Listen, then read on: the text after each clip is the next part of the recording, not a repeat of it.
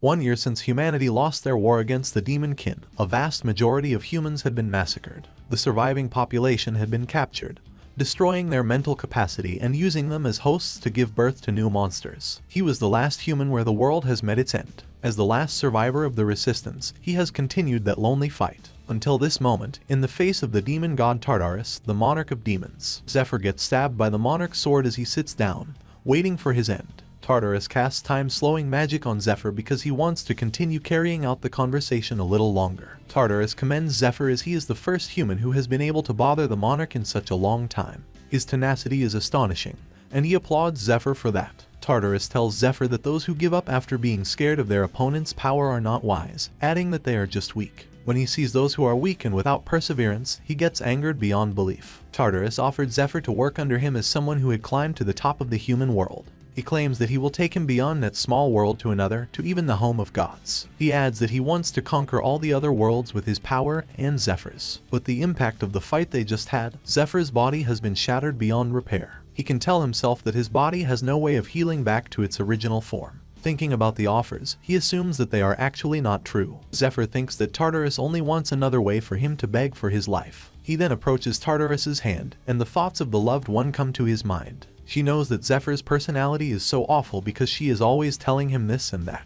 Since he never listened to her, she placed a peculiar spell on him. So, if Zephyr ever did that with his hand, his body would explode with the power that would reach beyond their realm. And that's his answer to the demon god while also giving Tartarus his middle finger. He explodes himself, and the explosion goes as far as the whole plateau. Unfortunately, the demon god survives, and only his hands get incinerated. The only thing he can think of is anger. He is so angry towards the humans that, time by time, always annoys him. What's left of Zephyr now is his burned body, which the demon god punches to subdue his anger. And with that, Zephyr's fights had finally ended. He wasn't able to get revenge for his cherished one and couldn't save humanity like they had wished. It ended in vain. But what he doesn't know is he awakes in his recovered body with his memories intact, and even his armor is fine. He wonders where he is, though he has never seen a temple with the statues of God like this. The conclusion he has is that it's the afterlife in the underworld. But there's someone coming as she says that it's not the underworld, but the lowest floor of the pantheon, where the gods reside. The sounds come from an angel, and Zephyr fails when he tries to summon his sword.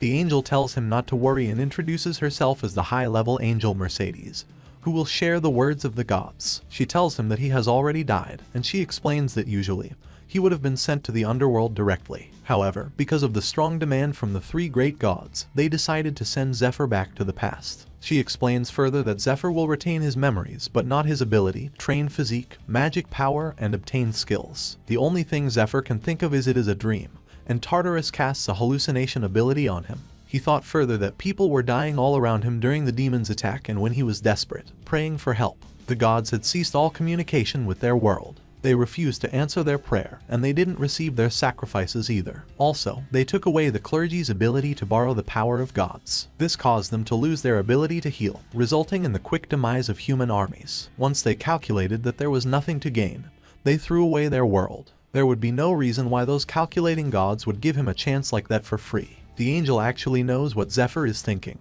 and what the gods want is something a little more interesting to watch. Zephyr is mad, then shoots a mana punch, threatening the angel, implying he doesn't even want to listen to the angel's explanation. He is so mad at the gods when Zephyr and everyone he loves fight with their lives just for the entertainment of the gods. His anger keeps raging in his heart, so the angel summons God's power. A massive leg appears, stomping on Zephyr. The angel then explains that by providing his own self-worth is the only way that he can receive what he pleases. That is the same for humans and other species alike, as nothing can be free in this world. She explains further that there is one god who has been strongly demanding his return for another reason. It turns out that Tartarus took his anger towards the angels. He wants another fight as he doesn't accept the fact that he got hit by a mere human. Then, the angel asks again if Zephyr would take the offer, and it's obvious now, as he says it. If Tartarus really wishes to die, Zephyr will grant that wish. So the angel starts the spell, as Zephyr thinks that even though it's an opportunity given by the disgusting gods, an opportunity is an opportunity. He will take that opportunity to take revenge on the demon god Tartarus, and to all the gods who look down on him like bugs. The next thing he knows, he wakes up being called a rookie. Right after, a bucket of water was thrown at his face in an attempt to wake him up again.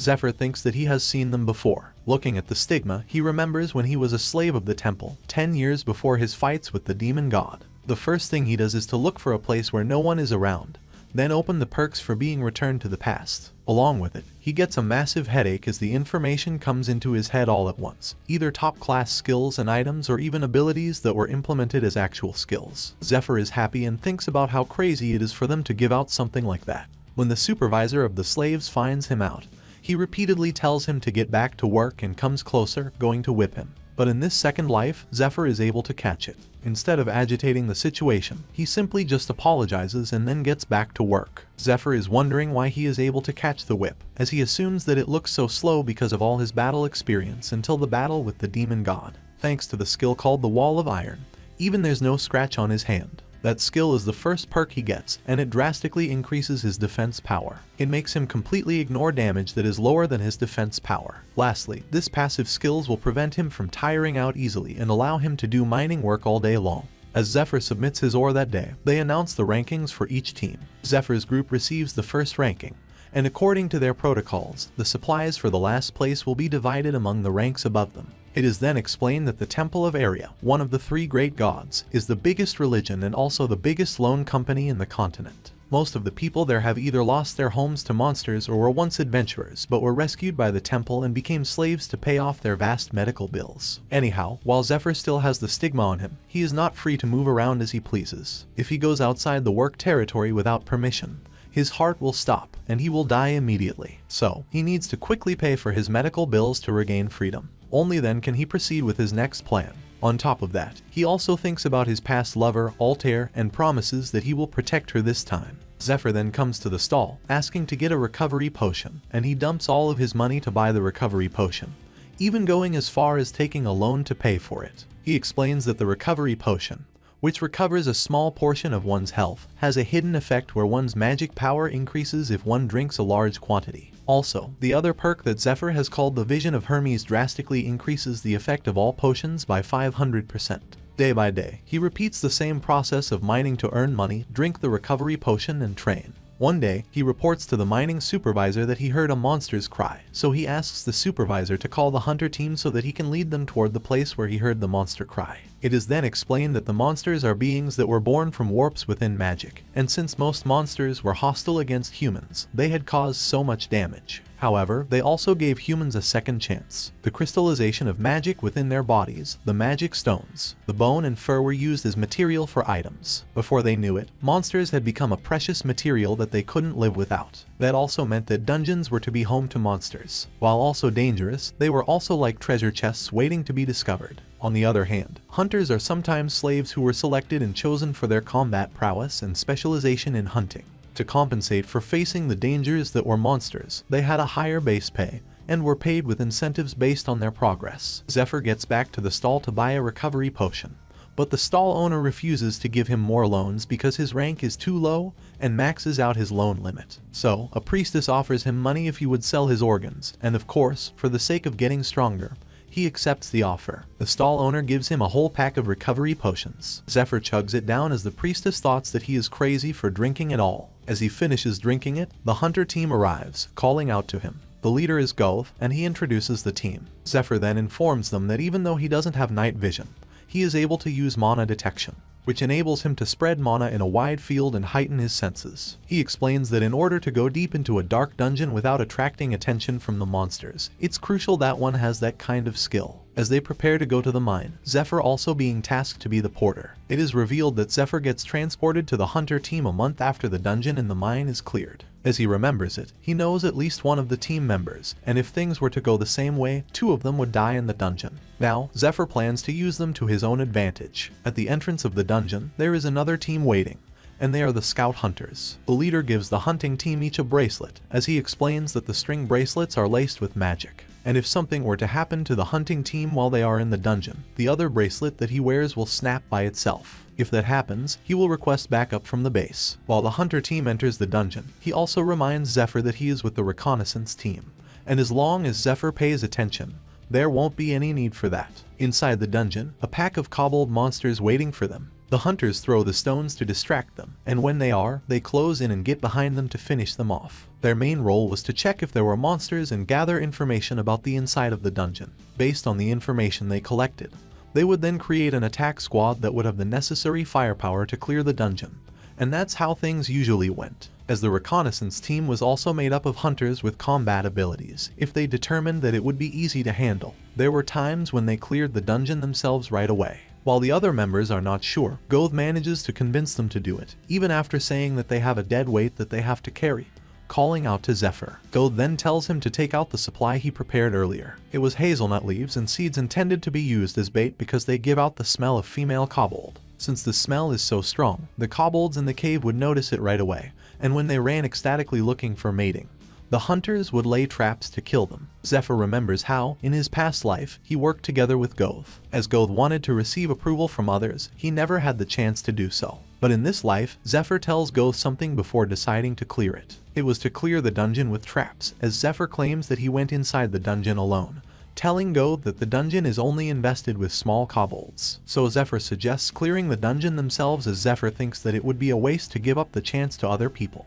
And with that, they slay the kobolds inside, while Goth feels proud of himself for being able to take all the credits for clearing the dungeon. Going deeper into it, one of the members, Gale, finds something that leads to some kind of a nest, where suddenly there's a massive claw reaching out to him. He has no time to react, and the claw manages to grab him and throw him out, surprising the others. Marco immediately readied himself for battle and told the other members to stand behind him as he felt afraid of the thought of what might hide in the nest. What he doesn't know is that the monster is quite big, and he doesn't have a chance of tanking it. Meanwhile, outside the dungeon, the scout who gives them the bracelet is surprised to see 3 of the bracelets breaking all at once. That's when Goth tries to stand his ground, with blood running down from his shoulder, while Zephyr helps him defend against the tail of the monster with his will of iron passive skill. As the tail grabs its prey, what comes out is a predator. A monster that uses its pheromones to trick other monsters into thinking they are the same species eats the monster that raised the predator when it became fully grown, with the sole purpose of wreaking havoc. Zephyr is all fired up now, taking the spear Goth uses and readily takes on the predator. With his third perk from the gods, in his left hand is the silver key to a room in a forgotten castle, where he can store and withdraw items from.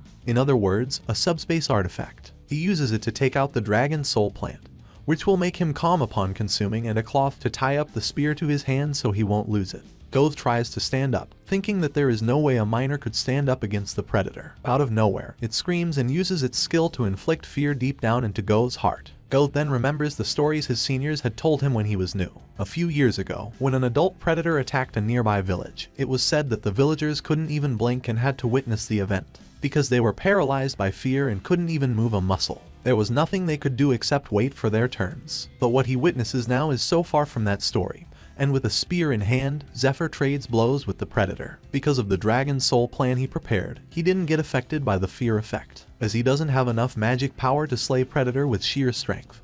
He takes out a green substance, thinking that's more than enough to take care of puppy like the predator. He reveals that it is the Venom King Fade's 72nd venom and coats his spear with it, which Zephyr gets from his good friend, who spent all of his life researching poisons. He says that it's better if everyone uses it, as he hopes that his poison can kill one more piece of trash to save one more person. With the spear coated in poison, Zephyr stabs the predator, making it scream in pain. It turns out that the lethal venom burial, which was made with the most common herbs, will enter one's bloodstream and spoil their organ. It also caused excruciating pain, and that's also why the Venom King was called a big sadist. As the predator tries to stamp Zephyr, he estimates that the venom will fill its body in 3 minutes, and until then, he needs to stay alive. But he forgets the fact that predator can use its tail, and as it swings it, Zephyr fails to defend against it and gets thrown against the cave's wall. Swiftly, predators came right in front of him with an open jaw, intending to shred him to pieces. But Zephyr has another plan for it, and right after, he throws another vial of the venom to its mouth before evading the upcoming attack. As it is not enough for him, Zephyr also lands multiple hits at once on it, making it scream even more and vomit blood. Looking at it, he had about a minute left until the poison spread,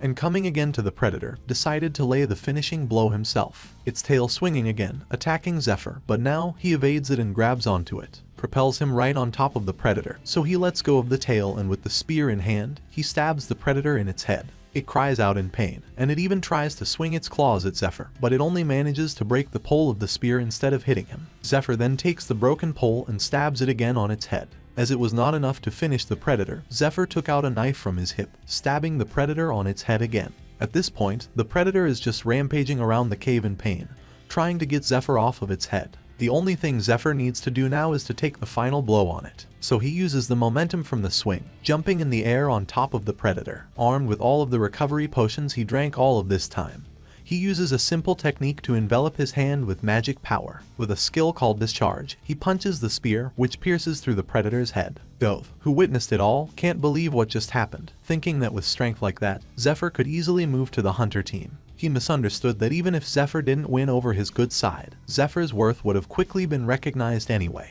But right now, Zephyr is nothing but a minor, and Zephyr needs a ticket in the form of Goth. Somewhere else, there's a group of people ganging up on the last living person from a kind of group of people. He cries that he is not the demon god worshipper, but Sahach, a man with a robe, calls out to his teammates to crush him anyway. From that crushed person's corpse, there's a centipede coming out, marking him to be the demon god worshipper. Seeing it, Sahach immediately destroys the centipede. The next thing he does is report the matter to his leader, Ned, as he is mad that in order to find one demon god worshipper, Sahach needs to slaughter 7 members of the temple. It turns out that they have a plan to do a raid in a month, and Sahach promises Ned that he will rule out the heretics from the temple as much as possible and deliver a better result in the raid. Arriving at the Department of Human Resources, Goth nominates Zephyr to be a hunter in his team. The priest then processes the nominee. It turns out that in the cave, Zephyr asks Goth to talk. He wants Goth to not report the appearance of the predator. While Goth is worried they might be found out, Zephyr takes the predator's corpse into the silver room, so there's no sign of it left. It is then explained that the dungeon, such as the monster's corpse, magic stone, and items, will be taken by the temple. The only things that slaves were able to obtain were bonuses based on the clearing reward and the value of the loot. Zephyr then offers Goth a promotion in a way that will help Goth advance through 3 more dungeons, and Zephyr will get all of the monster's corpses. While waiting for the ID tag for transferring to become a hunter, Zephyr thoughts about the great raid with the Temple Knights that is scheduled to happen within the next month. That's where they will discover the item that will cause a huge wave over the entire continent. Zephyr determines to get his hand on it, and he needs to be on the raid party to change the future. When the procedures are completed, Zephyr has been told to collect all the essential equipment from the supply depot. So he walks there with Goth, thinking that he enlisted to the hunter team after the raid participant list was announced, and the number of the raiding party is about 20. In order to join, he needs outstanding achievements or connections in order to get into that party. As Goth explains about the depot, the team that hunts the demon god worshipper passes on them, so Goth grabs Zephyr's head, telling him to bow down. Goth explains that they are the team of heresy examiners, the direct slaves of the examiner. The leader of the party is Sahach, who is also called the Mad Dog. That's when Sahach suddenly calls them out, pointing his hand at Zephyr. He introduces himself, and when Goth tries to cover for Zephyr, Sahach releases his killing intent and makes Goth back off. But it doesn't affect Zephyr though. Instead, it makes Sahach certain that no one else would notice, and since Sahach was blessed to have extremely heightened sense, he knows that Zephyr is a high-level expert. It turns out that all new slaves are performance tested prior to being assigned a department. A test in strength and magic, they always give one the opportunity to battle for the hunting team, since they're always in need of new recruits. However, such a high-level expert was in the mining team and was nominated to be transferred to the hunting team, which is simply unnatural. All of Sahach's members swiftly circled around Zephyr as Sahach then held him off, intending to ask a few questions. He asks whether Zephyr has ever heard about a demon god worshipper. It turns out only a handful of people know about its existence, and no one knows them better than Zephyr. The demon god worshipper, believers that worship the demon god Tartarus. They were the beings that would lead humanity to destruction in the upcoming battle for human survival, and they betrayed all of humanity. Sahach explains that he works under Lord Ned, saying that he sees Zephyr as dangerous. With simple words, Zephyr provokes them, saying that they wouldn't be able to hold their honor as something unfortunate would befall them. So, Sahach activates a spell called Red Field, which buffs him, and the more the users are on the field, the buffs also increase, while Zephyr uses a weird stance that Sahach had never seen before. In an instant, Sahach appears in front of Zephyr, and he uses Accelerate and starts trading blows with Zephyr. Sahach uses Trust, which Zephyr easily dodges, and launches his own attack, which only scratches Sahach's forehead.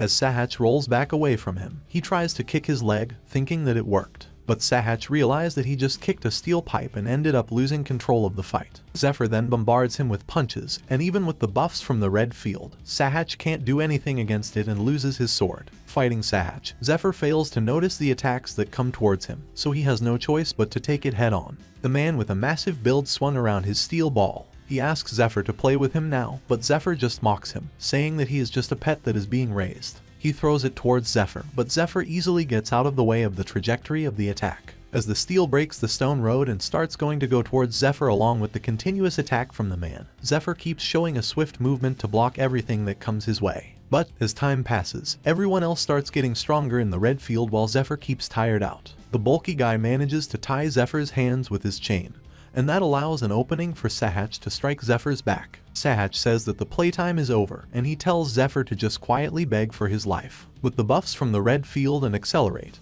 he dashes towards Zephyr, but instead of finishing Zephyr in just one attack, Sahach plays with tied-up Zephyr, wounding him slowly. Sahach's abilities have increased by 80%, saying that there is nothing Zephyr can do when faced with overwhelming speed like that. But what he doesn't know is that Zephyr watches every move he makes, where suddenly, with tied hands, Zephyr just stomped him, slamming him into the ground. Zephyr grabs Sahach's hair and lifts him up, only to hit him again, adding that their teamwork is trash as Sahach keeps flying around like a fly, which makes the bulky guy have no opening to land an attack. Then Zephyr faces the bulky guy again, asking why he is so far away from his target while having such a tanky build. Zephyr then uses his aura to draw the man closer and consecutively attacks the other members with the steel ball. In the end, the heresy examiners are all defeated, and Sahach asks Zephyr whether he is really a god worshipper, which Zephyr brushes off, saying that Sahach doesn't have the right to hear the answer. Meanwhile, a man with red hair watches them fight from the temple. He is surprised to see Zephyr, thinking that Zephyr is someone who has been sent to hunt him. After the fight, Zephyr goes somewhere to deal with something else, walking towards an empty alley. The next thing that happens is he breaks down in pain from a side effect of mana freezing when his mana is depleted. Then, something shows up in the sky, marking the sign that the collection is about to start. Zephyr faces the spirit of Shylock, saying that under the authority of the god of loan, Uzra, he confirmed that Zephyr's mana had fallen to 0, and the skill Wall of Iron would start its collection. It turns out the passive skill Wall of Iron isn't just a skill that increases defense and endurance. The reality is that during skill usage, fatigue and damages will pile up in debt. When the user's mana has reached 0, the accumulated damages are regained in full, like debt from a lone shark. Many adventurers have used that skill to challenge higher level dungeons and meet their untimely death. The god of loan, Uzra, is the double-edged sword that feasts on the destruction of humans. Skylock then calculates the accumulated damages Zephyr had suffered. As the calculation is completed, he summons a massive bell to stomp on Zephyr, but Zephyr knows it well and starts going for his emergency recovery potion, which he hides in his hand. When the bell is about to fall right on top of him, he drinks the potion, and Shylock confirms the mana Zephyr has, then cancel the collection and disappears. Zephyr then laughs at Uzra, saying that Uzra had underestimated him, adding that he comes prepared for things like that since he is the pro who survived for a year even after humans went extinct. He doesn't forget to provoke Uzra, thanking him and giving him the middle finger before he passes out. While Uzra is so mad at him, having to learn that he had been played by Zephyr. The next thing Zephyr knows, he wakes up being tied in a bed, and what welcomes him is the priestess who gave him a loan. She intends to collect the money that Zephyr used to buy all of the recovery potions before going to the dungeon. The priestess knows that Zephyr is going around the dungeons doing dangerous things, which makes her furious, so she decides to collect the collateral for the loan, which is Zephyr's organ. Now, Zephyr is having a hard time remembering the name of the priestess as her men prepare to cut his arm off. Once he remembers it, he calls out to her, and she tells her men to stop. She is startled by how Zephyr knows her other persona and asks him who he is. Zephyr smiles as she tells her men to go out of the room. She then asks him again how in the world Zephyr knows that name, which he offers, calling her the monster broker, White Rose. He then explains that she is a sister of the Shrine of Light, Anna Primrose, and the name of her other persona is the White Rose, who has a connection with the underworld and exchanges monster corpses, equipment, and information regarding people. It's crazy to attempt to clear a raid dungeon with only the cheap equipment one can find from the hunters. That's why he will need to negotiate with the priestess to get some gear. He then asks her to talk as he couldn't be happier that she has picked him up and tells her to untie him. Meanwhile, Sahach wakes up angry, throwing stuff around and scaring the nurse who takes care of him. He is so pissed remembering Zephyr telling him that he has no right to know who Zephyr is and is determined to kill Zephyr himself. Knowing the ruckus, Ned, his superior, comes to check on him. As Sahach tries to stand up, giving him respect, Ned tells him to just lie down while also telling the healers to go out. Ned tells Sahach that he heard stories about what happened to him. As Sahach tries to apologize to him, Ned stops him by feeding him a knife into his mouth. He says that every single person that he came across today, for the entirety of tonight, was talking about the incident. Ned is angry that Sahach dared, in front of all those slaves, get beat up like a useless dog. To make matters worse, Ned also mentions that in the past 2 years, Sahach can only manage to find 2 demon gods worshippers. Sahach can only kneel in front of Ned, trembling to ask for one more chance, begging that he will do anything. Ned then tells him to not let those who have brought them shame live, as Ned will decide what will happen to him after he does that. Right after, Ned gives him a mysterious package that contains a demon god worshipper starter pack. Ned claims he finds it in the room of the demon god worshipper, and explains to Sahach that he doesn't have the leisure to choose the means of doing his tasks. In the end, the mad dog Sahach, the enemy of all of those who are a part of the hunters, accepts to be one of the demon god worshippers. He is so ecstatic to have another chance, claiming that he won't be the one that dies. Instead, Zephyr will. It is then revealed that Ned is a disciple of a demon god worshipper official. He knows that Zephyr uses his school's martial arts techniques, while the only people who know those techniques are his master and the four brothers. He plans to use Zephyr to get rid of Sahach while thinking if Zephyr is not on his side, he can just get rid of Zephyr himself. Back into White Rose's dungeon, Zephyr takes out the predator's corpse that he saved in his silver room.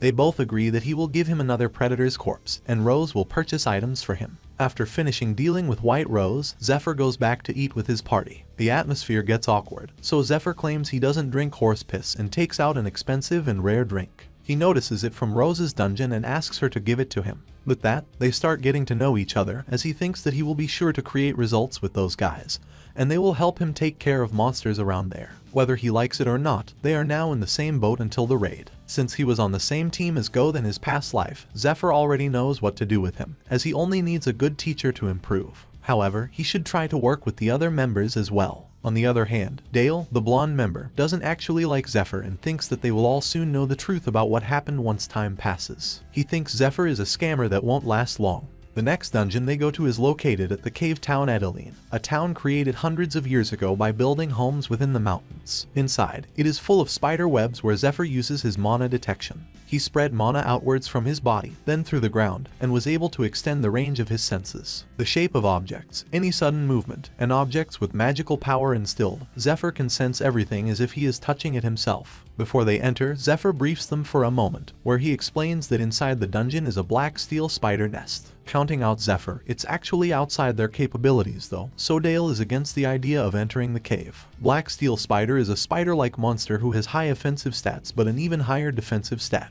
The worst of all is the rate at which they are able to grow in numbers, which makes a nest of black steel spiders more difficult to deal with than a grown predator. But Zephyr says to him that Dale doesn't need to enter if he doesn't feel confident in him, adding that Zephyr can easily clear it by himself. Dealing with the predator and a duel with the heresy examiner Sahach are both instances that Dale hasn't witnessed himself, so he assumes that the dungeon isn't as dangerous as Zephyr says. Thinking about it, Dale makes a sloppy mistake touching the spider web and notifying the spider nearby. As the spiders attack him, Zephyr grabs Dale out of the way and tanks the little spider mob that came. With Zephyr's passive, the spider is unable to bite his hand, and he tells the members to gather close to him to deal with the spiders. Even though it's just a small spider, the web is still hard to deal with, and it will root them if they are not careful. Fortunately, Zephyr instructs them to cover their weapon with a cloth to shake off all of the spider webs, and it's working. With a mana punch, Zephyr obliterates all of the spiders that attack them. Zephyr thinks that that is pretty normal for him, even in his past life. He constantly had to train soldiers, and there were plenty of them that didn't know what to do, even if he told them the specifics. Since Dale was able to concentrate on taking care of the problem after messing up,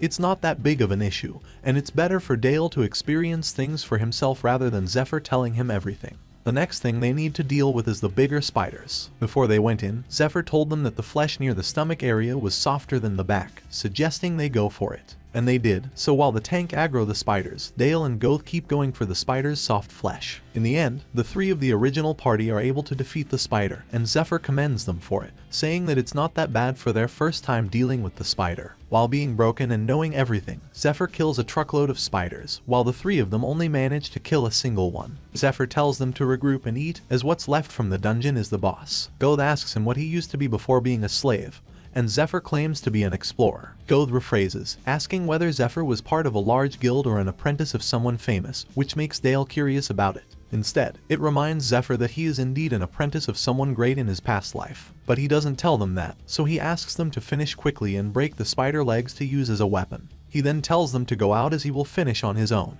which they refuse to do so, saying that since they had gone that far, they want to stay and finish it together. So Zephyr explains that they are not going to do nothing because he gives each of them a role. So Zephyr goes forward inside the Spider Queen's nest to find the breeding room, and the queen has a special spider knight whose sole duty is to protect their queen. From the silver room, Zephyr takes out a bunch of bags of ordinary flour, and then throws it towards the queen's guard. In an instant, Zephyr takes out a crossbow, shooting an arrow towards the spider. The flame burst within the thick flower will ignite the flower particles, causing a chain reaction. That is the principle of a spell called a dust explosion. Of course, the spiders aren't that weak enough to die from something like that and start chasing Zephyr, so he runs while shooting poison arrows at it, making it scream in pain. Before Zephyr goes, he shows a pouch he takes from the spider where black spiders produce their web. He explains to them how to use it, lays traps with the webs where he tells them to, and stays on guard while they are waiting for him. The inside of the queen's room is going to be filled with many more spider webs than the outside, so they won't have a chance if they fight inside. So they need to lure the queen out, as a spider knight trapped within the web that the party laid. Zephyr takes out the spider leg that he broke before and starts attacking the spider knight. Then, what comes after is the queen itself, chasing Zephyr as it wants to devour him whole. As he nearly goes out towards the cave's entrance, the queen shoots poison towards him. Fortunately, he closely manages to jump out of the cave with the queen right behind him. He tells everyone to start attacking, and with the spider legs in both hands, Zephyr also starts attacking it. Since the only one who can take the boss head on is Zephyr, he will be tanking from the front line, and the other party members will deal damage to it. Goth tells them that the queen's outer shell is the only hard thing while the inside is a bunch of nerves. So, with a knife, he stabs the queen's leg and then hammers it to completely destroy its inner part. While Dale covers his blade with poison that Zephyr gave him, he feels excited, failing to notice that the queen's sting is coming at him. Fortunately, Zephyr is able to hit its head hard, which makes it miss its attack. He is able to block everything that comes at him as the other members fail to follow what Zephyr is doing. Well, it's just like Zephyr said, where he explains that the queen spider will definitely stay on the spot that it initially lands on. Because the queen usually stays in the breeding room to lay eggs, it has a habit of limiting the movement of its back legs. Because of that, the space behind their legs is usually safe, while most of the queen's attack will be focused on targets in front of it. When the poison reached its body, the queen started rampaging, and Zephyr dashed forward right into the queen's stomach. He reaches for the poison gland in her neck, pulls it outside, and then ties it up with his belt. With that, it won't be able to use its poison for about 5 minutes, and Zephyr starts climbing on its arm and jumps up to stomp its head, shocking it. In the end, they manage to slay the Spider Queen. While Dale is the only person who notices Zephyr is the one letting them have it, and now he knows that Zephyr is really that strong. Looking at the queen's corpse, Zephyr thinks about how he can't get rid of the sign that the Spider Queen is there, so he decides to just take the bigger spider's corpse to give to Rose. Then suddenly, Dale lays out a carpet for him, asking him whether he wants to rest and let Dale take care of the rest. Now, thinking about it, with the three of them, things aren't too bad, as Zephyr can save some energy to deal with the spiders, and he can use them more in the future. But they wouldn't be able to help him deal with what's to come at him in the future. Back at the temple, Rose deals with the buyer who buy the corpse of the predator. It is unthinkable for her to do shady deals inside a temple during the middle of the day, yet it is quite interesting to see. Zephyr thinks that there isn't a single naive person in this world who thinks that all temples are holy places void of corruption. He then explains that the money that worshippers donate to temples continues to pile up, resulting in entire cities being constructed around temples. That's all because the temple knights and battle slaves make sure that monsters don't approach them. Walking together, Rose tells Zephyr that they are quite lucky to find a good price for the predator, though she doesn't think that he will bring black spiders that quickly. She also gives him a silver alchemist set that he needs to use later. Suddenly, Ned appears from behind, calling out to them. It reveals that Ned is one of only 12 Class 1 examiners, a skilled member acknowledged even by the temple, the direct superior of Sahach, and the one that beaten Sahach is right in front of him talking with Rose, which makes her anxious. He tries to take Rose away, intending to talk to her alone, but Zephyr gets in the way. Ned comments that he remembers Zephyr having a nice relationship with their Sahach, but Zephyr ended up provoking him, saying that his memories aren't that good, and he can't seem to remember useless people. They both then release their aura, making them clash, each with their own strength. It makes Rose freaks out, as she can't believe the sharp magic energy coming out from their aura clashing. And now she knows that Zephyr is not just a normal battle slave, which is on par with the temple knights or even beyond. Although Ned wasn't intending to go there to fight, he decided to have a little fun anyway. As they use the same technique, Ned wants to know Zephyr's strength. But, as they are going to strike each other, Rose uses the temple authority to command them to kneel. Bound by the stigma of slaves engraving, they have to follow those who are marked by the followers of the light, which is Rose. She then slaps Zephyr, asking why he is daring to do something like that, and she takes him away as she claims the need to teach him a lesson.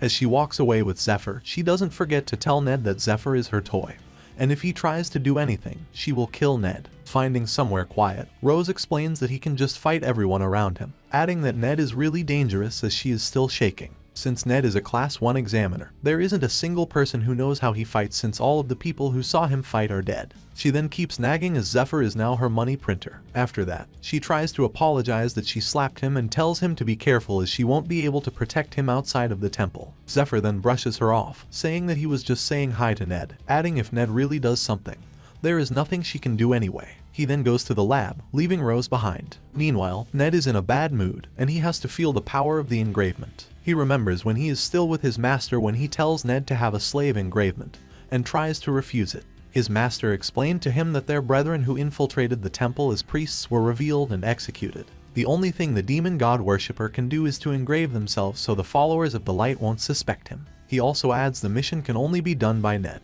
His master claims that they found a way to nullify the mark, but Ned is not going to use it now and will wait for the right time. In an away village, Sahach comes inside. He asks around how many people are in the vicinity, and a random person says that there are about 50 people. Fully recovered, Sahach then uses a red flute, and a demon appears behind him, which is immediately after the people around him. The demon is feasting on the people while Sahach bathes in blood, thinking that with his power now, he will claim his revenge against Zephyr. In the laboratory, Zephyr uses all kinds of ingredients, as he boils those ingredients together with the Spider Queen's poison, resulting in Poison King's number 61. He asks Rose to help him with something as he marks a bunch of lines on a piece of wood from the Arkan tree that is as hard as metal. She doesn't have the slightest idea of how Zephyr is planning with the thing he gave her. Finishing marking the wood, he uses his mana to punch the log, splitting them into needles. He explains that they are called acupuncture needles, as in the East, they're used for medical purposes. Zephyr dips them into the two kinds of poisons for 10 minutes. Poison is very simple because its only use is to kill someone without much effort, or so everyone thought.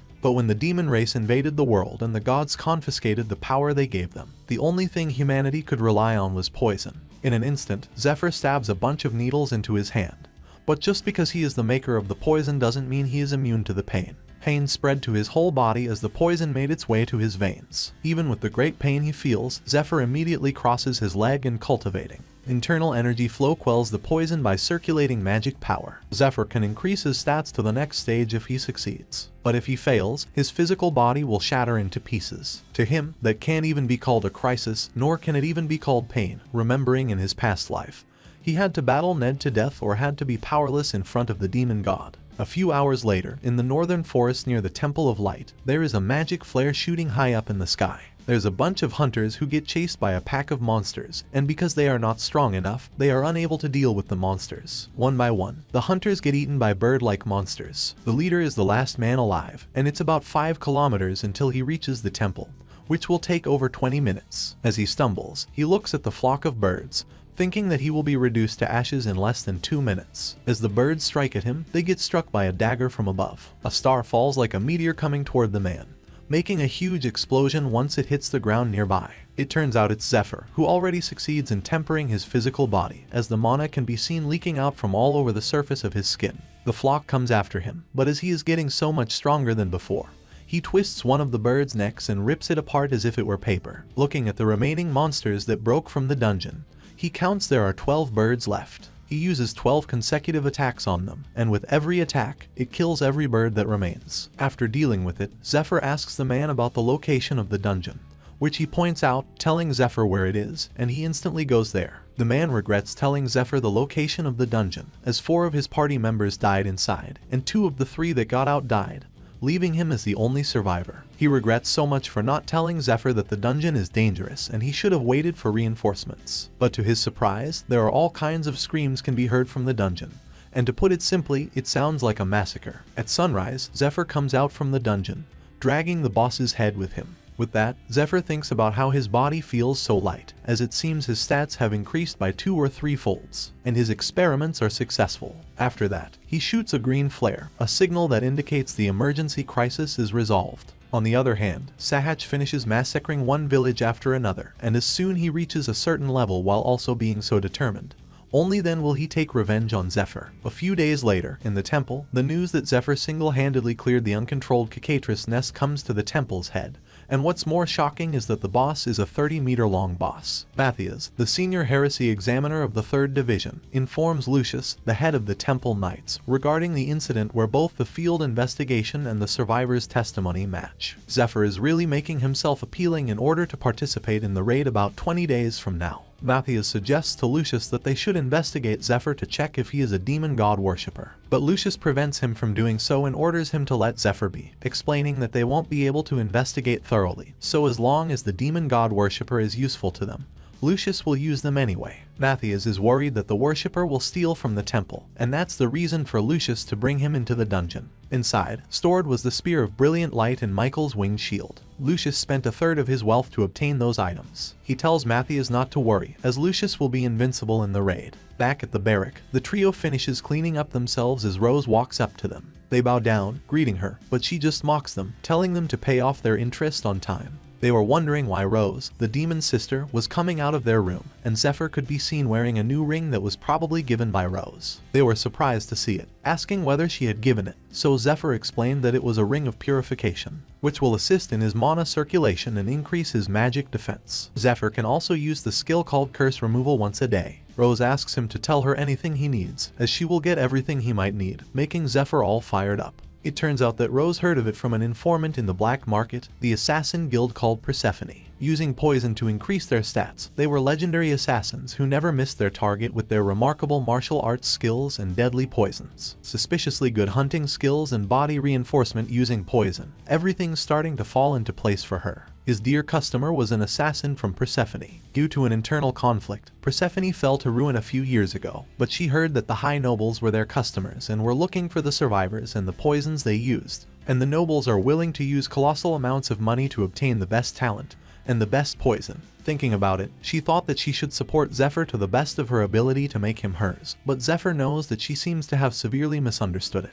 Well, for him, it's a good thing if she spreads rumors about him so that Zephyr's old friend can find Zephyr on his own. Not only Rose but Goth also seems to misunderstand the ring, and he thinks that Zephyr has a close relationship with Rose. But then suddenly, there's a knock on their door, so Dale sees what it's all about, but there's no one in the hallway. Only a piece of paper sticks on the wall, informing them of an emergency order for Goth's group. Looking at it, Goth wonders who would like to deliver an emergency order secretly like that. But when Zephyr takes a look at it, he knows that Ned wrote the signature and the contents. He knows that Ned prepares that invitation, so he tells the group that he will go by himself. Wearing the hunter's robe, Zephyr runs with lightning speed towards the location, thinking that there are about 20 days until the Temple Knights raid. He explains that the dungeon the raid is going to is no ordinary dungeon. It is called the Tomb of the Abominable Princess, one of the 8 riddles of the world, the ruins of the ancient kingdom of Media. Due to the extreme difficulty, it has been attempted for over 10 years, but no one has reached the boss room yet. Therefore, the criteria for the rights of the raid party participation are also complex. Be in a hunting team ranked 5th and above for the past year, or be the direct slave of a priest who confirmed to participate or those who received a recommendation letter from the direct slave. One can participate only by satisfying one of those conditions. It's impossible for Zephyr's team to gain enough achievements to reach the 5th rank by starting now. Therefore, in this life, Zephyr will use Ned because Ned is the direct slave of the heresy examiner, Matthias. If Zephyr fools Ned and gets his recommendation letter, then he can enter the raid party. There's no way that Ned, who received a mission that he cannot fail, would ignore Zephyr,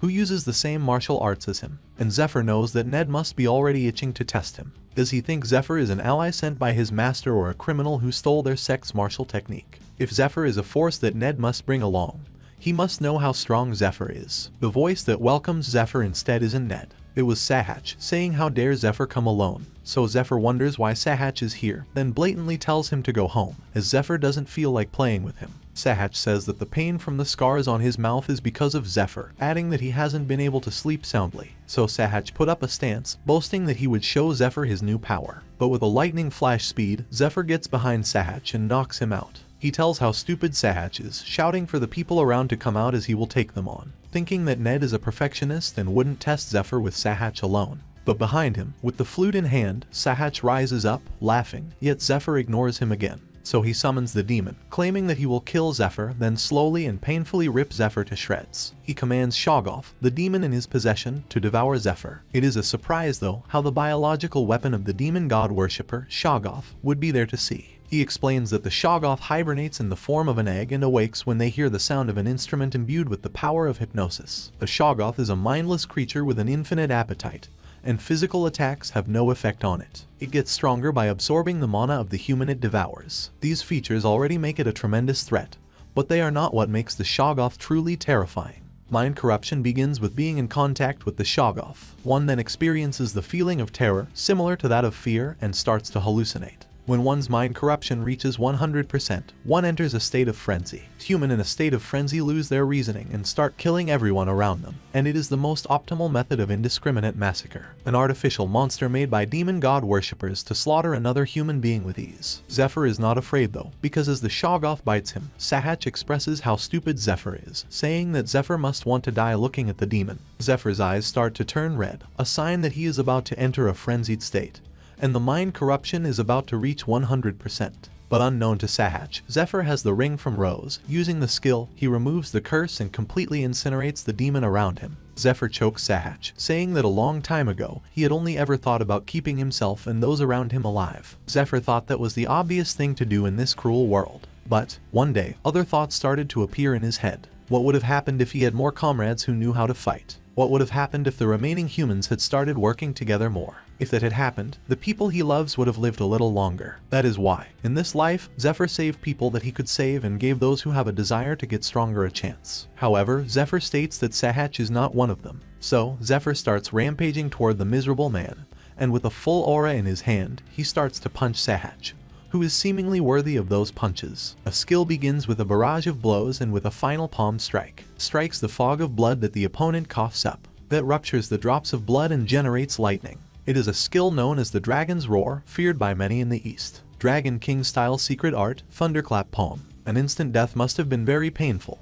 with all the electricity flowing through his entire body. The befitting death for a bastard like Sahach. Zephyr then picks up the flute, as physical attacks don't work on the Shoggoth, so he plays a song that breaks the connection of magic power that connects the Shoggoth's cell. Suddenly, Ned appears, surprised that Zephyr is able to play the tune, adding that Zephyr knows quite a lot of things. Finally, the time has come, and Zephyr needs to pass Ned's test and make him believe Zephyr is one of the demon god worshippers. That's the only way to change the future, and the debt in Zephyr's heart that he couldn't repay in his past life. He wants Ned to face a different end this time, and in order to do so, Zephyr needs a chance to get closer to Ned by fooling him. Ned says that he has been watching the whole time, and he has come to the conclusion that Zephyr is a target for elimination. So he dashes towards Zephyr with lightning speed, going to strike him while Zephyr is ready with his stance on the secret technique. In a flash, Ned slashes Zephyr 14 times, but Ned feels something weird in his hand, as all of his attacks miss Zephyr. Suddenly, there are 3 stones imbued with a lighting aura going to him.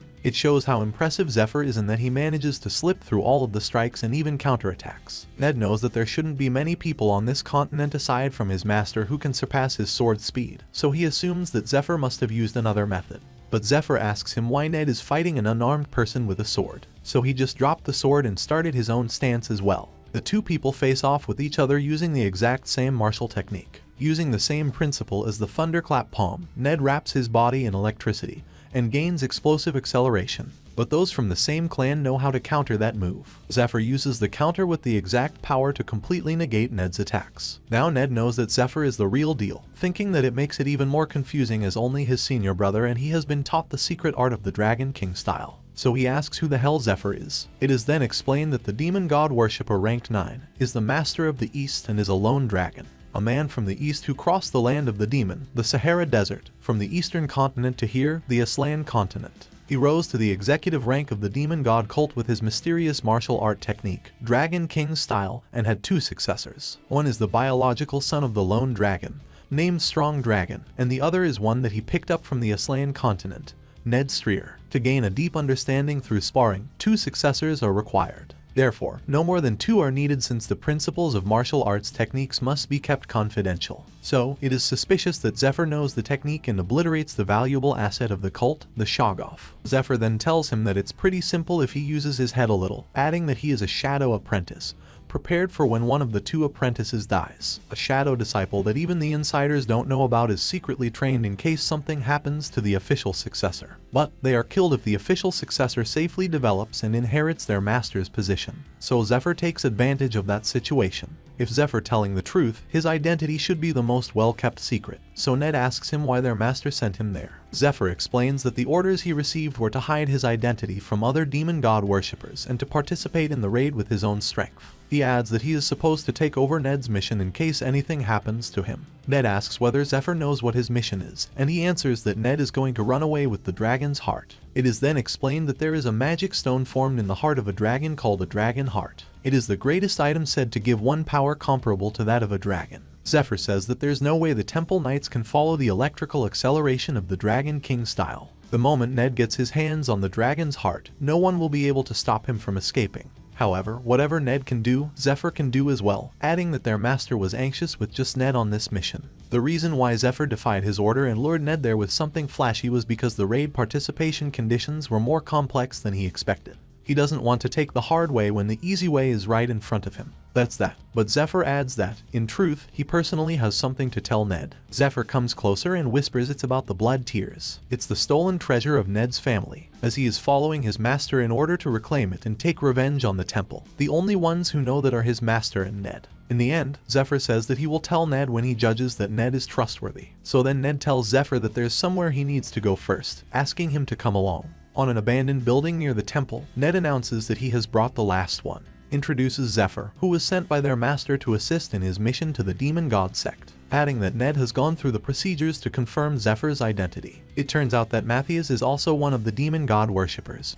who will lead 40 of them that will follow Lucius in the raid. While Matthias explains the plan again because of the newly recruited worshipper, Zephyr thinks it's so absurd that it's not even funny. They are different from Sahaj, who completely relied on items and monsters, or the past Zephyr, who had nothing but ambition at that current time. The demon god worshippers are all very strong. They are an elite force formed for the sole purpose of executing that mission. Zephyr thinks that if all of them have that much strength, then why are they following the demon god? Ned thinks that the fact that Zephyr has revealed himself means that his master does not completely trust him. Let alone Zephyr knowing about the blood tears and thinking that the one his master trusts may not be Ned but Zephyr. But he convinced himself to not waver, as his master promised him that if Ned become an important person to his master, he will fulfill Ned's revenge. In a roundabout way, Ned needs his master for the sake of his revenge. So for that purpose, he needs to get his hands on the dragon's heart no matter what. Also, if Zephyr is a shadow disciple who has been groomed to become Ned's replacement, Ned assumes that Zephyr may desire to aim for Ned's neck. With that, Ned tries to shake hands with Zephyr, thinking if Zephyr wants to snatch away his life, it's better to keep Zephyr close to him rather than keep his distance. Zephyr thinks that if he can shift Ned's trust to him, Ned will be a great help in overcoming everything that will happen in the future. Zephyr had countless connections that disappeared in vain. Among them, the first one he will pick back up is Ned. Back in his past life, Zephyr gets threatened by Ned, where he is injured, and Ned asks him to choose whether he will help Ned escape the cave by learning the ultimate martial arts technique or to die and become beef jerky for him. Zephyr's first connection that made him into the strongest human is his master, who taught him the Dragon King style was Ned. On the next day, the names of the raid party members who would clear the Tomb of the Abominable Princess dungeon were announced. Everything is according to plan, as Zephyr should settle out all his own arrangements now. Although their time together was short, Dale understands that Zephyr has a goal, and that goal is much bigger than anything that ordinary people can imagine. Zephyr tells him that as long as he trains himself to death, there will come a day when he will be able to walk alongside Zephyr, asking him to follow Zephyr then. With that, they bid their farewell, and now the two people who should be dead by now are alive. Looking at their shining eyes, Zephyr feels good since it means that he didn't make a mistake. However, those guys are as good as dead as of now because 3 years from now, if the demon god worshippers succeed in their summoning, many people, including those guys, will lose their lives. To stop that from happening, Zephyr must get his hands on the dragon's heart. The next one is to come to Rose for equipment. The dungeon he is going to is crawled with living and moving skeletons. They do not feel pain since they are already dead, and their bodies are made up of only sturdy bones. Therefore, to defeat a skeleton, one will need to break it with a blunt weapon. Additionally, Zephyr picks up a sword called the Twilight Long Sword, as the things he needs to worry about in the dungeon aren't mere skeletons. The Temple of Light that's trying to end the 10-year dungeon clearing attempt, and the demon god worshippers who will jump into the fray for the survival of the cult. Zephyr must push through them all and obtain the dragon's heart. In other words, the entire party is his enemy. And one more thing, Ned still doesn't trust Zephyr yet. For now, even if he is telling Ned the truth, it won't be easy to convince him. So, if Zephyr fails to persuade Ned, and they end up fighting, it won't just end in the middle this time like it did before, because it will be until one of them dies. Now, an enchanter named Angelia comes inside. She will imbue the sword that Zephyr takes with divine power, and it turns out that she is one of the greatest enchanters in the temple.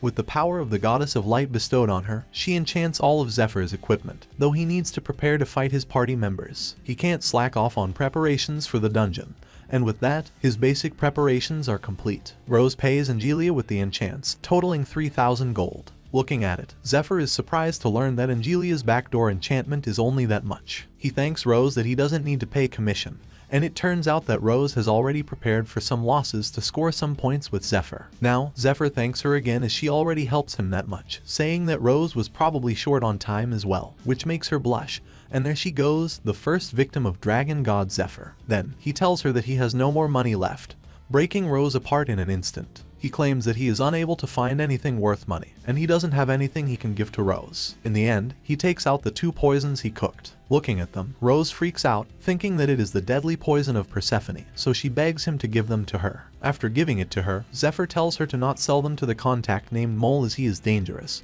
so he bids his farewell to her and goes back. The next morning, the party lined up in the training ground, and there were quite a lot of people who would go to the dungeon. Among all those people, only a few survived Zephyr's past life, and it will be no different this time. The party leader, Temple Knight Captain Lucius, arrives, greeting everyone who lined up. The raid party members are divided into vanguard and rearguard teams, and they will be under the command of 4 individuals. The healer captain, Arno, rearguard captain, Leona, vanguard captain, Matthias. The party captain, Lucius, is the bearer of the stigmata given by the gods and is called the Saint. He says that with that raid, they will put an end to the 10-year-long dungeon clearance attempt, and with that, he tells them to endure the harsh training that begins today. As the party members cheer up with him, praising the almighty area. At the special training ground, Shrieking Peak, Zephyr climbs up the cliff, thinking that the glory for the party members is only a gimmick. However, the true nature isn't some virtuous goal such as the action of a hero or for humanity, but purely for business. They engage in politics to gain the dungeon clearing rights, gather party members, and gather investments for endless expenses such as costs for labor, equipment,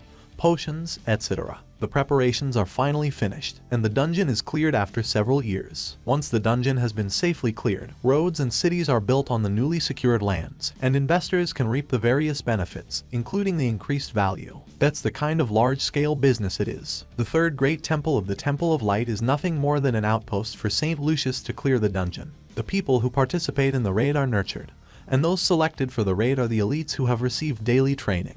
In the training ground, the instructor explained to assume the light she summoned as the enemy's magic attacks. Those who are hit 3 times are dead, so they need to raise their hand and come out. So, the mock battle begins, and the soldiers have a hard time, even though it is only for training. However, Zephyr easily pierces through the puppet, and Ned instructs him not to reveal the Dragon King style in a place like that. Together, they go toward the golem, and with his nimble feet, Ned jumps around from the puppet to the golem. Simultaneously, they work together to defeat the golem along with the puppets. The training to eliminate 500 golems is complete, so they can have a 15-minute break. Arno is surprised to see both Zephyr and Ned are doing better than he expected and evaluates the level of the slaves as higher than in the previous raid. He then uses his light magic to completely treat their injuries and recover their fatigue. He adds that as long as the healers are around, they will be able to do 4 weeks worth of training in the span of 2 weeks that they had, and with that, he starts the training again. When the evening falls, Ned refuses to eat the food that the temple provides. Zephyr brings a plate full of food for them, but Ned still refuses, saying that he needs to maintain his weight to maximize his acceleration. So Zephyr decides to do the same since he will have to carry out the mission if Ned fails. Then Ned questions Zephyr whether he was still planning on outdoing Ned. Zephyr asks him not to make such a face, as he has brought them something good, which is an expensive drink to warm them up so they can move around better. Drinking at sunset, Ned asks Zephyr how much he knows about Ned.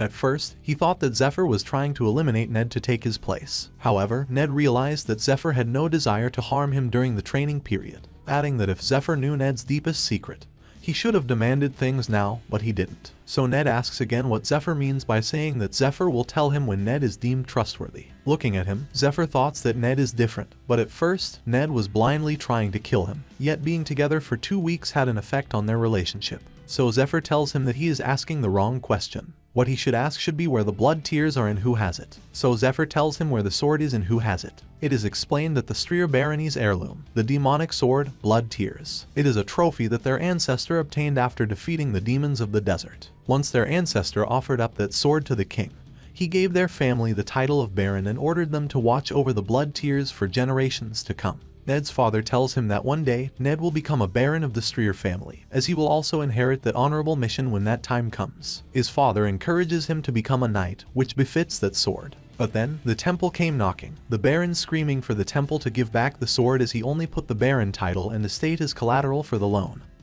But not the blood tears. The priest explains to him that he gave up his baron title, and the blood tears belong to the baron, so he no longer has any authority over it. This makes him angry, so he unsheathes his sword in an attempt to strike the priest. But the temple's knight interrupts the attack. Right after, the knight chops both of his hands and the other stabs him in the stomach, while Ned can only watch his father getting killed in front of him. When the priest explains if his sword had reached the priest and harmed the son of the bishop, who is of noble blood, they would have to execute his son as well. That was 12 years ago when the dungeon investment started to become excessive, but raids continued to fail, which caused the economic crisis and the dungeon bubble break. The Temple of Light made a fortune by selling deformed products, deceiving investors, and maximizing their benefits. Like Ned's father, the investor who bought products through investment becomes penniless and forced onto the streets. That was all caused by the high-ranking priests, especially Priest Aldian, who scammed Ned's father, using their friendship as leverage and even taking away his life. Ned searched all over the world for the blood tears, the symbol of his family, that he hadn't even heard a rumor of. What is shocking to him is that his master, the one who possesses the blood tears. So Zephyr explained that not long ago, the master told him about the identities of the demon god cult and the 12 apostles, the executives of the cult. The cult leader and half of the 12 apostles are high-ranking priests of the Temple of Light. As they depart into the dungeon, Zephyr plants the seed of doubt that Ned's master plans to offer the cult leader the dragon heart that he brings him.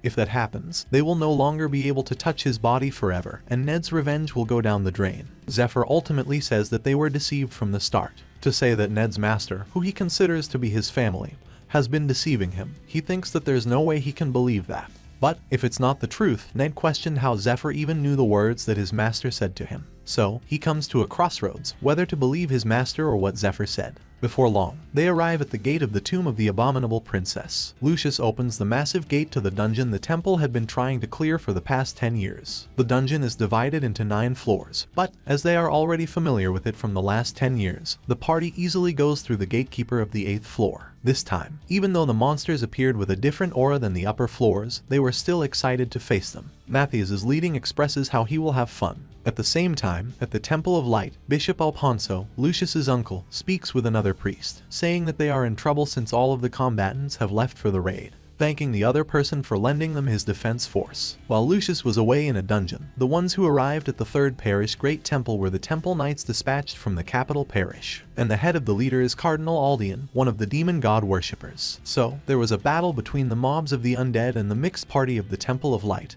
and the demon god worshipper. Going deeper into the 8th floor appears another mob of bone golem, which is several times bigger than the ordinary skeleton. With a single attack from the golem, the shockwave blasting so strongly sent several party members flying. The priestess cast her magic, called the Chains of Light, to restrain the golem. It works for a moment, and the party starts attacking it while simultaneously dealing with the skeleton warriors. Unfortunately, the golem breaks the chain and rampages to the party, so Matthias uses light magic, praying to the goddess, to shine a beam of light to coat his sword. In an instant, he strikes the golem twice, making a cross with his sword coated with a light aura. He then tells everyone to keep their focus, explaining that if the bone golem is nearby, the summoner of the golem must also be around.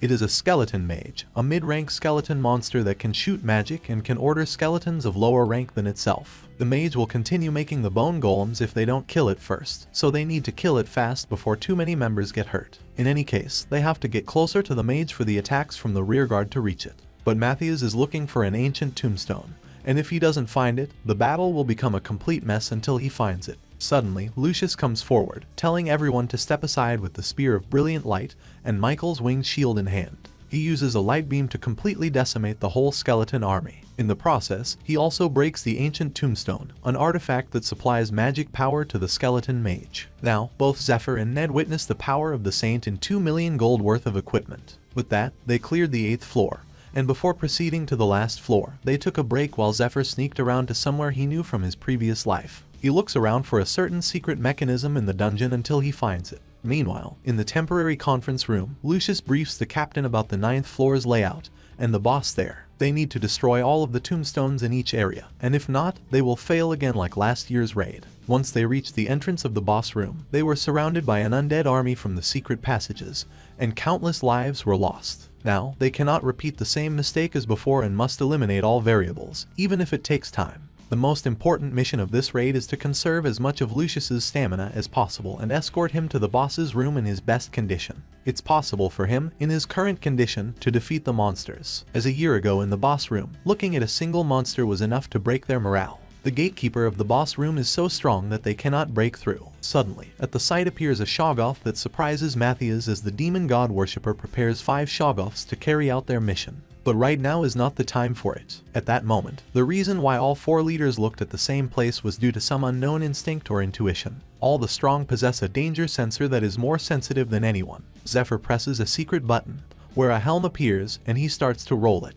As he did, the layout of the 9th floor changed, and the floor's block moved in a bizarre way. Back at the gathering of demon god worshippers the day before the raid, party members were announced. Matthias explained the plan to the members again. He reveals that Lucius borrowed the legendary item of the Pope called the Stake of Faith. Lucius plans to use it by sticking it between the doors. After that, the demon god worshippers have to take care of Lucius and push him to the position farthest from the entrance. Then, after Ned steals the dragon's heart and slips past the doors, only then will they awaken the Shoggoths. As long as they are able to create an opening, the boss will take care of Lucius for them. After that, they will come out of the dungeon and report to the temple that they failed to clear the dungeon. With that, he supplies the demon god worshippers with a vial that will allow them to remove the slave's brand and also the flute that will control the Shoggoths. That's when Zephyr activates the contraption, as he evaluates it won't turn into a complete disaster with all those healers, and calls out the Shoggoths. Before he goes, he shouts at the party to encircle them so it's easier for the healers to purify. So, as Zephyr activates the contraption at the same time, the 4 leaders look at what he is about to do. Meanwhile, Matthias can only wonder what Zephyr is doing over there. It is explained that 3 years after the raid, the dungeon was being used to avoid the demons. It is a protective contraption of the inner structure of the dungeon by moving every single structural material in the tomb.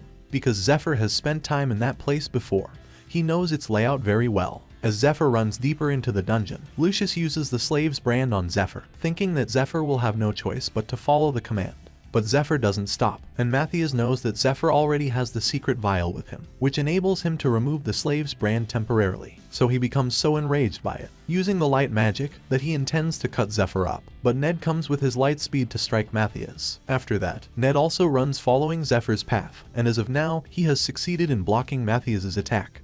But there is one more attack. Lucius uses his beam of light from his spear towards Zephyr, but Zephyr knows the layout of the dungeon very well, so he uses the timely mechanism to dodge the beam where the stone block appears right after he runs through it. Not only that, Zephyr uses his cheat skill called Strong Luck, where he can only use it 3 times. At this moment, luck is on Zephyr's side, and as Ned catches up to him, he commends Ned that he is able to follow him up. Ned gives him back the favor, saying that whatever Zephyr can do, Ned can do as well. Now, it looks like Ned has made his decision to trust Zephyr. Back at the training ground, Zephyr explains to Ned if he steals the dragon's heart and brings it out to run away with it by himself, Ned will definitely die. The only option to stay alive is to clear the boss with only the 2 of them. Ned is angry, thinking that Zephyr is only spouting nonsense, but Zephyr tells him to sit down as he will let him in on Zephyr's amazing plan. After he finishes, Ned thinks that the plan indeed has a high chance of success, but the problem is credibility. So Ned asks what Zephyr means by saying that Ned will definitely die if he runs away with the dragon's heart. Ned explains that if he runs in the Dragon King style, no one will be able to catch him. But what if he becomes the owner of the dragon heart? So Zephyr tells him that the dragon heart can only be absorbed using a special method, so if Ned recklessly absorbs it,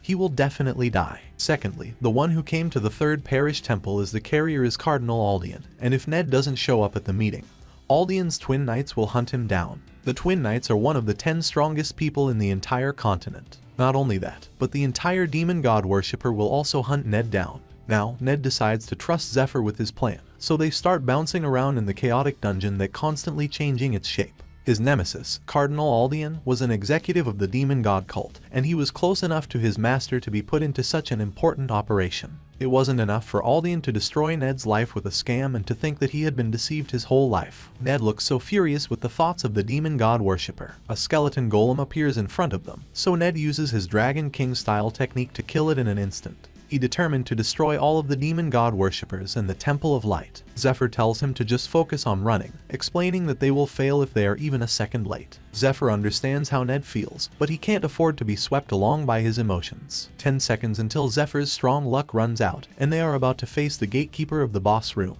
The monster notices them and asks where his heart is. Not only that, he starts releasing his skill to strike them. As the aura blade comes toward them, Zephyr tells Ned to jump, and that's when they see the gap that leads to the boss room. So they evade the gatekeeper and slip into the gap at the last second when the gap starts closing. In the end, they manage to get into the boss room, and Ned is pondering if he should be surprised or confused to be able to think they actually entered the boss room like that. Ned's confusion grew as looking for the boss, a sound calling out to them, asking who they might be. She says that he can still feel the energy of her knight outside the door, wondering who they are to interrupt the slumber of the royal family. Outside of the boss room, the party finishes dealing with the Shoggoths, so they regroup and confirm the number of survivors. Lucius is wondering whether Zephyr didn't have a slave's brand from the start or if he has something that nullifies the brand's effect. Moreover, right after the Shoggoths suddenly appeared, he activated some sort of contraption. All of those events are telling him one thing: an unknown number of demon god worshippers are hidden in his party. Lucius then asks Arno about Ned and Zephyr. Arno informs him that Zephyr entered the party through Ned's recommendation, and Ned is from the unit directly under Matthias. Matthias is enraged, wondering whether they ran away because they were scared of facing the boss after making that much of a mess. He then commands his party to cease the operation and to get ready to kill or be killed.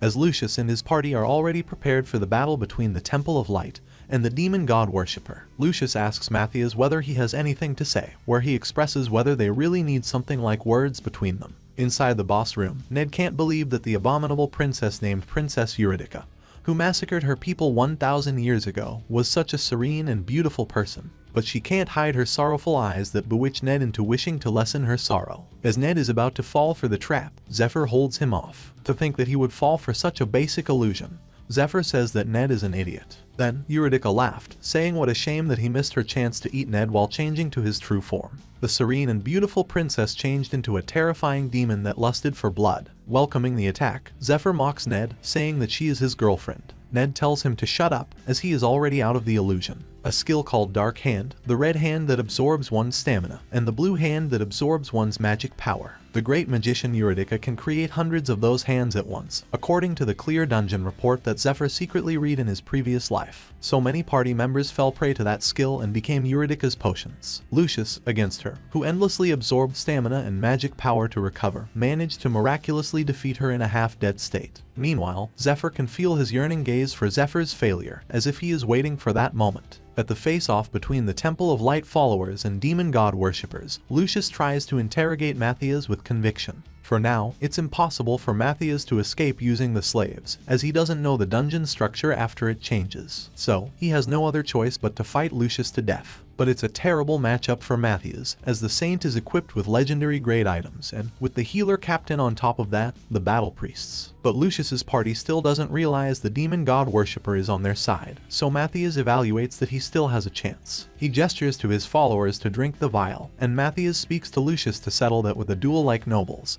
so if Lucius can beat him, he will tell everything he knows. However, Matthias hints that it is too late, as Lucius uses the slave's brand to command the slaves to attack Matthias. With that, the demon god worshippers won't carry out Matthias's commands anymore, and in other words, Matthias can't stop their attacks without defeating them. It's truly a shame, though, as they have been friends since Lucius first entered the academy at 12 years old. They overcame countless trials together until now, as he is 32 years old, and are close enough to understand each other without words. But to think that Matthias betrayed Lucius is beyond him. Now, Matthias has no other choice but to kill all of the demon god worshippers. From their corpses come out the insects that the demon god worshippers grow in their stomachs, the branded worm. Lucius expresses how disappointed he is, as he leaves the selection of the slaves to Matthias because Lucius trusts him, only to recruit the slaves from the demon god worshippers. Arno thinks that Matthias is undeniably a force to be reckoned with, as it took him 30 seconds to take care of over 30 slaves. Yet, the Saint Lucius is simply stronger, and with a light chain, he tied Matthias for judgment. He knew it wasn't going to be easy, but to think that Matthias's sword didn't reach Lucius even once,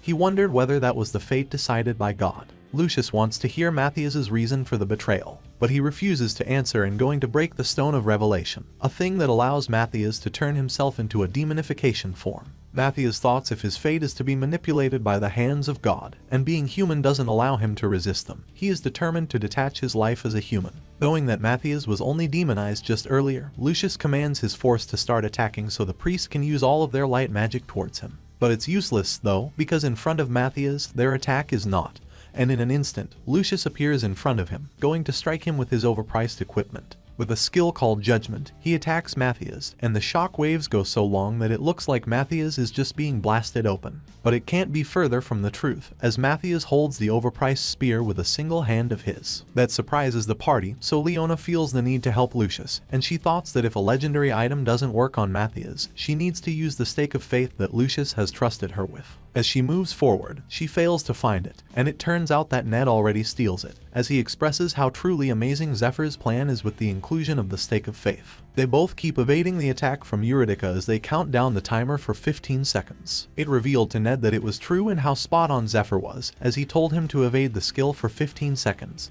and the skill disappeared. It is explained that because magic skills require the user to calculate complex magic formations in their brain, it will melt from overload if multiple large skills are used in succession. One must use smaller skills compared to the large ones to cool down the brain. Now, their chance comes to attack, so they take one step back, then 3 steps to the side, and they evade her. Together, they climb the twig that Eurydica uses to attack them. Even now, Zephyr can't foresee everything, even if he knows the future, and a battle is a series of endless unexpected situations. That is why he prepares various equipment and, ultimately, the Twilight Sword. Now, the most important thing is how much he has accumulated until then and whether he has enough items. Whether he has comrades that he can trust. Whether he has an unwavering mentality even in the face of adversity. Whether he has to overcome all kinds of situations that abruptly come his way, made the Zephyr now who can handle this moment, this fight. Together, they perform the Dragon King Sword technique, which is called Cloud Dragon Ascension. Now, just because they managed to behead Eurydica, the fight isn't necessarily over because right after, she changes her form, and Zephyr grins as he waits that moment. That's when he gives the hint to Ned, and he dashes towards her. As the day before, Zephyr explains that even though both of them use their secret art, it'll be impossible to slay Eurydica, as she becomes so much stronger when she goes to her second form. But she can't move nor use any skill while transforming, so they need to aim at that moment to take out the stake of faith and drop it right on top of her. It's an item that reacts to malicious energy by releasing its own strong divine energy. Now, the stake will deal the majority of the damage, so they just need to prevent her from trying to remove the stake. Even if it's a legendary grade item, the amount of divine energy it has is limited, and when it's all used up, it just becomes an extremely heavy scrap of metal. So Lucius, who spent a fortune to borrow it from the Pope, probably didn't think to use it for attacking. Well, it's not Zephyr's money anyway, so they keep attacking her like a lunatic. A while later, the stake of faith's ignition stopped, meaning that it sensed the enemy had been incapacitated. She was so tenacious that she didn't give them any time to rest, even after using all the weapons that Zephyr had prepared, which were all out of divine power enchantment. As Zephyr drinks potions to replenish his mana, he wonders what would happen to Lucius, considering that Matthias will demonified. Well, he has the goddess of light as his backer, so he won't die that easily anyway. Looking at the pitiful state of Eurydica, Ned saw an eye crawling outward. Fortunately, Zephyr noticed and told him to leave it, as she wouldn't be revived in her current state. And if she died, the door would open, and the gatekeeper would come in. He then throws a potion at Ned, telling him to recover his health, and asks him to look for the dragon's heart. Ned thought that the boss of a dungeon was called one of the 8 riddles of the world, defeated by only 2 people, and that it was truly a miracle. He considers himself to be quite strong, but nowhere near strong enough to create such a miracle. And it can happen only because of Zephyr. It's gone beyond surprise or suspicion, and it's as if Zephyr is looking down on everything from above. Now, the guard outside the gate is agitated because Eurydica is calling on him, and the 2 people inside can feel the aura that the guard extruding. Now, Eurydica is waking up again, swirling her aura like a twister. Ned asks what the hell that is, which Zephyr claims he doesn't know. That wasn't in the Lucius's dungeon clear report that Zephyr read in his past life, so he assumes that the future changes as he didn't kill the guard. Now, Eurydica looks completely different from before. Not only that, but she doesn't seem to be simply rampaging around and starts changing the layout of the room to take the stake away. Both Zephyr and Ned don't wait for what is about to happen because, right at that moment, they simply start attacking her again. But they were flabbergasted by the fact that they didn't feel any slashing from their sword. Zephyr realizes that the ancient magic of Medea is space distortion. She summons her twigs again from the floor. Fortunately, Ned manages to dodge it. She sets her eyes on him as she chases him, and he doesn't have enough momentum to dodge another attack. So Zephyr prevents her from finishing him, and with the web from the Spider Queen, he ties her up. Not only that, he also drags her to come to him, making her seem taunted. Using a basic mana application technique to reinforce his hand, Zephyr swung her away from Ned. As a defensive skill, space distortion is invincible, but since it distorts the space around the user's attack also won't reach the opponents. Therefore, the moment when she is about to attack is also their chance to attack. Eurydice tries to hold herself from Zephyr, who is trying to swing her around. Instantly, Ned comes right in front of her and vertically slashes his sword to cut her twigs. For a moment, he felt happy as the attack went through. But then, he also got slashed by the sword attack as she used magic called a Black Mirror, an ancient skill that reflects damage. She receives 300% from the attacker. After that, she summons the Dark Hand to absorb Ned's stamina, and Zephyr appears behind her to punch her. That's not all, because as she keeps her eyes on Ned, Zephyr uses the Thunderclap palm on her. As she tries to do something, Zephyr uses an Eastern technique to press her pressure point to block her mana flow. Even though it doesn't do damage, he will have time to counter her. That makes her try to keep her distance away from Zephyr, so he shoots the web again to prevent her from doing so. As she comes to him, he uses the Thunderclap palm again. But this time, he uses a rosary engraved on it, which allows Zephyr to heal with every bead and use it to help Ned recover. However, because he lost concentration, he got hit by her twig, blasting him several meters away. Being enraged, Eurydice uses a massive spell on him, not one but multiple spirit ball that makes his blood shiver. That decimates everything in the room they were fighting. Meanwhile, at the temple, Rose drops a teacup, thinking that something must have happened. As she thinks about Zephyr, she wishes that she should have given him a higher capacity rosary and hoping that he would be okay. But it can't be further from the truth, as Zephyr got heavily injured while Ned was incapacitated. Zephyr thought how ridiculous that is for him to fail the 8 challenges of the world, as he could have easily taken care of her before his regression. He feels how it really hits home, how worthless he is at this time. He used up all of the consumable items he had prepared, and all of his weapons and defensive gear were destroyed with nothing left. With the perks of the skill of iron, it is just that, the god aims for Zephyr's failures. The divine beast egg that he doesn't know what might come out from.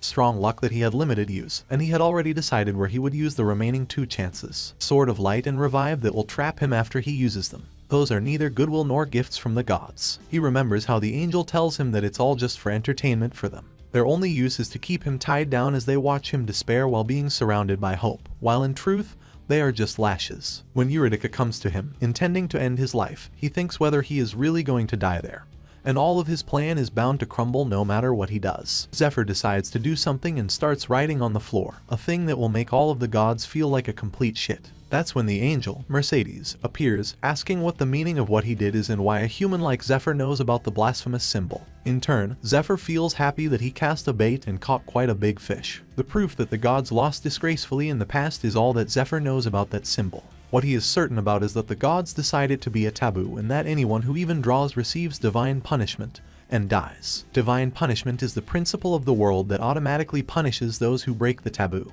In other words, the moment he completes that symbol, he will die according to the principle of the world. As of now, Zephyr is unable to sense Eurydice, thinking that Mercedes must have put a barrier in place, and now he can recover a bit of his health. She then asks again how Zephyr knows about the symbol, so Zephyr extorts her, asking her to pay if she wants to know that. That stupefied her for a moment, but then she is mad, really mad, which makes Zephyr unable to finish the symbol. She said that even though he gained the interest of the gods, he was not a saint nor an angel. The fact that he even attempted to draw the symbol has infuriated countless gods, and they are crying out for her to kill him. Zephyr calls her bluff, asking her to kill him. She can try to handle the consequences as if he knows that she doesn't have the right to do that in the first place. He knows that by carefully reading through the regression sheets that the gods gave him, he can tell what they want from him. Zephyr claims that he doesn't want to do that shit anymore with the stupid perks that the gods gave him, expressing that he is probably better off if he just died there. He then shouts out to the god, asking them to bet big while they still have the chance, and if Zephyr dies now, there will be no human like him.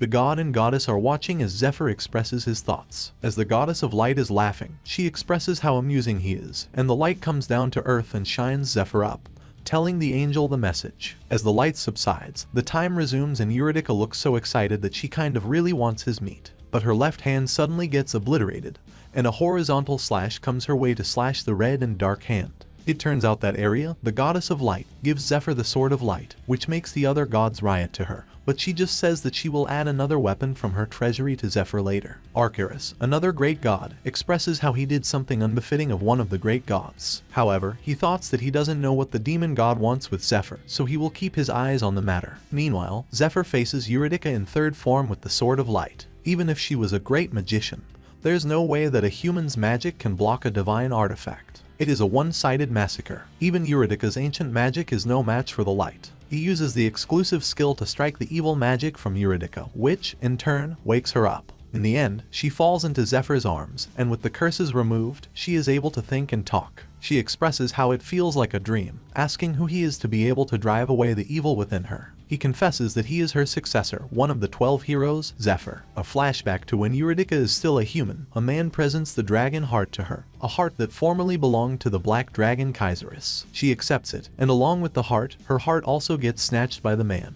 And at that moment, she believed there would be nothing but happiness for them.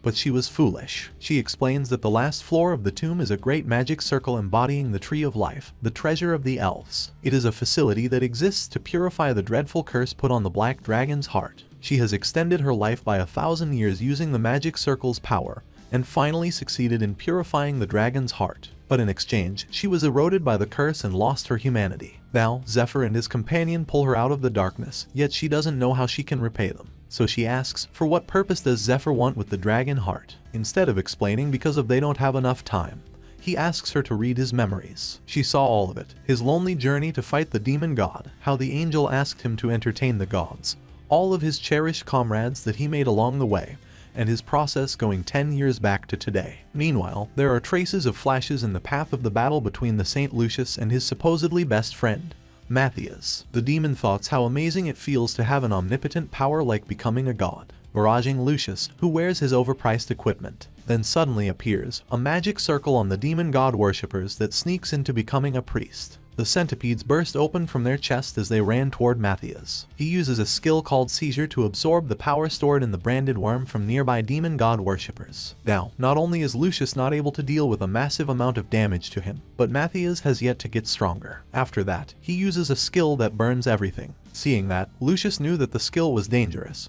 so he told his men to maximize their defensive skills. The fire is so strong that no one except one who is defended by the overpriced shield is incinerated. Seeing how his party members get burned, Lucius asks him to not commit any more evil. That, instead, enrages Matthias, as how dare Lucius, of all people, say that. Even though he is not a saint candidate, Lucius receives the stigmata, and the original saint candidate, Matthias, gets left out. The people are disappointed after they invested so much in his family, thinking that he is a fraud and all. Matthias is furious that Lucius' family sells out the name of a saint, saying that the people can only overcome chaos if they receive Lucius's blessing and then extort the assets of the devotees. He screams his lungs out, saying that the Temple of Light is the true evil. Meanwhile, Eurydice calls out to Zephyr as the pitiful one, and she cries as she sees the future that he walks. So he tells her that this time, he wants to win against the demon god, as if someone like Eurydice helps him to help transplant the dragon's heart into him. She apologizes, as she cannot abide by that favor. She tells him that, 1,000 years ago, the world was on the verge of collapse. The strongest of the 7 dragons, the black dragon Kaiseress, set the entire world aflame. Although Kaiseress was one of the 12 heroes who led the war against the demons, he lost his reason and went berserk due to the demon curse. The Archmage, Princess Eurydice, along with other strong individuals such as the Knight Georgius and the Gold Dragon, stood on the side of humanity. The remaining 11 heroes had no choice but to face their old comrade Kaiseress to protect the world. After fighting desperately, the battle with the Black Dragon that went on for an entire year comes to a close with a strike from the Knight Georgius. Zephyr reveals how the demon god, Tartarus, is able to descend to the human world through summoning. And that's the entire reason for the demon god worshipper. Her goals in the past and his current goals are the same. Eurydice thinks they are so different, and she wonders why Zephyr reminds her of Georgius. He says how proud he is after Eurydice and the gold dragon spent 3 years purifying the dragon's heart. And after so many mock transplants, he is finally ready to be the first dragon slayer, and will have the power to protect the world. Instead, the transplant failed, and the curse ate Georgius alive. It turns out that the gold dragon betrayed them, making it as if the curse has been lifted from the dragon's heart. At this point, it is unknown what his motives are, but he claims that he had fun being on humanity's side. However, he also has a duty that he must fulfill. Using a skill called Dragon Tongue, he commands Eurydice to keep her mouth shut for eternity about the secret of the world that she learned about something else that's being censored. He says how unfortunate it is that they were too greedy for the dragon heart, adding that they could have spent their old days happily with their daughter if not for it. He also says that Eurydice's skill is quite marvelous, as the dragon heart was perfectly transplanted within Georgius's body, along with the demon curse hidden within. She fights him, and she rips out the dragon's heart from his chest with her own hands. Then, for 1,000 years, after purifying the curse, she waits for a suitable hero to pass on the dragon's heart. She is already aware that Zephyr is worthy of it. However, his body is not ready to receive the dragon's heart. If she transplants it into him now, his body will either be shattered into pieces or he will be crippled. He knows that and intends to use the strong luck, which she also knows. She says that there is another moment for Zephyr to use strong luck, as she tries to say it when Zephyr asks her. She got silenced by the power of the gold dragon who cursed her thousands of years ago. She is enraged with it, as it already is thousands of years, yet he is still restricting her with dragon tongue. But she refuses to back down and indirectly says it will be when Zephyr must choose between the one he treasures most and someone else. After considering all the future risks and all, she offered to transplant the dragon's heart after all. She also suggests killing the other 4 dragons in a year. Well, with everything he knows now, a year is way too long to kill 4 dragons. He promised Eurydice that he will show her the safe world that she and Georgius wanted to see. He will accomplish it in half a year so she can lay down her duties and watch over him in the afterlife. She cries as she apologizes, and she decides to pass on the duty that she could not complete in her era over to Zephyr. She opens up her tomb to take up the dragon's heart. Now, she was finally convinced to transplant the heart to Zephyr. As she takes up the dragon's heart, she pays her respect to Zephyr's resolve, the new hero. So then she begins the process of the transplant. A few moments later, he finds himself in a dark place where he can't see anything. As he uses her mana to feel the surroundings, he knows that he felt something similar to that before and that something other than himself is in there. Suddenly, a massive eye appears behind Zephyr, and as Zephyr turns around, the thing attacks him immediately. He was Kaiserus, and he grabbed Zephyr, enraged by the fact that Zephyr dared to covet his power. That is the evil desire of Kaiserus left within his dragon heart. He smells Zephyr up, and he can smell the gods on him because, as it turns out, he hates the gods to the bone, saying that Zephyr is the last person he would ever hand over his power to, and he just eats Zephyr up, shredding him to pieces. Meanwhile, Matthias massacres the Temple Knights, and the Light Temple has nothing they possess that is able to stand up against him. At last, the last 2 members that survived, aside from Lucius, are in Matthias's hands. Now, all that's left is Lucius, so with the fire magic, Matthias bombards him. Fortunately, that same attack is of no use against the overpriced shield he possesses. A moment later, he uses his light magic to counter, but it is still too slow, as Matthias has already dashed behind him. In an instant, he clawed Lucius's back twice, and Matthias knew that his reaction speed was noticeably slower, signifying that he was extremely fatigued. The more time passes, the more acclimated Matthias is with the demonic power. Moreover, his recovery speed is ridiculous, while Lucius keeps accumulating damage when they exchange blows. As Lucius swings his spear, Matthias grabs it, and from point-blank range, he summons his fire magic again. That blasts Lucius, smashing him into the wall.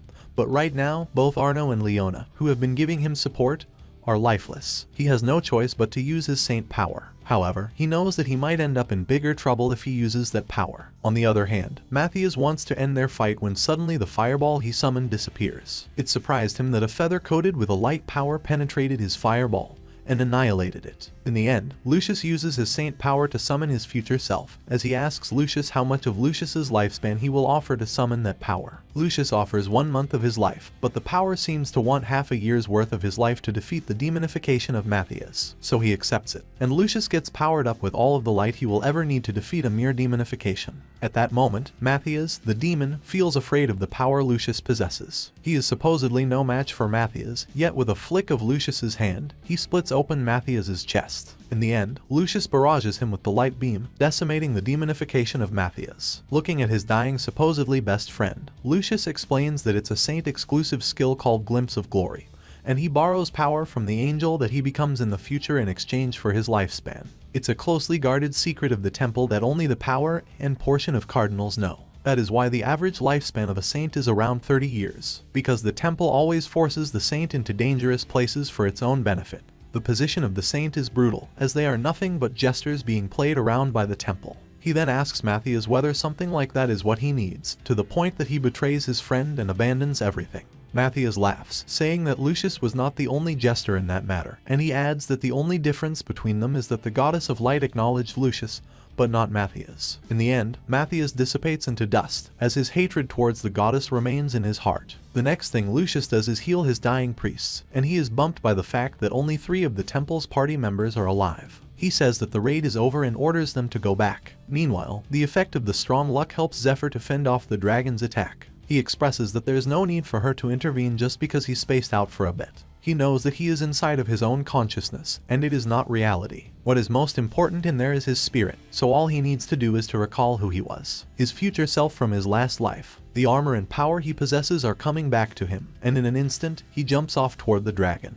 punching Kaiserus's eyes as he summons his sword. He expresses how that is not the first time he has to fight the evil desire of a dragon, including the one in his previous life. Kaiserus's evil desire is the 5th that he has to conquer. He expresses how annoying the dragons are, telling the Kaiserus that if he is dead, he should just let himself be absorbed, adding that the dragons go out of their way to test people to see if they are worthy of the dragon powers. With full confidence, he tells the dragon that he will beat the shit out of him and do as Zephyr says. Kaiserus says that the only top-notch thing about Zephyr is his mouth asking him to come. With the ability to conjure his full power, Zephyr faces the supposedly strongest dragon in the world. Meanwhile, Ned awakes, confused about what is going on right in front of his face. He sees that Eurydice is busy doing something to Zephyr, and he seems to be unconscious. He thinks that might be his chance to attack the boss, but as he tries to stand up, his body doesn't want to move because he experiences mana freezing. Eurydice tells him that he shouldn't get up yet and suggests that he get some rest. Before that, she also casts magic on him, which made him throw up.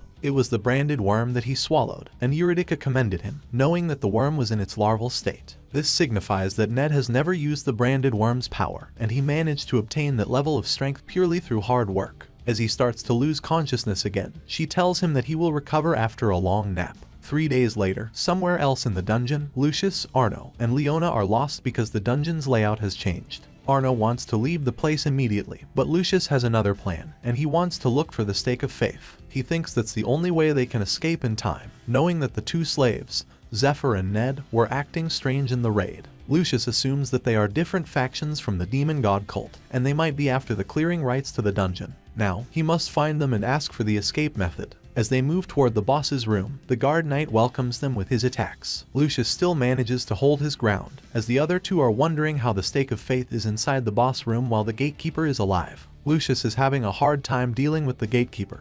He can only use a glimpse of glory once a week, and he already used it against Matthias. He thinks that it's finally his end, as he feels afraid of not being able to see his family again.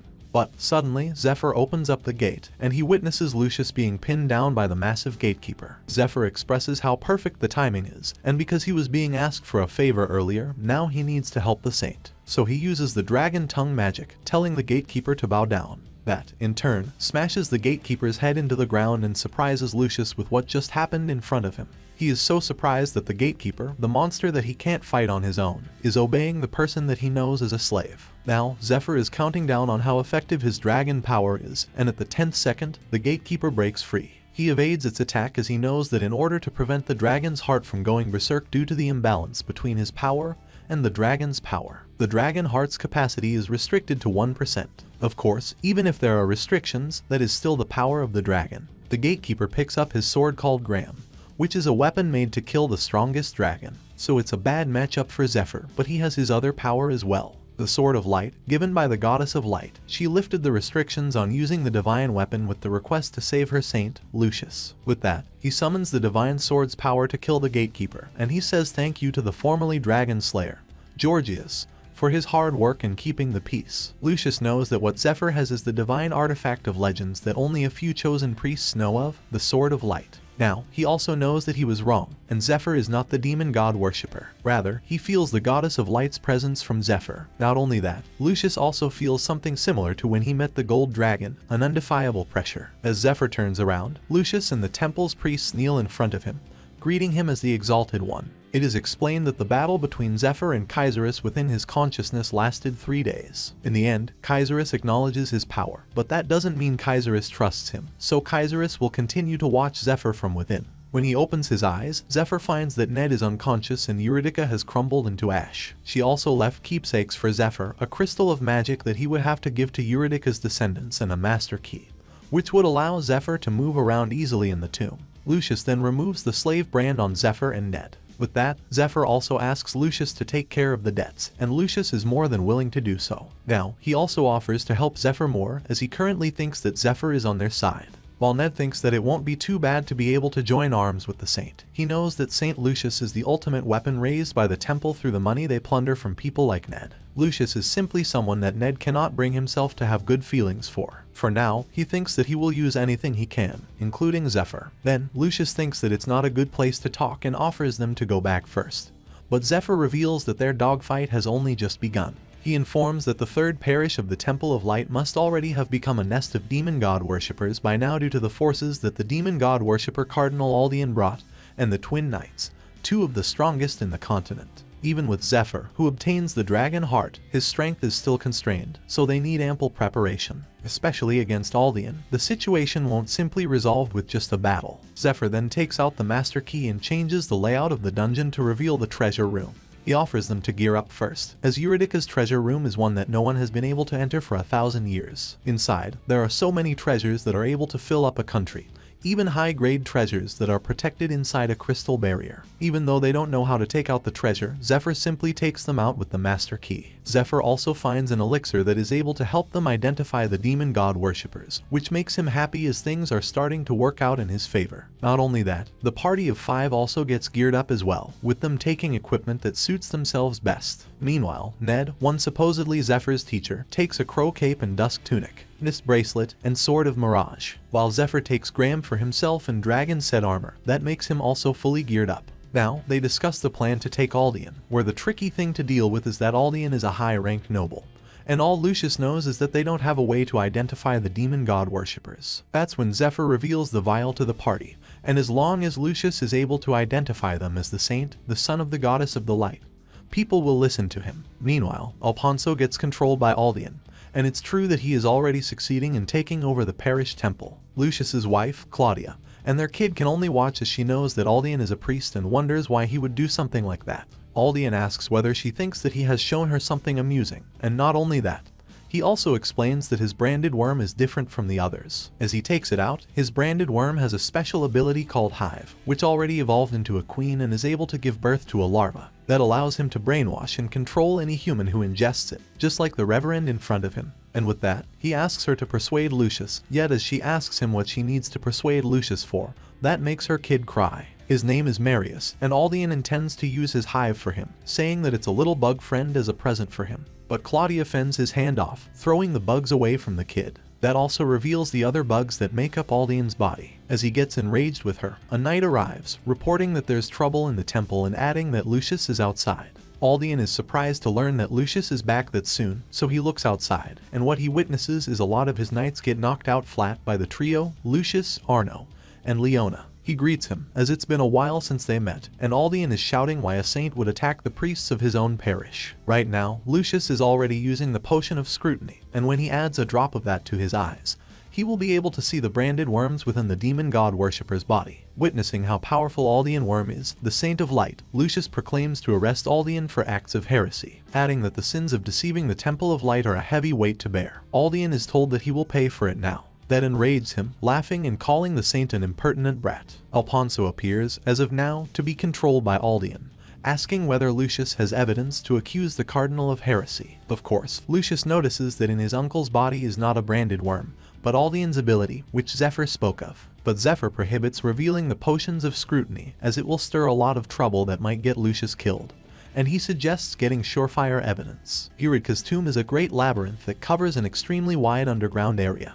That range actually extends as far as directly underneath the third parish temple, and if they move to the right location and dig through the ground to get outside, they will arrive at the base that Matthias used, where the demon god worshippers held their assemblies. That's when they found the evidence in the abandoned mansion, and that's what Lucius brings to arrest Aldean. These are the letters that Aldean exchanged with Matthias, his plot to seize the dragon's heart, and his acts of worship to the demon god, all of which are recorded in those letters. Though there are instructions to burn immediately after reading, it seems that Matthias holds onto them in case he gets betrayed. In the end, Aldean laughs, knowing that Lucius is that thorough with investigating him or whether Matthias feels some sort of fidelity toward Lucius, and blurts out everything. He then reveals it as the executive of the demon cult ranked 11 among the demon god worshippers, Aldean. But for now, Lucius is still unable to do anything as he also has Claudia and their kid hostage. He asks Lucius whether he would ingest the special worm Aldean has with powerful brainwashed ability, or Claudia should. Without hesitation, Lucius offers to eat it and tells him not to lay a hand on her and his kid. But in the end, Aldean decides to feed it to Claudia anyway, when suddenly Ned appears and stabs him from behind. It turns out that the mist bracelet is able to hide his presence, which makes the twin knights fail to detect him. In turn, his sword of mirage is able to hurt Aldean. His first priority is to save the kid and Claudia, so Ned grabs her, intending to take her away. But the Gold Knight stood in his way, so at that moment, it was his first time facing the older of the twin knights. And he was incredible because he possessed the power of one of the continent's 10 strongest. To cover for Ned, Lucius uses his spear to distract Aldean and his knights, that leaving the Gold Knight no choice but to defend his lord. That opens the door for Ned to take on the Silver Knight and for Claudia to snatch back her kid. Now Aldean is confused about whether the Eastern one deceived him into ruining his plan and putting him into a corner by pretending to cooperate. All he thinks now is to get away, as he has lost his hostage, and if Lucius uses his glimpse of glory, he can easily kill Aldean. The Gold Knight gets down from the tower, preparing to face the Saint, and the Silver Knight helps Aldean run away. It is then revealed that he is Castor, rank 20 of the demon god worshipper, who will go face to face with Lucius, the first son of light. From all over the town, the people are prohibited from entering because the knights are in the middle of training, and even the mining slaves are able to see the smoke that comes out from the temple from afar. Arno and Leona go against the lower-ranking knights and priests that swarm into their way, but with their newly attained equipment, they are able to hold their ground quite well, while the Saint and the Gold Knights wreak havoc in the temple, breaking buildings one after another. Therefore, Lucius has the upper hand. Castor thinks about how annoying it is that he has to deal with Lucius' spear. In a face-off between a sword and a lance is fundamentally more advantageous since it can be used to attack with a long range. But it's different with him as he is the 10th strongest knight on the continent, so he evades the lance's tip and goes to cut the Saint up. Castor doesn't expect Lucius to wear a mirror chainmail, which reflects 50% of the damage he received. Lucius counterattacks him as he expresses that he, the Saint, let the Twin Knight rise on the rank within the continent while he barrages Castor with trusses from his extremely overpriced spear. A divine being such as himself cannot dare to be placed in the ranks of mere humans as he pushes the Gold Knight into a corner. In the end, Lucius uses a light magic called Judgment, making a massive hole in Castor's stomach. As the Saint lands down, Leona cheers up, calling out to him, thinking that he has managed to beat the Gold Knight. But he yells to them not to come closer as his stomach also gets hurt, because as he uses his judgment, he receives a total of 7 attacks. Castor heals up with the worm's ability, saying that he also has a reflection ability that reflects around 50 to 60% of the damage from judgment. He claims that he was planning to hold Lucius off until Aldean manages to escape. But now he is enraged and decides to kill Lucius. He dashes toward the Saint and instantly appears behind Lucius. Now, the Saint fails to react to the attack, and Castor uses his maximum power with the help of the worm in his body. He shouted that he would send Lucius to his goddess right away. But suddenly, Aldean sent a message to Castor, asking him to come to Aldean right away. As he gets distracted by the message, Lucius uses Chain Fail and Paralyze, which makes him unable to evade anymore. Lucius then uses another judgment on him, seemingly because the Saint doesn't care about the reflected damage he might receive afterward. Somewhere else, it turns out that Zephyr intercepts Aldean escape route while all of the chaos happens in the parish temple. Zephyr tells him to get up, as his beating is not over yet. And that's when Lucius reveals to the Gold Knight that his job was to keep Castor occupied from the start to kill the 3 of Aldean, the Silver, and the Gold Knights, one by one after separating them. Lucius mocks him, saying that he sure fell into their trap quite marvelously. That makes the Gold Knight so enraged to him that it looks like his vein is going to burst open. Back at the demon god worshipper's castle, Aldean asks to transport the dragon heart with his ability so he can control the 3rd parish temple and possess the Saint. So, the leader allows him to, yet Aldean can only wonder why it turns out this way. He already planned for every situation, but he fails to count for the Easter one's betrayal. He previously said that he would eliminate his disciple, but in the end, Aldean was left running away from the temple. Then, both Aldean and the Silver Knight arrive at their getaway carriage, as what concerns Aldean the most is the scale of his enemies. If the Eastern one betrayed him, then he doesn't know how many more Dragon King-style disciples are in hiding. As he goes into the carriage, he touches a green and sticky substance. In an instant, pain spread throughout his body as he screams his lungs out. He knows it was poison, one that hurt like hell. It turns out that Zephyr disguised himself as the temple's priest. Aldean tries to ask who the hell he is, but Zephyr kicks the high noble priest in the face, telling him to shut up. The Silver Knight is quite slow-witted, telling Zephyr to surrender. So, Zephyr throws a poison needle into the Silver Knight's face, saying how shabby the knight is, adding that Aldian should bring around the real Silver Knight with him instead of a fake who dies from a single poison needle. So Aldian tries to call him out, Pollux, the real Silver Knight, but Zephyr has already beheaded the Silver Knight, who is staying on guard. 12 hours ago, the trio, Zephyr, Ned, and Lucius, gang up on the Silver Knight, where Lucius feels skeptical at first, but it turns out that the Potion of Scrutiny can really distinguish demon god worshippers. The original plan is that Ned will hand over the dragon heart that he stole, and his master explains that there will be a temple priest among them, telling Ned to lay low after getting the slave's brand removed. But the priests and his master plan to use the slave brand to restrain Ned and plan to kill him. Now Ned knows, while Zephyr knows it from his past life, where he also knows that Lucius, who was controlled by the worm, was a nightmarish enemy. However many times he recalls it, what he remembers is the horror when Lucius's wife begs Zephyr to kill her. With all of the dragon heart's power he can muster, he summons lightning that envelopes his sword, striking into Aldian. But he realizes that there's not enough volume for a person to disintegrate. Suddenly, there's an attack coming Zephyr's way, so he blocks it with his sword. The attack comes from Aldian, who releases his demonification form, as he claims that even though he is stronger than the Twin Knights, he chooses not to fight because he doesn't want to show that form to anyone. Zephyr knows that Aldian segregated a part of himself as the lightning fell and returned to his true form, and in that state, the poison must have already been removed. It turns out that Aldian was originally demonificated and had gained the mimicry skill that allowed him to mimic human appearance. With that, he gathers all of his strength into his hand, then he stomps the ground with it, and the impact destroys the forest hundreds of yards away.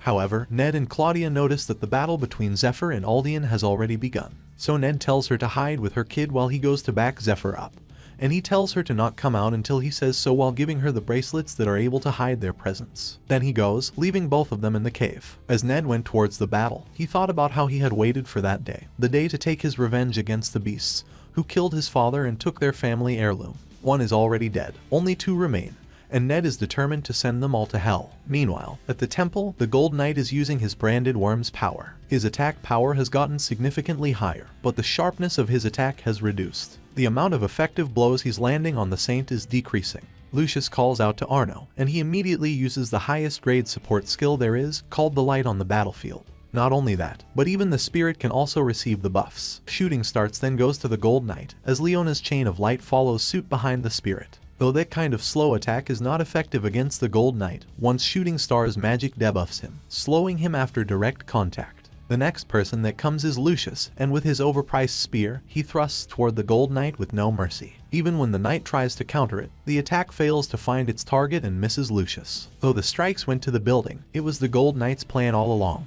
He wasn't aiming for Lucius but the building, so the chunks of the building would go to the brainwashed priests below and Lucius's uncle. Then, the Gold Knight manages to run away from the temple, and at this point, the Saint has already destroyed a third of the worms in the knight's body as he runs towards where his master calls him. He is so loyal to Aldian because his lord gave both the twin knights new meaning to their lives. But, as he dashed around in the tree, a mana strike appeared from below, striking the Gold Knight in half. It was Ned, with the Mirage sword in hand, which allowed him to hurt the demonification worm inside the Gold Knight's body. Laying down on the ground, Castor is pissed at the fact that Ned keeps getting in his way. That's when Ned reminds the Gold Knight that he is the one who killed Ned's father. In turn, Castor mocks him, saying how he can remember the names of hundreds of people he killed. As he finishes recovering with the power of the worm, he takes off his armor, saying that he will let Ned live if he stays away from the Knight's way now. As he counts to 10, he thinks that the temple's party must not be confident enough to defeat him head-on. That's when Ned reveals that he has the other twin sword, the Moon Sword, that the Silver Knights wield.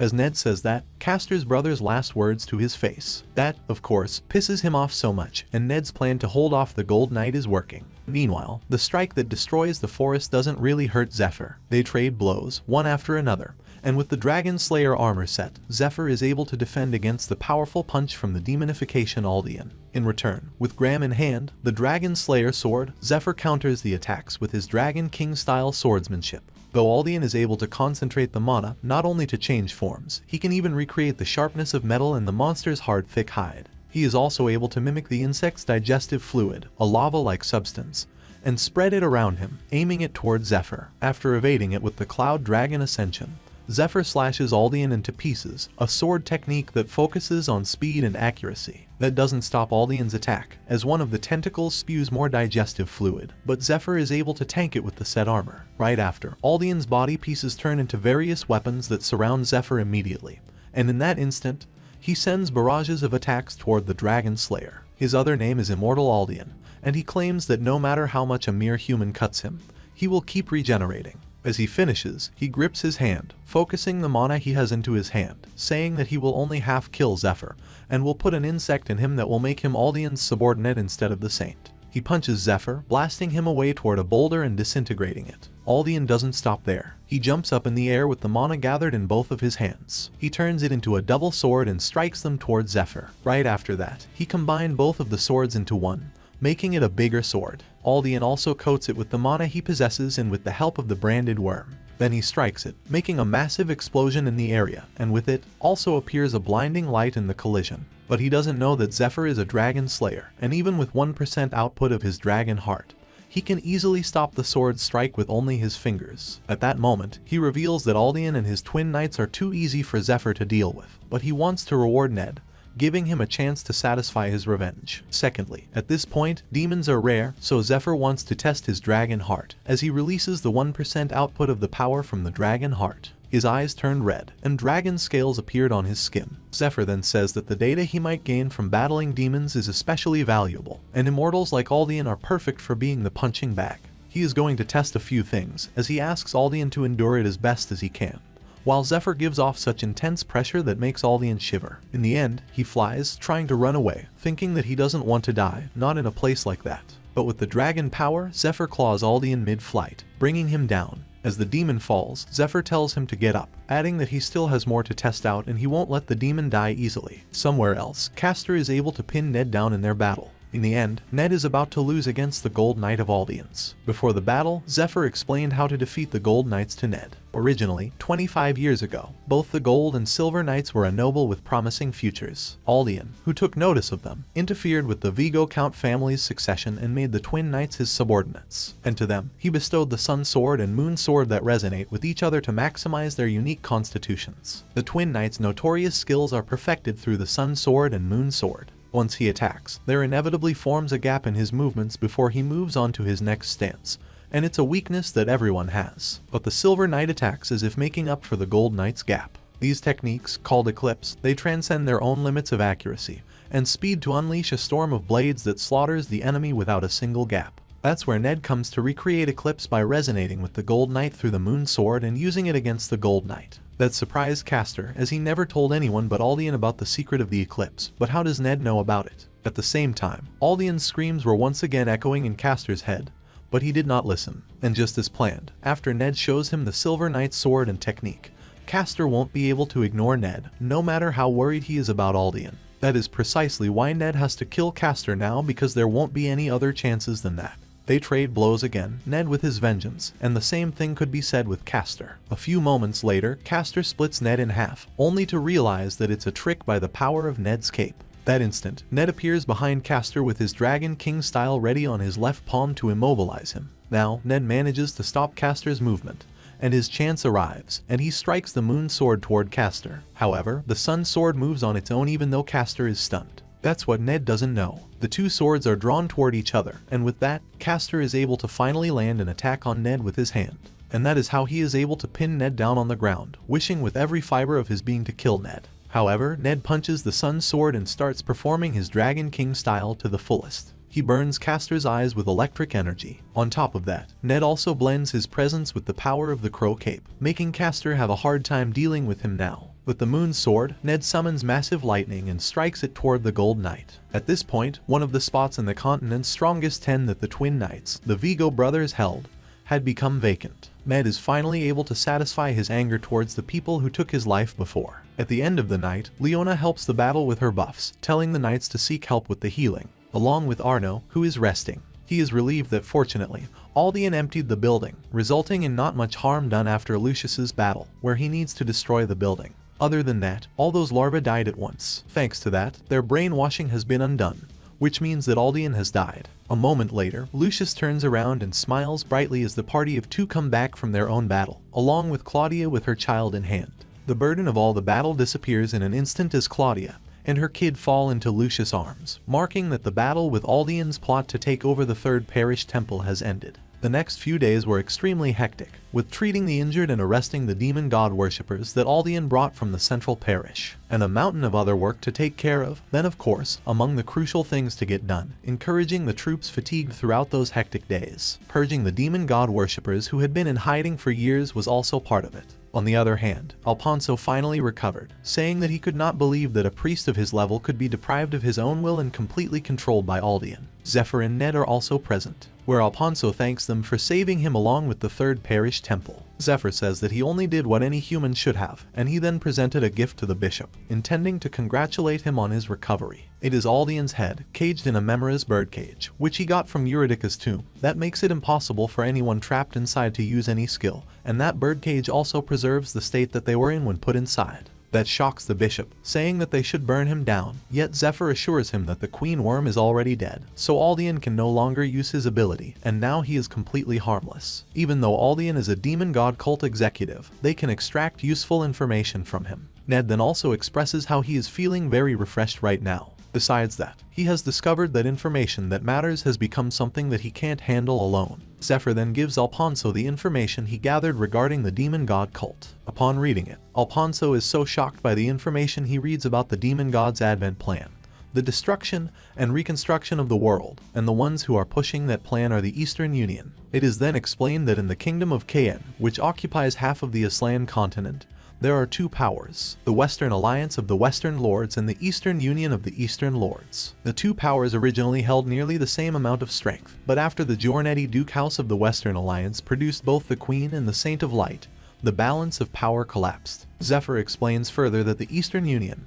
after several difficulties, had been experiencing a continuous slump since the dungeon bubble break, and they would even sell some of their territories to the West. Then, the difference in strength had become too large, which is why, a few years ago, among the nobles of the Eastern Union, the demon god cult permeated their ranks like ink in the water. As a result, 2 of the 8 challenges of the world, Blue Dragon Artalis and Ice Dragon Marenia, started to destroy the Western territories. Then, Zephyr offers himself and Ned to go to slay the dragons. That surprises Alfonso with how outrageous that is, even with the 2 of them, while Lucius is feeling left out, wanting to go as well. But Zephyr tells him that Lucius has to protect the third parish, and if something bad happens to Lucius's family, the scale of the battle may be flipped completely on their heads. Right at that moment, Lucius swears on his name as the Saint, to name Zephyr and Ned as senior temple knights as thanks for the work they have done protecting the parish, and they will also be granted either gold, jewels, and magic stone. Being a senior knight will allow them to enter all territories that the Temple of Light's religious influence reaches. They can use any kind of commodities they want in the Temple of Light in the name of the saint, and Lucius even writes them a certificate that allows them to mobilize troops. And Lucius and his uncle will pay the offerings that they have to pay to the temple, half from each of them. Stupefied Alfonso. Right after, they shake hands on it and bid their farewell.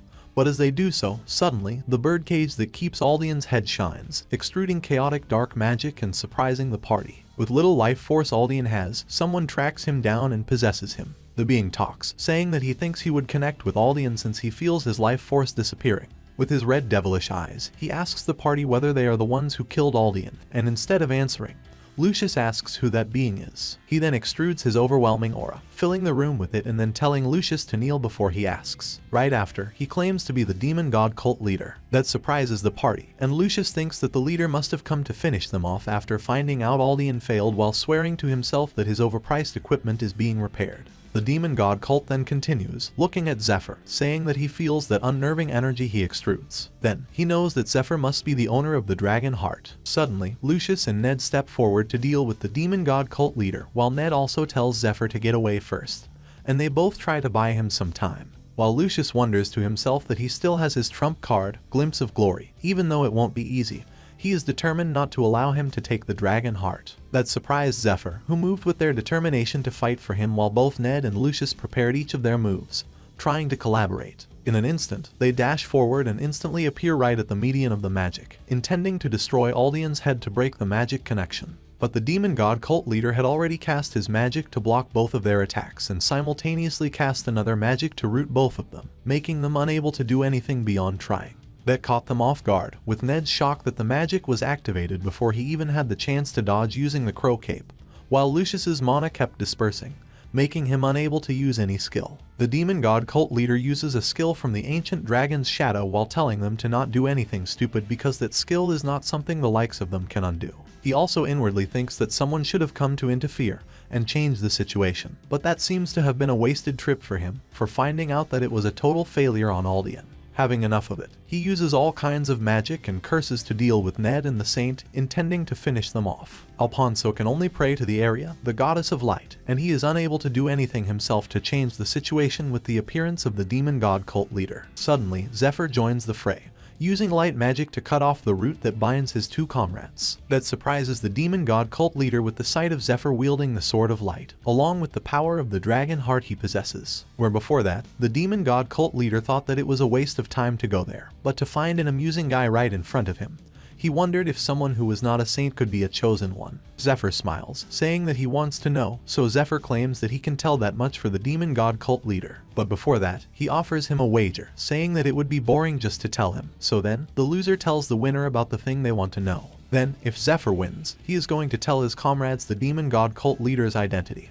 And if he wins, he can do the same to his comrades as well. That surprised the demon god cult leader, as well as both Ned and Lucius, because not even Alden knew the real identity of the demon god cult leader. But to think that Zephyr knows that much is beyond his thinking. The demon god cult leader can tell whether someone is lying or not with his detection skill, and he determines that Zephyr really knows his identity. But still, he agrees to it, so Zephyr throws up the coin. The air grew tense as the coin fell down, and the demon god cult leader chose tails while Zephyr chose head. As the coin falls down on Zephyr's hand, both Ned and Lucius know it's tail, and Ned is unable to understand whether Zephyr is leaving it up to chance or whether he is preparing some sort of trick. But then, a jolt of magic attacks the hands that cover the coin. A light blows up from it, and the source of that is the collision of Zephyr and the cult leader's mana condensed to an extreme level of density. What decides the result of a coin toss is when the hand that covers the coin is completely opened. The one who flips it and solidifies their victory when the hand opens. Zephyr tries to cover his hands, defending against the attack that comes from the cult leader's magic power.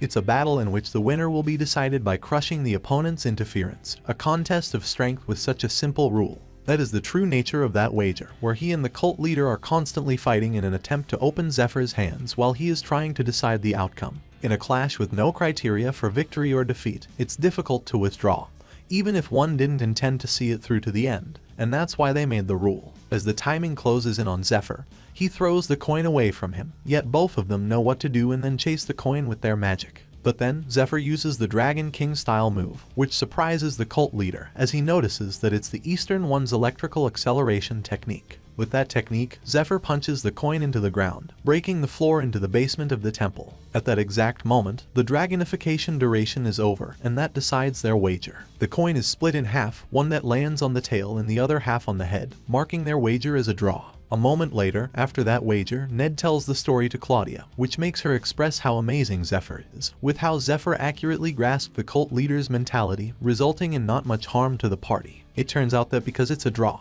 both Zephyr and the cult leader agree on using the oath ring, a token of the promise between two people, so if one breaks the promise, the ring of the other breaks, and a sentence for the breaker begins. The sentence is one of their sense disappears for 1 month. After looking for a way to break the oath ring in the temple, both Zephyr and Lucius fail to find a way. So, until their second round, Zephyr can't reveal the cult leader's identity to the party. But he smiles wickedly, saying that not directly anyway. With his evil smile, he intends to give them a riddle to solve or a hint that doesn't count as breaking the oath. Before that, he reveals that it's even more dangerous than even the Eastern Union, so he can't tell anyone about that but the people he truly trusts. The demon god cult leader is Polaris Albert Kayan, the first prince of the Kayan kingdom and the youngest cardinal of the Temple of Light. He is not expecting that he thought Zephyr would spill about him at his party already. With that, the cult leader suspects that Zephyr might have an enormous amount of ambition, and he looks forward to it. Anyway, he is at the party of Altair Justina Kayan, his sister, where she is celebrating her 20th birthday. And Altair Zephyr's lover in his past life. At night that day, Lucius is losing sleep because of the instance with the demon god cult leader, and as if he connects all the keywords Zephyr told him, he knows that the cult leader is one so powerful that they can't handle it. But his family and he can no longer withdraw from the battle, while Ned is determined that there's no choice but to fight and win. Because his revenge isn't over yet, both his master and his cult brother, along with the facilitators that Aldean spoke of, can't stop until he has uprooted them all. If it wasn't for Zephyr, then forget about revenge, and right about now, Ned would be regretting his foolishness after being thrown away by the demon god cult. He owes Zephyr a debt greater than his life, and he will repay him, no matter how powerful of an opponent he must fight. Meanwhile, Zephyr's mind is also occupied while he is meditating. He is thinking about why the cult leader showed up. But then, the silver key in his left hand glows up, implying that Mercedes is calling up to him. He then entered the space that connected with the silver key. Inside, Mercedes welcomes him with her pet in hand. There, Zephyr figured out that Mercedes was the one giving perks of the silver key, so he asked her about it. So she explained that she is his manager after all, and with it comes her own privileges. She also says that she would be disgraced if Zephyr died a boring death after sending him off empty-handed when the gods desire entertainment. After that, with her authority, she teleports them both to sit down, and then Mercedes delivers the main point of the message. There, the gods want to tell Zephyr the addition of rules and rewards. Even though it was rather fun, his insolence of threatening the gods with his life will not be forgiven a second time. Additionally, if he ever does something like that again, the perks he was given will be collected immediately. Zephyr will then be designated as prey, and every single person who hunts him will be given the perks he has collected from him. Right after, Mercedes explains the rewards and new rules that he has to carry, about how nothing is free in the world, trading the request from the gods, and Zephyr will be rewarded. On the next day, both Zephyr and Ned bid their farewell to the priest and priestess from the temple, going to proceed into his next plan. Then, they depart as Lucius thinks about his role. It's not only the demon god cult, nobles, the rich, adventurers. There are countless people aiming for the dragon heart. His role is to draw their attention to him, pretending that he secured it, and make it easier for Zephyr to act. With that, he commands the knight to lock the gates, prohibit anyone into the temple, and declare that from that point on, the Great Third Parish Temple will be blockaded indefinitely. Meanwhile, in the tomb, Eurydica is able to feel Zephyr's presence getting further away, marking that he is leaving that place, and it is her time to go as well, to where she and her lover were meant to go. With that, her role is over, along with her 1,000 years of loneliness. She leaves it all to the one who inherited their mission and her descendant who will walk alongside him. She gets a letter from Lucius, her older cousin, congratulating her on her birthday, adding that he apologizes for not coming to the party because of the raid. In the letter, he also said that he would send her a birthday gift instead, and he was sure that she would like it. At that exact moment, a commotion occurred at her residence, and it was Zephyr beating the people who queued in the yard for a chance to meet her. That is when she knows that Lucius' gift to her is something she has always desired, someone who will be her strength. A few moments before that, when Zephyr and Ned arrive at her territory, it is explained that the territory was awarded to Altair, along with the title of Grand Duchess of Lindell, when she was 16. Zephyr arrives, showing the letter from Lucius, the Saint of Light, to the knight, so they let them in. Inside, there is an envoy that will escort them, as Ned is skeptical that coming to the princess will be any help to them in the dragon raid. As they are talking about it, there's someone thrown away from the castle into their face. The escort then explains that they are suitors who come to see the princess, which surprises Ned with how there are a lot of them who look like thugs instead. It is then revealed that Princess Altair Justine Kn. She has looks, talent, a noble bloodline, a woman who is born with everything, and the shining star of Aslan, a lucky child who is promised the throne without the need to push her older brothers aside. A lot of nobles coveted her hand in marriage because whoever got her would be the next king. In a single sentence, she says that she doesn't even want to utter a single word about marriage to weak men. From just those words, countless men of nobility continued to take up the challenge to gain the qualification to even have a conversation with her. The challenge to fight Altair's first guardian knight called Ophelia Amalith, only to get repeatedly getting their asses beaten miserably and go back to their homes. Upon checking the contenders, they are not even close to Zephyr or Ned, but they are also people who wouldn't be disrespected anywhere they go. It's just that Ophelia is one of the continent's strongest 10. That makes Zephyr smile to see her in her younger form.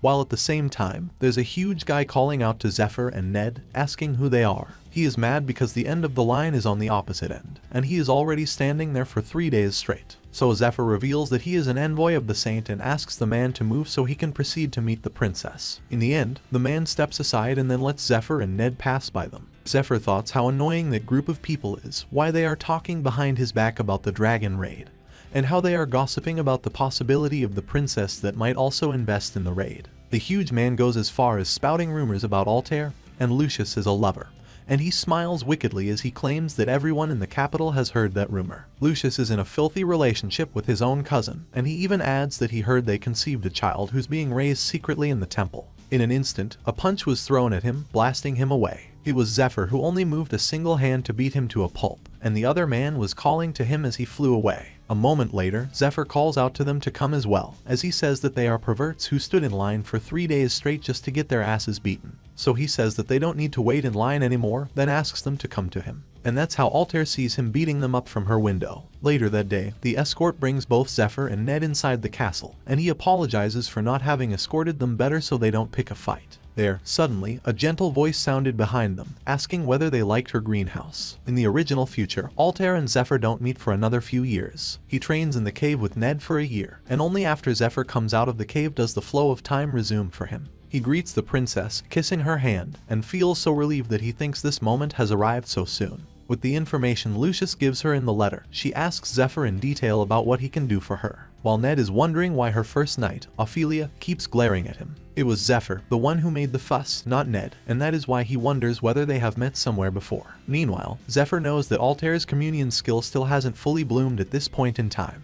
She can't read someone's memories at will like Eurydica, but since she has the talent for it, she was able to screen people with a special sense. And with that talent, she gathered comrades to oppose the demon god cult. Furthermore, she is originally Zephyr's senior who walked this path before him. But, at first, he wanted a vague idea of success and then revenge as per his master Ned's dying wish. Then she showed him something much greater, and what she wants are strong comrades whom she can trust. That's when Zephyr displays his 1% dragon heart, as he declares that he can fulfill that desire of hers, and how he thinks that it's probably faster if he shows her instead of telling her. That catches both of their attention, the power of a person who received the dragon heart transplant. Altair then asks Ophelia whether she has already had a fight with Zephyr, which she says she hasn't yet. Like knowing what she wants, Ophelia steps forward while unsheathing her sword, saying that she will try having around 3 bouts with him. The air grows tense as they face each other, Zephyr, the human who possesses the dragon heart, and Ophelia, one of the 10 strongest knights in the kingdom.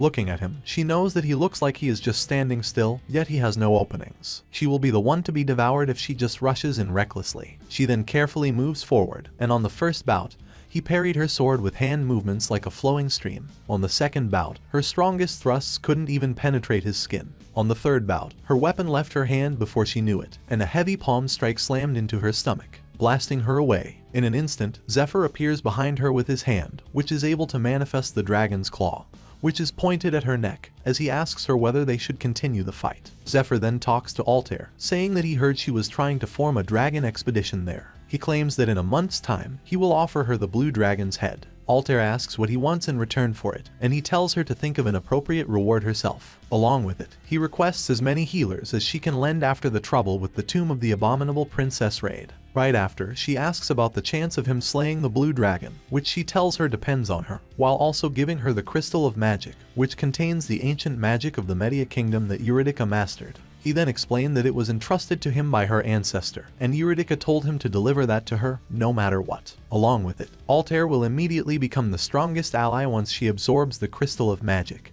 and she will also be able to smoothly tune his dragon heart. After that, Zephyr excuses himself, and their first meeting is miles better than the one in his past life, and for him, that is good enough for now. Even though he was dying to see her, that is their first time meeting in this life through Lucius's introduction. Showing off his value and piquing her interest in him is good enough. In the end, she is bound to come to find him, so he will wait for her. After they leave, Ophelia expresses that Zephyr is incredible, though she is a bit worried that Lucius introduced him since he has a terrible eye for people. Yet, in terms of skill, Zephyr is close to the talent that Altair wants. However, Ophelia suspects that Zephyr seems a bit weak for a holder of a dragon heart. So Altair explains that the dragon's heart has not yet fully settled into his body, and she knows he will become even stronger. Right after, she wonders how he talked as if he had met Eurydica herself. Since she was a legendary archmage, it's not a stretch to say that she could have been alive within the tomb. And if that's true, then the one who transplanted the dragon heart into him was Princess Eurydica herself. That makes her think how he wields such an incredible chance for a nameless knight, and she immediately knows that he may become the key to her plans. She also had something bothering her mind, and it wasn't one of the warm or ominous feelings that she always feels when she comes into contact with someone.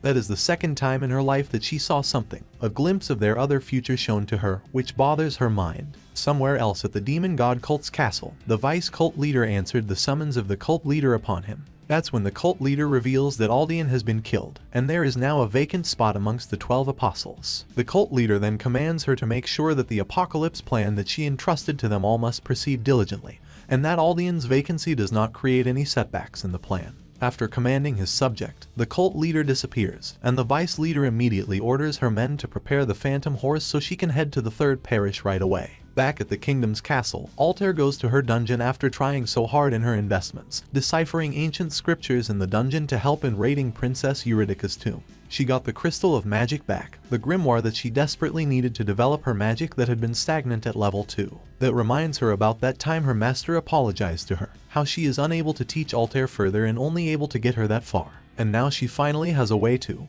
and probably the power to beat that man, her only enemy in sight, the demon god cult leader. As she uses the crystal, her mind moves into a subspace that is immediately connected to her mind.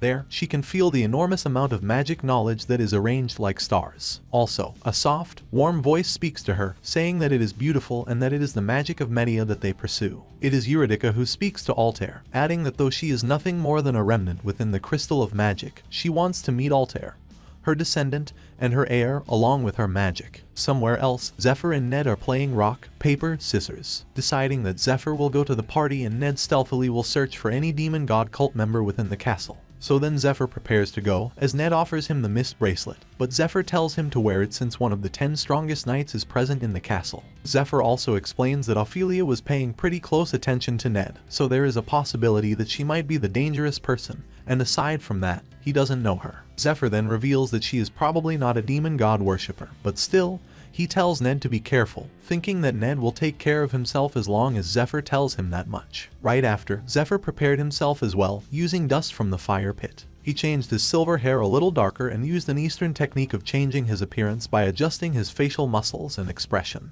The specialty of the real Shadow Disciple is who will rise to be one of the 12 apostles in the future. At the party, people talk about the result of Lucius's raid, and Zephyr talks to one of the huge merchants in the kingdom. There, the merchant reveals that Zephyr is quite talented. After he takes a closer look, he is able to figure out that Zephyr is the one who beat up the priests of the Temple of the Sky in the yard of the castle. That immediately surprises Zephyr because such a weak-looking person sees through his transfiguration and wonders who that guy is. Somewhere else in the castle, Ned is cleaning up the demon god cult's members, going through the east wing. As he jumps around, he thinks about how massive the castle is. He is unable to believe that one person owns that, and how he doesn't think he would ever get used to it. He also thinks that Lucius's newlywed home in the temple was similar in size to his old house, so it was comfortable there for Ned. Ned's home was also like that, not only because of the size but also because of that warm ambience. He then remembers the last time he ever saw his mother, along with his older sister. As he is thinking about all of it, a crude and glaring voice calls out to him, asking what he is doing on the roof instead of enjoying the party. It is Ophelia, expressing how Ned is weird, taking a nighttime stroll in quite a peculiar place. That makes him think that it's his blunder, for he couldn't have sensed her presence, even after wearing the mist bracelets as a pair, and he should only barely be detectable, even with a legendary rank detection skill. Ophelia then tells him not to be nervous and that she only came there because she vaguely felt something out of place. As a matter of fact, she had business with him, so she asked for some time with him. Ned then calls out to her as a liar, so he asks her for how long she has tailed him. She reveals that it was worth a shot and that she had been tailing him from the second floor of the east wing. Being in the corner, Ned tells her that the people he killed were demon god cult members, and he adds that she should be able to confirm that since there are corpses of branded worms around them. He then apologizes for rummaging about without permission, explaining that their leader judged that a quick purge as soon as possible should be prioritized over an agreement. Ophelia then expresses how excellent and fine judgment it is, but then she says that he is misunderstanding why she came to see Ned. That instant, she strikes him with her energy sword, explaining that the dragon raids the princess's long-cherished wish. She worked very hard to gather exceptional talents to make it a success. Ned's comrade, Zephyr, already proved himself. However, she tells Ned that he has yet to be verified. Then she summons her aura into her blade as she tells him to prove his strength to her. Ned then expresses his own mind as well, saying that she is insisting on being punished, so he will welcome her strikes. Somewhere else that night, the cult vice leader, using a pack of hound creatures, found traces of Aldian's demonification. Along with it, she found traces of scorch marks from lightning. She now knows that those are no doubt the traces of a Dragon King-style martial artist. Not only that, she inspects the carriage that is supposed to take Aldian away. There, she found a deadly poison belonging to Persephone that shouldn't exist in a place like that. And now she assumes that the Eastern One, the Saint, and the Tarantula who recently entered the cult must have joined forces. They killed Aldian as planned, which makes her unable to believe they would commit such insanity during a mission with the cult's future on the line. And now, she wonders who has the dragon heart, whether it's Lucius or the Eastern one, a few selected humans who can receive an implant of the dragon heart. Suddenly, a mysterious woman appears. With her red crimson eyes, she looks at the vice cult leader, and she knows that one who wears a bird beak mask could only be the vice cult leader. That instant, she jumps away from the vice cult leader, and the vice cult leader has a hunch that person is related to that situation, and she mustn't lost her. Using the hound creature she summons, she commands them to follow suit with the mysterious woman. A while later, the hounds manage to chase her and bite her shoulder, which makes the vice cult leader happy that she manages to catch her, only to find that the mysterious woman uses the Eastern technique, Dragon King style, the thunderclap palm.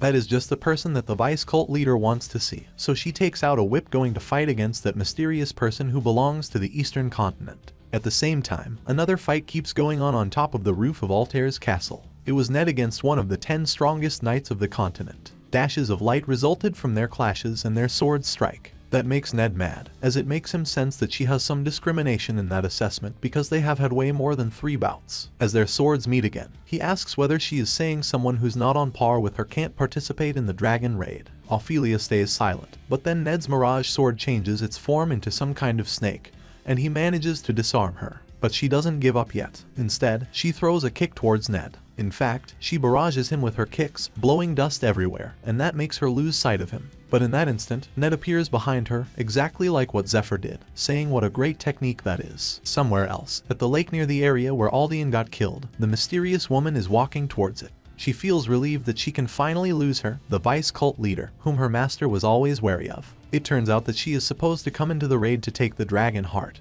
but then she got holed up with the princess's subordinate, Ophelia. She takes off the hood on her head, revealing the red hair that she has, thinking that she finds evidence of betrayal by her master's disciple, who was put into this operation, and even that bitch vice cult leader is loitering around the operation area. At the same time, Ophelia reveals to Ned the fact that the shadow disciple of the Eastern one of the 12 apostles, called the Smiling Woman, is a master of transfiguration. Ophelia was preventing her from joining the operation of seizing the dragon heart. Ophelia notices Ned's breathing, step technique, and anticipation of the next moves, down to the finest details. Ned and that woman have similarities that are unique to those who have learned the same martial art. Ophelia is even more certain of it after fighting him. She also reveals that Zephyr showed the same similarities, but the princess has already confirmed that he can be trusted. Then, most of all, the shadow disciple, Smiling Woman, shares a resemblance to Ned, as if they are related by blood. So then Ophelia asks whether Ned is truly an ally, which shocks and ends up confusing him because all he knows is that Zephyr is the shadow disciple. Back before leaving the third parish, Ned is torturing Aldean for information. There, Aldean apologizes to Ned for killing his father, with the excuse of him being only a priest and having to do what the temple asks him to. Then, he also tells Ned to not trust Zephyr, telling him that Zephyr is deceiving Ned.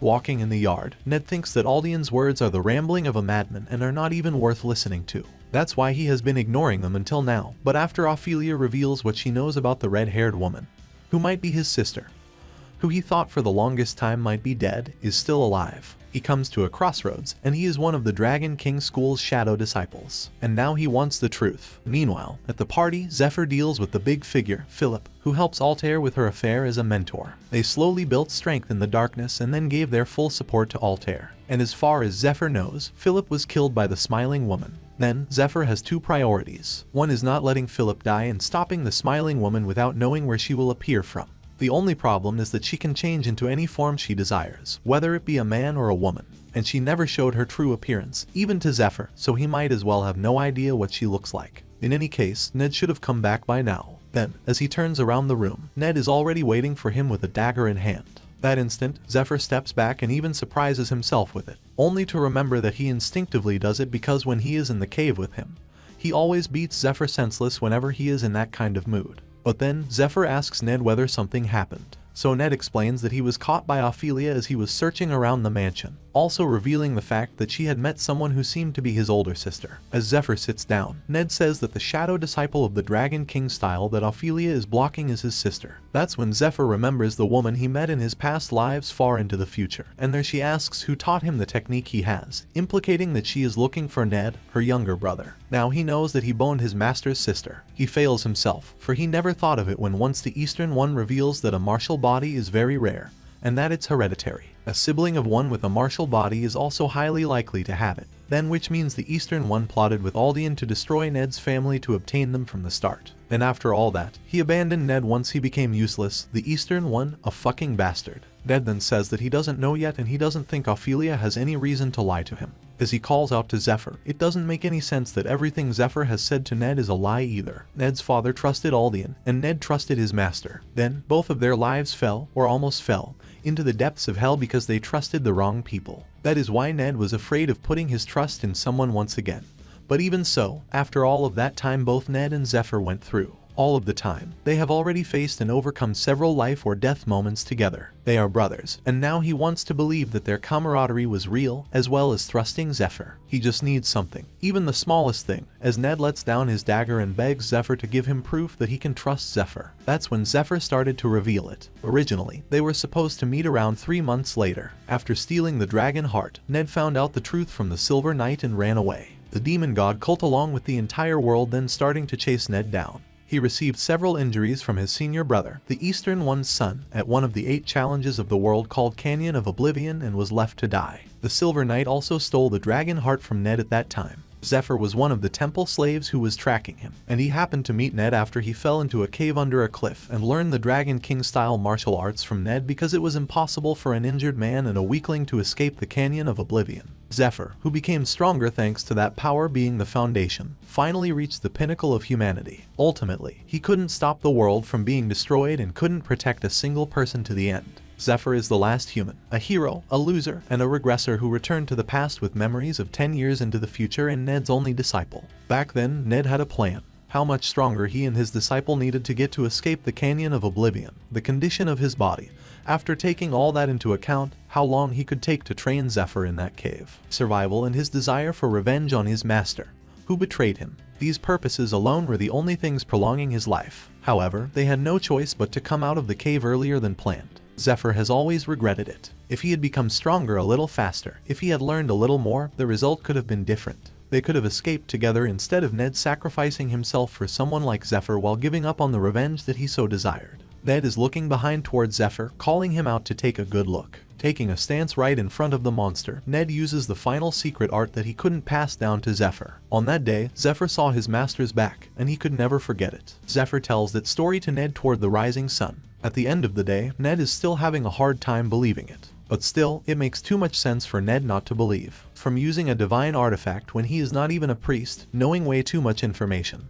And it's plausible if he returned to the past with the perks from the gods. Zephyr then apologizes for approaching Ned with lies, and he isn't sure he will be able to make Ned believe that in such a short period of time. He thought it would be better to just make Ned doubt the demon god cult. Zephyr expresses that to fight the demon god again, he needs him. And more importantly, he wants Ned to live. Now, the reason why Ned kept moving wasn't just revenge. He thought it was natural to live as a part of his family, for someone like him, who had his family's peerage, the old duty of watching over the blood tears, his family, and everything else stolen from him and become a shell of a man. His master granted him a new purpose to live as his disciple. Because of him, Ned worked himself to death to become stronger and repay the kindness of his master, who took him in. Because of him, he happily took on all sorts of filthy errands, because he believed there was a just reason for anything that his master did. A master-disciple relationship is one that is akin to family, even if there are no blood relations. Thrusting your family and helping each other is natural. Ned was reproaching himself for living his life wrong.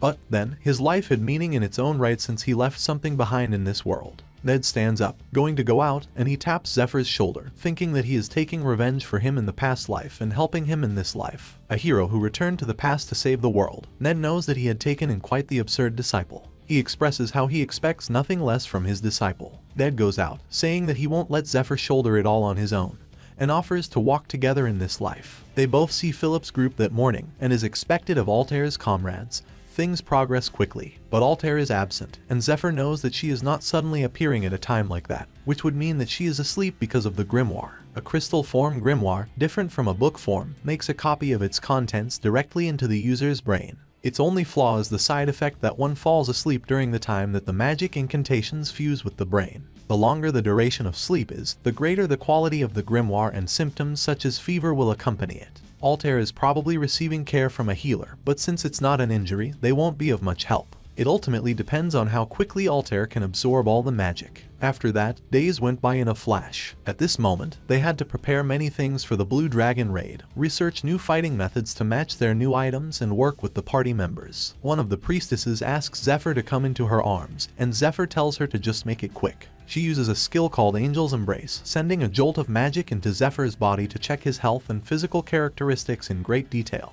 That makes Zephyr shout out all kinds of curse words as the priestess tells him to endure it for a little longer, which makes Ned reluctant to go through with it. Still, he can't get away from it, and as he falls flat on the ground, Ophelia comes into the room, commenting on how Ned looks so pathetic. There, she informs both Zephyr and Ned that the princess is calling for both of them, surprising Zephyr that Altair finally woke up while Ned is confused with where to look for being right below Ophelia. A moment later, from her bed, Altair greets both Zephyr and Ned, while all Zephyr can think of is that someone might have told Altair about him. Back when her mind is directly connected to the crystal, Eurydica congratulates her that the proof of her meridian has reached level 3. The basic knowledge of Median magic is within Altair now, and all she has left is to reach enlightenment through training and raise its level. A new star will be added to the line every time she level it up. Eurydica adds that she is sure Altair will be able to accomplish what no human, even she, couldn't do, which is to reach level 8 of Median magic. Right after, the connection between Altair and Eurydica reaches its end, then she wakes up. She is welcomed by a priestess and Ophelia, along with a massive headache. The priestess informs her that she has been asleep for a week, so she must not move so suddenly. The only thing she can remember at the end of the crystal magic is that Eurydica tells her to thrust Zephyr, so Altair asks Ophelia to call Zephyr right away.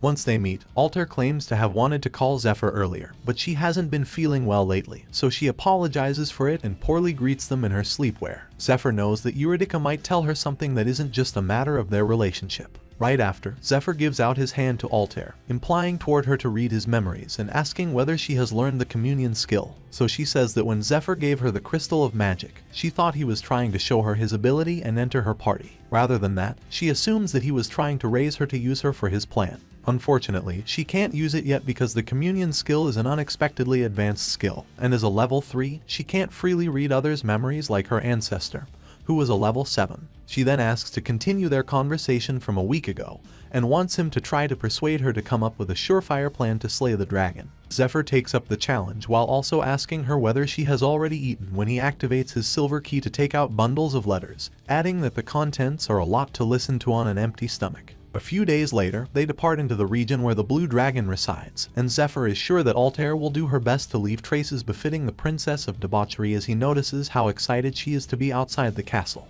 On the other hand, Zephyr is also sure the demon god worshippers are in a frenzy, doubting each other, and the other people in power are bound to be focused on Lucius's seclusion. But that will only last around a month, no more than 2, so until then, Zephyr must earn as much as possible and as quietly as possible with no distractions. The first step to that is the Blue Dragon raid and forming an alliance with the elf. Meanwhile, Ned remembers that he had been to that region before, and he knows the scenery of the endlessly stretching golden wheat field was amazing. The other members say that it was in the past and open the window to reveal the state of the region now. It turns out that the region turned into ruins, leaving a plain full of remnants of the Blue Dragon's poison. It ended like that since the Blue Dragon flew over the region and made its nest at the water source of the river that flows through there 3 years ago, and spews deadly poison. Healers were dispatched, but they failed to purify the land, and 80% of the farmland was eradicated in just 3 years. Yet, Zephyr knows that by the next year, the remaining 20% will also become deadly land. And he honestly thinks it's a miracle that it managed to last 3 years. It's because the river water itself is special. A moment later, they go into the gate of the last human settlement, which Altair's party uses as the last post to go to the Blue Dragon raid.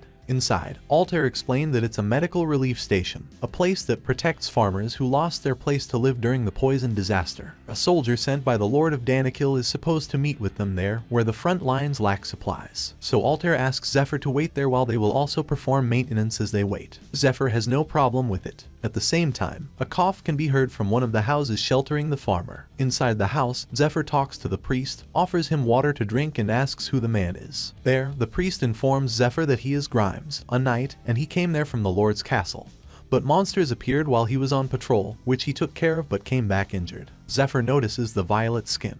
He knows that the Blue Dragon's poison has spread throughout his entire body. Those are symptoms that can be seen when drinking poisonous water or being attacked by monsters from the nest. Just like the land, there's nothing a healer can do to purify him, so he can only receive treatment to reduce his suffering and wait until the day he dies. Altair then whispers to Zephyr, saying that she knows Grimes and that he is a trustworthy knight with great fighting prowess. She thinks he might be the soldier that the Lord sent. Zephyr then requests to tighten the security at the station as he takes stuff out of his silver room, thinking even though there's no one who can deal with the blue dragon's poison, it's not like he can't do anything about it. He takes out deadly poison needle, and right after, he announces that the place will be a Class 1 restricted area. While Zephyr is treating the injured knight, Altair senses that someone is coming into the station, and outside is Captain Regulus Danikil, along with his army, the Scarecrow Knights. He is welcomed by Philip, as he expresses his thoughts, which is deeply concerned whether the Altair's party got scammed by someone or something. The condition to start the dragon raid is that St. Lucius has to discover the dragon heart in the tomb,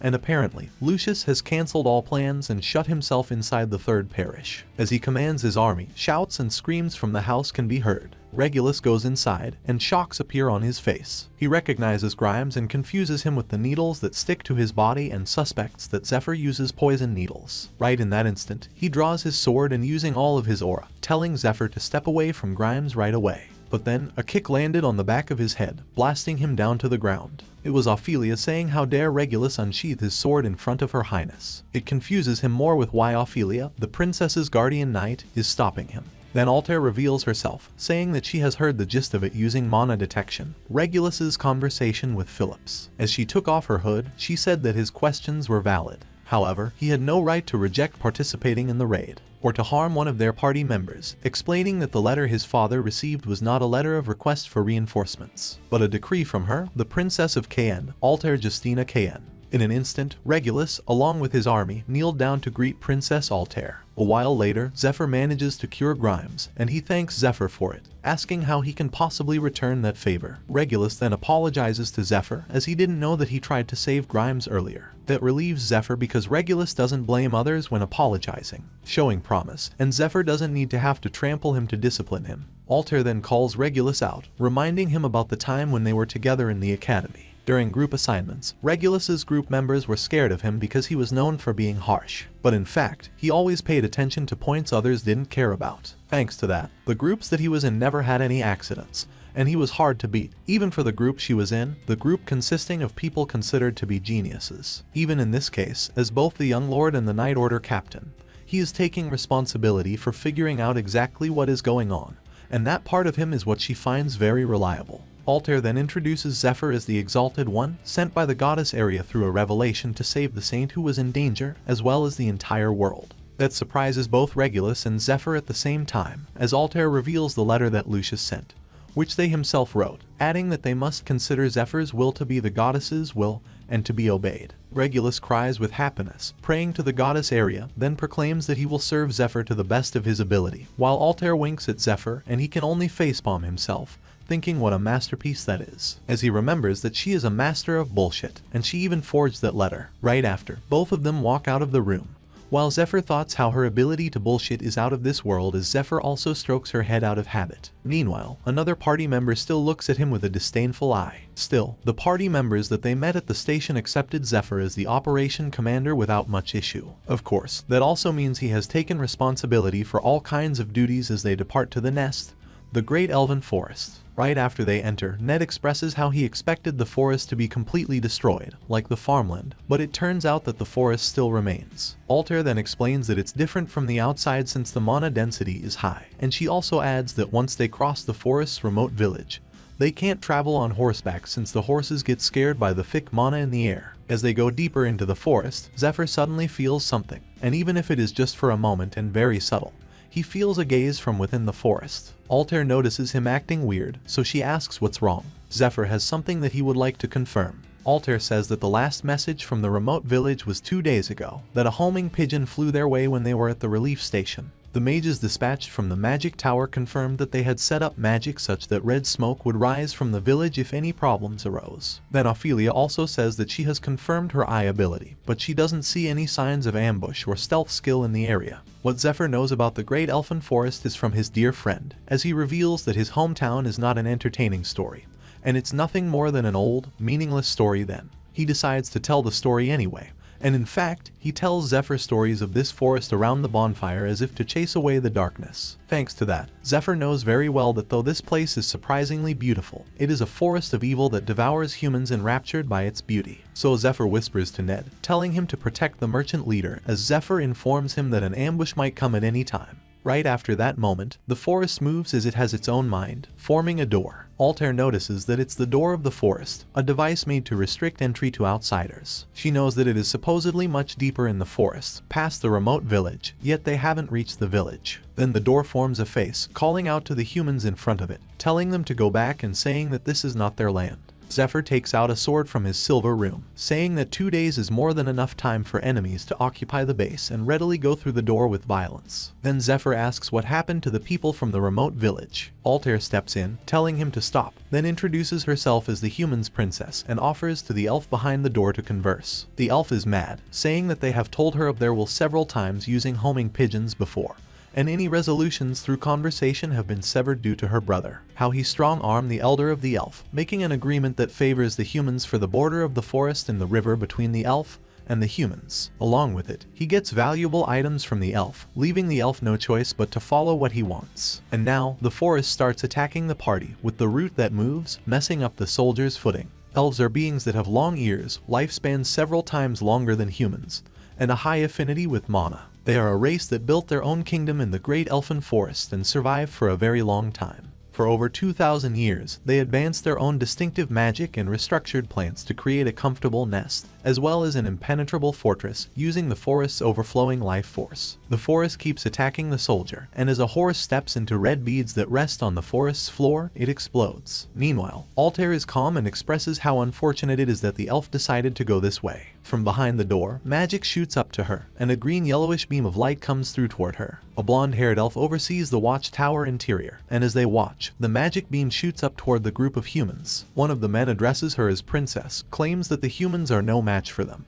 and then she yells at him not to take his hand off the crystal. From the blast appears a silhouette of the humans. It was Zephyr shielding Altair from the light beam using the Dragon Slayer's cape, which reduces damage from the magic of all attributes. Along with it, the healer captain uses a barrier of light, which blocks enemy attacks using sacred power. Zephyr poetically asks whether Altair is alright as she thanks him for covering her. Zephyr knows that the gatekeeper elves that control the door of the forest are nothing but average foot soldiers. No matter how well made the device is, it's not enough to stop him. Right at that moment, Zephyr uses the dragon tongue magic, saying to open the door and calling them imbeciles.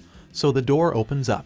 Now, Zephyr has an eye on the watchtower, noticing the identity of the gaze that he has been feeling since earlier. In an instant, he dashes into the massive tree that oversees the forest, punching away the soldier elves, then has his hand on the elf's princess. He then says that even though she looks like a kid, she might already be 100 years old, so he will just slap her once and conversing will come after. As he is going to smack her, he notices that she looks different from the one that he knows, and she also has 2 different colored eyes. Suddenly, there's an arrow that comes right down towards him, destroying the tree into pieces and blasting Zephyr away, losing his grip on the princess. The blonde elf princess telling the elf who strikes the arrow, calling him an idiot for trying to kill her. Then she sends him the coordinates again, asking him to kill Zephyr for sure this time. Meanwhile, Zephyr recognizes the skill along with its power, and he knows that it's definitely him. One of the strongest 10 of the continent, the strongest archer that joined the human resistance force later on and made the demons tremble in fear. The divine archer, Dariel. Right a moment later, he got the coordinates from his sister, claiming that he would finish Zephyr off with his next attack. That instant, he shoots his arrow from a kilometer away, confusing the party on the site and looking for where the next attack might come from.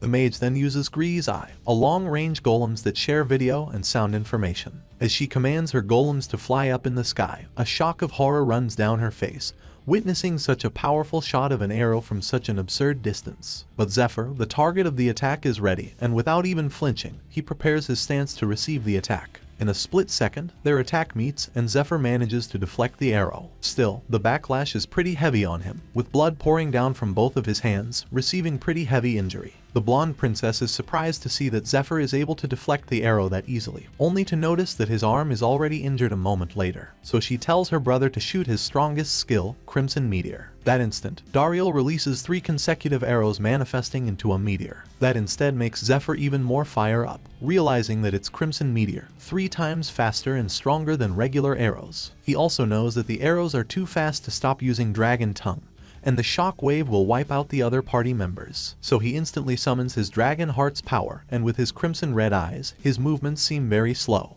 The traces of his sword seem gentle yet fluid, but in actuality, not even a second passed. In the next moment, the traces became a dragon and surged upward. The Dragon King style, as its name suggests, symbolizes a dragon. However, that's only because the flow of mana and martial arts resembles a dragon, and as far as Ned knows, it has nothing to do with a real dragon. Looking at Zephyr mustering those powers like what he sees, makes him knows that there is a stage like that. Kiara is shocked to learn that a human manages to do that, which makes her wonder whether Zephyr is a dragon taking a human form. Remembering her sick mother, she finally gives in and surrenders to the party of humans that comes into her territory. Right after, she says that whether Zephyr is a dragon or a human, she begs them to help the elves, and Zephyr nonchalantly agrees to her request. It is explained that the Lake of Life spreads throughout the great elfin forest through river streams to keep the massive forest alive. The powerful vitality and healing ability of that lake became the foundation of the elves' prosperity, and once the water flowed out from the forest through a narrow stream into the Danakil estate, that land became the greatest granary in human territory. The massive tree that grew while drinking the water from the Lake of Life is the Tree of Life. The tree itself holds sacred power and is the being that gives high elves their power. The Elven Kingdom was prosperous for 2,000 years due to that.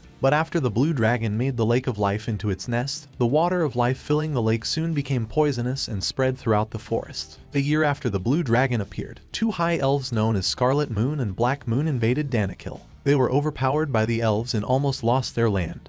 But at that time, Prince Polaris participated in the battle as a cardinal while leading his temple knights. The elves fled to the heart of the forest because of the gold dragon that soon joined the battle. Ultimately, that war ended in the human victory in the form of a ceasefire treaty, and 1 year later, the farmland was polluted by poison. Now, Altair's objective is to form an alliance with the elves to do the dragon raid, starting with Zephyr helping the elves that are affected by the blue dragon's poison. Still, Dariel is cautious of Zephyr to an extent. A while later, Altair continues her bullshit by praying to Goddess Haria, saying that the Goddess of Light is guiding them through the Exalted One, which makes the soldiers worship Zephyr as he is feeling annoyed by it.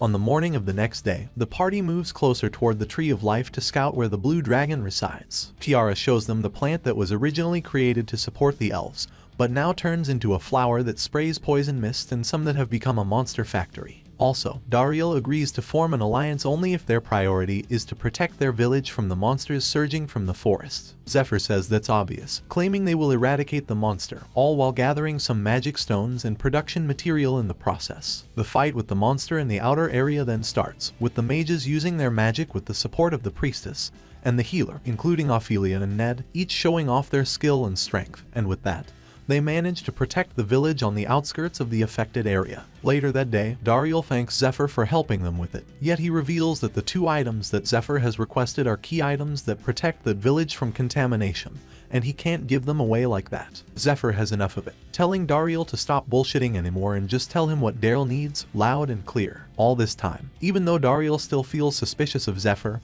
he tries to be courteous to him. Then, Zephyr lays it out, stating that he needs to create a perfect cure that will save the Elf Queen, restore the lake and Tree of Life, then slay the Blue Dragon. Zephyr explains that for the first one, the sap from the Tree of Life is the main ingredient, and for the second, the tree will be restored on its own as long as the blue dragon leaves or dies. In the end, Zephyr gives him the middle finger, saying that they just need to kill the dragon. Zephyr makes it clear that he will slay the dragon, so he pushes Dariel with what he needs more than that. Still, Dariel is not sure about it because he isn't confident that Zephyr is able to slay the dragon, and if the dragon is rampaging after a failed attempt, it will be harder next time they need to raid it. That pisses Zephyr off, telling him not to misunderstand it because there is no next time. They face off with their rage on as Zephyr explains that that matter is something that must be done as soon as possible by squeezing out every last drop of strength they can muster, and it's not something they can wait and see. In the end, even though Dariel fails to get through to Zephyr, he agrees to let their strength do the talking. That instant, Zephyr summons his dragon power as Dariel shoots his arrow right towards Zephyr from that point-blank range. That's when Dariel lays out his frustration, as he assumes that Zephyr now should understand since he must be wanting Dariel to be the main damage dealer. His arrow isn't even able to scratch a dragon scale, and that is the extent of his skills. He feels hopeless in the face of the blue dragon, and even though he wants to kill that dragon as soon as possible, it's impossible for him to do with his current strength. Zephyr tells him to stand up, explaining that he is weak because his items are trash, as he breaks Dariel's bow in half. That surprises him, along with Altair, who knows the quality of the bow, as Zephyr tells him to stop crying and adds that he will make him a new bow. A while later, Kiara is crying over the broken bow, saying that even though Zephyr will make a new bow for his brother, he should have let another person use it. Philip also appraises the bow, noticing how expensive that bow is, which is about a heroic grade weapon. On the other hand, Dariel is surprisingly relieved by the fact that Zephyr would make him a new bow, saying that Zephyr didn't break his bow but his indecision. Since he has nothing to rely on now, he can put his life on the line to raid the Blue Dragon, while Ned thinks that it turns out Dariel is just as insane as Zephyr. Later that day, they gather in the inner part of the castle, as both Kiara and Dariel give their blessing to Zephyr to use both their last means of defense, the Water of Life and the branch of the Tree of Life. Right after, Zephyr drinks up the whole glass of the last pure water of life that the elf has. With the perks that he has, Zephyr's body is immediately filled with an overflowing vitality. Zephyr then sits down right away, performing his dragonification along with a skill called Microcosmic Orbit, a skill that allows him to control the flow of mana to heal internal injuries and increase his mana capacity through repetition. Along with it, Altair assists him in the process of increasing his power output from his dragon heart. Since they don't have time, they need to force the process and direct that overflowing vitality and the dragon's power into the dragon's heart. That process doesn't come easy, as pain runs through every fiber of Zephyr's body and makes him throw up blood. Right after, the priestess helps to heal him right away, praying to the goddess Aria. Both Zephyr and Altair push themselves together, aiming to make Zephyr able to output 10% of the dragon's heart. Knowing they have a hard time, Ned sits behind him, assisting Zephyr with the flow of his mana, as he says that Zephyr's breathing is all over the place. He happily assists his now acknowledged disciple while he thinks that the one who can best support a Dragon King-style master's cultivation is a fellow Dragon King-style master. Using his hand to help, he will guide Zephyr, hoping to tame that rampant power. With that, Zephyr is able to progress further in taming the dragon's heart and in increasing his physical strength to be able to muster more of it. A moment later, a light fills the room, and Dariel is one of the first people to witness Zephyr's new form. A crimson red eyes, body full of dragon scale and a pair of dragon wings bloomed from his back. Ned smiles while the healer falls down with sweat drenching their face. Altair holds onto her staff, smiling towards Zephyr and expressing how amazing he looks right now. He manages to muster 10.1% of the power of the dragon heart, and achieves the second form of dragonification. Right after, Zephyr asks Dariel to bring a towel to him, then uses it to shut his own mouth. What he does next shocks the soft and adorable prince as Zephyr rips his own scale, explaining that a dragon's scale can't be penetrated by regular metal, but the power of another dragon will. Even though it's only a small amount of its true power, those are scales from the strongest dragon, Kaiserus, and Zephyr is excited to rip all of it and make his first dragon weapon in this life. On the next day, with clear gold, a dragon scale, blood rubies, and arrow shafts, Zephyr makes a new weapon using his dragon tongue magic, Flow. In an instant, he is able to craft a black dragon bow along with black dragon arrows that will be wielded by the strongest archer on the continent, Dariel. At this point, it's 2 weeks until the raid, and all the humans and elves are spurred in preparation. Ned will handle the training for those 2 weeks, and the hunting team will be handled by Ophelia, who is going to clear the path toward the middle of the forests. Along with it, magic stones from the monsters accumulated like crazy, yet they all disappeared in an instant to be used to craft weapons, golem cores, fort construction and strengthening, and magic circle installation. Meanwhile, Altair is cooking up a strategy that she will use the last branch of life as the core to be the safe zone so the poison mist won't be able to enter the area. As for Zephyr, he keeps cultivating and trying to keep increasing his dragon heart output. As long as he can maintain his dragon form for 30 minutes, he will have a chance to fight against the blue dragon with the support of the party. Also, he repeatedly uses dragonification and keeps making the black dragon arrow, helping with creating the path to squeeze everything out to the utmost limit and surpass it. On the night before the raid, the soldiers have a long night to rest, and after dinner, Zephyr immediately leaves, claiming that he will take a long sleep to rest. Looking at him, Altair then follows him, saying that her skin is a mess after all that work, adding that she should sleep early as well. Ophelia tries to offer to accompany her, but Ned holds her off and reminds her that she will be his sparring partner tonight. Before all of that, Altair tries to form a raid party, but no one, from the qualified nobles to strong adventurers, is willing to help her. She can only trust a small number of people that she built up trust with before. But then, as if it were all a lie, everything starts to go smoothly because of Zephyr. An unexpected stroke of luck and fate, that's what others would call it, but she doesn't believe in that kind of thing, as she goes into Zephyr's tent. Without saying anything, she reaches out her hand to him, inviting him and then giving him a kiss. A time stop, as it's the first time Zephyr is able to kiss her like that since her death in his previous life. But chill runs down his spine, shocking him as it turns out that Altair uses a skill called a Kiss of Darkness, which makes him confess anything to her. Zephyr falls down as he asks what Altair is trying to do, but Altair shuts him up, saying that he is not allowed to ask any questions. It is fascinating that they managed to work together with the elves, and the blue dragon raid that she thought would never begin is happening tomorrow, all thanks to Zephyr in the short span of a month. She has her doubts, so she stays by his side and keeps watch on him.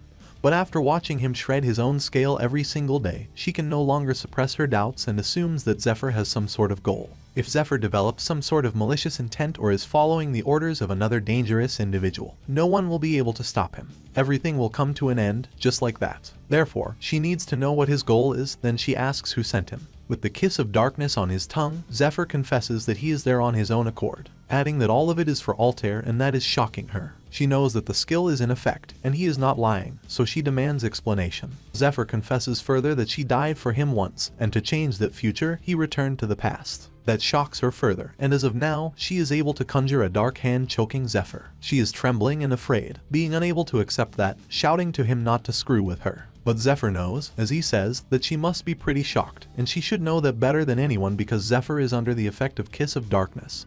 So he cannot lie about anything she asks him. Right after, he broke through the dark hand, reaching out his hand to hers as he closed on and told her to interrogate him as much as she wanted, the truth that she so desired. He wraps his hand around her, and as the duration of the skill runs out, he kisses her again after telling her to recast the Kiss of Darkness. Meanwhile, somewhere else that night, the Elder of the Elves is sneaking around meddling with the magic written on the golem that supposedly will be used in the raid. He laughs as he thinks that those golems will become loyal subordinates who will only listen to his orders. In the morning the next day, the war drum, along with the war trumpet, is sounded. Ophelia with the foot soldier, the mages, and Ned, who will be stationed in a special post. Everyone can feel it. This day, some will return to the dirt, and others will witness a turning point in history. The first order of the plan is to put every strengthening spell on Zephyr, the healer, with the magic of the Goddess of Light, Kiara, empowered by the Tree of Life, and Altair, where she already knew that the path she chose to walk was wretched, one filled with blood. But it was much more wretched than she expected. Last night, Zephyr assured her that she was already walking down that path, even without any knowledge of the future. Zephyr tells her that since it's his second time, he can do better, and at the end of that path, he is going to grab hold of what he really wants. When that time comes, he asks her to be her king, addressing her as the queen. With that belief, Altair uses the strengthening magic from the line of Medea. That instant, along with all the buffs, Zephyr immediately manifests his second form, marking the commencement of the Blue Dragon raid. Zephyr, as the sole vanguard, flies up high in the sky, so even though that is a ridiculous idea, that has the best chance for raid success. With overwhelming strength and lightning speed from the Dragon King style, Zephyr opens up the path for the foot soldier, long-range army, and the support. In an instant, Zephyr slays the huge plants that stand before him. At the same time, he realizes that it is definitely near the lake, as it's full of huge plants. Using the Silver Room, he drops off tombstone-type golems that would disperse any mana wavelengths in a 70-meter radius, and they resonate with each other and create a mana road. From then on, the magic that's used from the camp will be passed along all the way until the end of the mana road. Along with it, the mage creates a huge video relay golem called Cyclops that will become the party's eyes. And with it, Dariel, the long-range damage dealer, is able to see the fight from that far distance. At the bottom of the Tree of Life lies a blue dragon, radiating poison mist several thousands of meters away from it. Zephyr slowly sneaks right above the blue dragon. As he expected, he managed to come that close without the blue dragon caring about his existence. With it, he can only move within the poison fog for a maximum of 28 minutes since he used 2 minutes to move and set up the golems. Right after, he summons a black dragon chain that was made using Zephyr's scales. First, he ties up one end of it into the Tree of Life's branch and then dashes down towards the massive dragon. Though Zephyr knows that the blue dragon is not a poison dragon, the world has simply forgotten the type of being it is because elves live an average life of 300 years, while high elves live about 500 years. The last time a blue dragon appeared was 600 years ago when the Lake of Life possessed a strong effect compared to even the prayers of priests. The reason it suddenly appeared in that place in tatters was to heal itself because the blue dragon had been poisoned by the demon's poison. As Zephyr flies down toward it, the dragon notices him, and in an instant, it moves, striking his head and eating Zephyr whole. Fortunately, he can easily hold the teeth that are going to devour him. Because of the dragon's weakened state, he is able to overpower it with his 19% dragon heart output. Using his Dragon King style and his Dragon Claw, Zephyr decides that the blue dragon will be his first prey, and then rampages in its mouth. And with it, Zephyr also binds the dragon's mouth with his black dragon chain. Right after, he smiles as the time for fishing comes, using his dragon tongue magic. The strikes come, lifting the massive dragon up from the lake toward the branch. Still, even while injured, the blue dragon was able to swing Zephyr around. After using all of his 19% output of the dragon heart, he still completely loses in terms of strength. So Zephyr summons his Dragon Slayer sword, swiftly swinging it to slash the inner part of the dragon's mouth. The inside of its mouth is way softer than its scales on the outside. That's also where the important blood vessels and nerves pass through. Zephyr decides to stay as close to its insides as possible and deal damage. Right at that moment, the dragon gives up, trying to free itself, then strikes its jaw toward the tiny human right in front of it. That manages to pin Zephyr down, and with it, the massive dragon tries to perform its dragon breath from up close, point-blank range. Kiara, who is watching from afar, knows what that means, along with Dariel, who knows that blue flame, the one that burned their forest back in time when the dragon came. However, Altair doesn't lose her composure, commending the support team to prepare their skill, because she knows that it's alright and that Zephyr is safe. It turns out that Altair wasn't the only one that noticed, and the dragon also did. While it wasn't fully in the right state of mind because of the pain of the poison, it knew that it didn't feel anything between its teeth. Since the side of its mouth had felt a sting right before it unleashed its breath, its prey, which it was holding tightly, had disappeared. It turns out that Zephyr used the silver key to enter the silver room and dodge the flame. Right after the dragon unleashes its breath, Zephyr immediately appears again right in front of it. He knows that the chance to counterattack comes right after, and in that instant, he performs his Thunderclap Palm Strike. The dragon doesn't have a long downtime, so it performs its own counter as well, going for another breath. Fortunately, it took a long time to prepare, so Zephyr noticed it, using his own dragon breath to explode its dragon breath pocket. Even if it possessed great regenerative powers, it wouldn't be able to use its breath for the next 10 minutes. So Zephyr tells the support team to do their strikes. That instant, the priestess uses a Thorn of Sins, a mage that uses an ice spell that binds and freezes the dragon right on the trunk of the Tree of Life. Right after, Dariel, who uses the black dragon arrow and the black dragon bow, coats the tip of his arrow with extreme venom. With all of his power, he releases it. Along its path, the power of the strikes also cleared the plants that were summoned by the massive poison plants, going straight to the Tide Dragon. The people cheered as the arrow pierced the scale of the blue dragon, along with Kiara, who seemed really happy that it did. But Dariel still doesn't feel satisfied, as he remembers that time when Zephyr scolds him. Zephyr explains that the second reason he is weak is that he lacks real fighting experience, adding that all of him has yet to fight an opponent that would awaken his true strength. However, even if he still doesn't fully understand it, he will soon find out not only his power but also his life's mission. Another strike comes toward the dragon again, the crimson meteor riding the bloody dragon's scale arrow. Realization comes to him, as he understands it is that the blue dragon is not his end goal but merely a stepping stone that he must surpass. Together with the other supporting magics, the blast towards the dragon deals massive damage. On the other hand, Zephyr is having a hard time looking for the dragon's fatal weakness, something specific that is located on the dragon's body. As Zephyr is trying to rip his way through its inside, his hand stops moving as if something is gripping it tightly. He notices that something is wrong, which Altair also notices. She immediately commands the party to stop the attacks and turns on the defensive because the Mana Road is changing directions. What Zephyr explained to her is that the Mana Road is able to direct its attacks toward the dragon,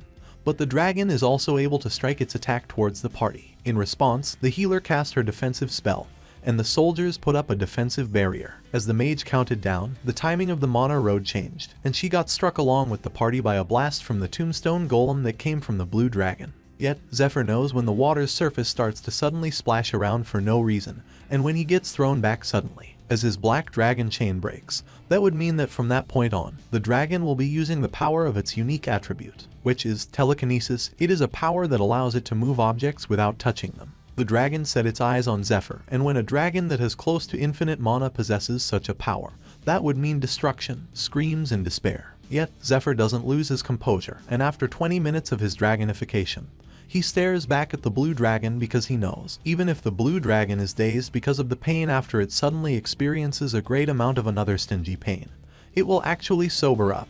And that will be when the true battle starts. The blue dragon sees Zephyr, noticing the sword that he wields, the Dragon Slayer sword that someone it faced before wielded. At the party's side, they gather their wounded and heal them while Altair evaluates that their skill's effect will be reduced even further from now on. On the other hand, Dariel has a problem if he shoots his arrow from 1.5 kilometers away. It would take 4 seconds to reach the dragon, even if he uses his fastest skill, Crimson Meteor. So Zephyr needs to stop the dragon from moving for at least 4.5 seconds for his arrow to hit.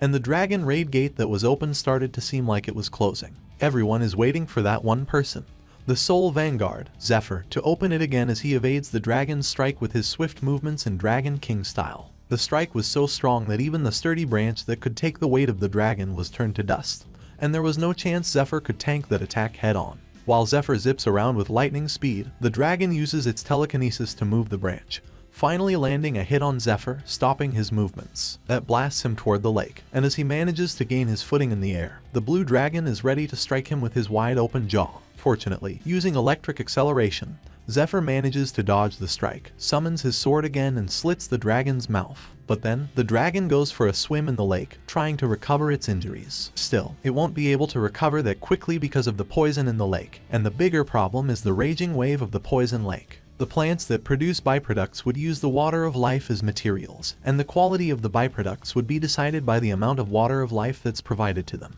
The plants produce, after absorbing all the raging waves of the poison lake, strong monsters that will march toward the party. With all that they have, they support the golems to deal with the monsters. But there are too many monsters appearing, and they decide to push all of them toward the lake so that they don't get in Zephyr's way and kill the monsters that are approaching the camp. But then, suddenly, half of the golems are changing direction, running away from the battlefield. The golems that had been meddled by the Elder Elf. On top of that, a sudden range attack comes their way, and fortunately, Dariel notices it. In response, he shoots his arrow toward it. He deflects the attack, but the problem is the distance between them and the monster who launched that attack is about 700 meters. The party needs to stay on their toes because that monster is definitely on the level of a dungeon boss. In the previous life, the raid took place 1 year and 4 months later, where they lost the Black Dragon's heart. But Altair didn't give up. She gathered strong comrades and challenged the Blue Dragon. So while they did kill the Blue Dragon, they couldn't obtain its dragon heart because of a grave mistake they made. The pollution of the Danikil granary was so serious that it was beyond cure. A failure is the only word that could be said about the result. Despite all that, after Zephyr came out of the cave, he returned to the temple and started to struggle as he climbed his way up the ranks. One of Ned's enemies, Aldian, was in the 3rd parish. He had to become a temple knight to get closer to him so that he could have a chance at revenge. He overheard Aldian talk with Matthias about the princess's failure. It turns out that the failure is the result of the demon god cult's schemes, and at that time, Lucius is under the brainwashed control of Aldian. Along with it, the demon god cult possesses 2 of the dragon hearts that had been discovered at that time. But now, inside the Silver Key, Zephyr knows that this time, the situation is different. He has a black dragon heart and will get his second with the blue dragon. With it, he drinks a bunch of potions to recover and uses the video relay golem to see the situation on the lake. Outside, the monsters uproot huge trees, and then a bunch of smaller monsters mount up to them as the massive one throws them up toward the party. Using the hippogriff's feather arrows and with the support of his sister, Dariel shoots them down. Their combined magic, called Blue Storm and Flame Dance, incinerates the monsters that come their way. The rest of the party is also pulling their own weight, but the problem is that there are too many monsters. On top of that, the boss rank monster suddenly casts magic that makes the swarming monsters disappear all at once, only to appear again right on top of the camp where the party station is, slamming them with their sheer number. Along with it, the boss rank monster also joins the fray, stomping its massive leg onto the masses of the party. Fortunately, Ophelia is there, able to stop it with her sheer physical strength, saving the knights that going to get flattened. She then barrages the massive monster that stands before her with her sword moves, saying that its head is way too high for a monster, commanding it to stand down. Meanwhile, Regulus and a few support members stand guard of the branch to protect it from getting destroyed by the monsters. As Altair sets it up, she tells him that his role is to protect it, and the safe region will be destroyed if that branch is gone. So he comes to a crossroads whether to help the party outside or stand on guard inside the zone. But then, suddenly, Altair shouts while knocking at the door, calling out to him to open it. Though he knows that it's probably a monster that uses the princess's voice, he still opens the door in the end. Waiting outside is the Elder Elf, using an imp acorn to imitate the princess's voice. He then suddenly uses a flashlight spell, blinding the party that guards the branch. In that split second, he comes inside and grabs the branch. The sound of the horn whistle then sounded, marking that the core of the magic circle had been stolen, and the Elder Elf, with a few of the High Elves, ran way out of the camp. Using the video relay golem, Altair is smiling, asking Zephyr whether he can hear that, and they are about to be in deep shit, and telling him to kill the blue dragon within 10 minutes. Zephyr then teases her, asking for a reward, so she offers him to continue what they couldn't finish yesterday. That simultaneously excites and surprises Zephyr with a full hard-on, and Altair wishes all of them luck before ending personal communication. Right after, the blue dragon rises up from the lake and sets its eyes on Zephyr. The blue dragon was able to recover its breath pocket because it went underwater. If it could endure the damage it was taking, it could use its breath, and, just at that time, its enemy stopped moving because he was distracted, and then it shot its dragon breath toward the tiny human that still thinks about his reward. Suddenly, Zephyr turns around, telling it to shut up, as he summons the stake of faith that he stored inside the silver room, landing it right on top of the blue dragon's head. He then called out to the rear squad, commanding them to change the strategy, to follow exactly what he is about to order them to do. Then in 10 minutes, that dragon is already dead meat. The group of elves that went AWOL is after the last sealed box, which contains the seed of the Tree of Life, so they can move somewhere else to create another settlement. Meanwhile, one of the strongest 10, a reliable healer who supports the masses in standing their ground, Zephyr, who possesses a dragon heart, and even the princess, who possesses powerful authority, are fighting to their teeth. While Dariel is powerful, he is not the center of the elf kingdom since the queen is sick, known as the Broken Moon, and the king cannot move a muscle in the form of a tree. The elder is the one who is able to call the shot, and that's how the elves are divided into two forces, one that follows Dariel in the raid and one that follows the elder toward the tower that stores that last box. But right at the bottom of that tower, there's an entity that scratches the wall of the tower endlessly. It was a demon, a mindless demon that cried and seemingly wanted something from the tower. The elder then uses the flying golems to attract that monster's attention. That was a standard tactic. The monster reacted to one of the golems, and right after, the other golem threw the explosion seed to break the tower's seal, and the elves were able to recover the sealed box leisurely. What they miscalculated was that the box in their hand was an item that the demonic monster wanted for 3 whole years. Crimson Moon, Masha, the queen candidate 60 years ago, and the elf that caused the war with Danikil 4 years ago. Because she went through demonification and lost her rationality, all she remembers now is her hostility towards elves. After being heavily wounded by the war they wage against the humans, she seeks help from the demon god cult's leader along with Black Moon, Ramiel. They then become a pair of demonification monsters, witnessed by the demon god cult executive 12 apostles. 3 months after they become demons, they kill everything they come into contact with, both monsters and humans, and they got used to their new powers. After that, Aldian schemes against them, offering to kill the blue dragon and he will lend his soldiers. At Gala Mountain, the original den of the blue dragon, Artalis. The pair goes against the blue dragon, as it expresses how ridiculous that is, and it is rendered speechless seeing the demonification elves. The eastern one and Aldian, the ones who scheme against the elves, thought that even the cult had lent them combatants. They are sloppy, and they will just become that dragon food. That's how they meet their pathetic end, and the Dark Moon gets swallowed whole by the blue dragon. But that's Aldian's goal to begin with because the Dark Moon demonification form masters the art of poisons. He has the demonic skills that evolved over thousands of battles, extreme venom and petrification. Aldian uses him to make use of that skill to release poison into the dragon's stomach until it dies. In the end, it's just going to be a race against time. Will the dragon die first because of the poison?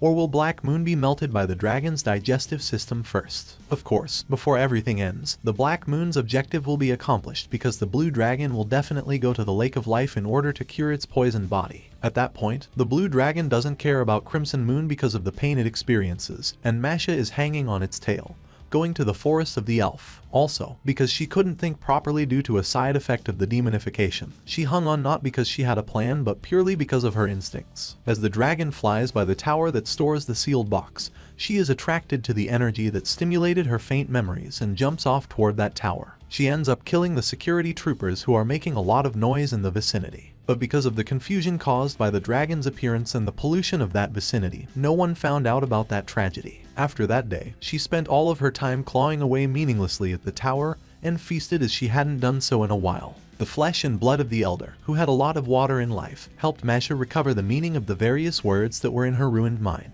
The moment she regains her mind again, she sets her eyes toward the aura of this particular being in the tower. It is the Broken Moon, the elf's queen who has been bedridden almost all her life. The branded worm allows demon god worshippers to borrow the power of a demon, and the user would grow so that they could use that power. Once their growth stops and evolves, they would gain special abilities. The special ability of the branded worm that Masha raised was gluttony. It's a power that steals the skill of the living organism that she devours. The elf elder's skill, acceleration, a skill that allows elders to stab the weaknesses of their opponents, gave Masha incredible speed that allowed her to reach her destination. She then walks inside the queen's chamber, setting her eyes on the queen's lifeless body, and readily devours her whole. With her raging anger, she dashes towards the queen, but suddenly Ned appears right between them and then slashes Masha, preventing her from hurting the queen. All of that time, Ned was left wondering why Zephyr, his disciple, sent him to the rear position while asking him to protect the queen. It turns out that a demon would appear out of nowhere, and in any case,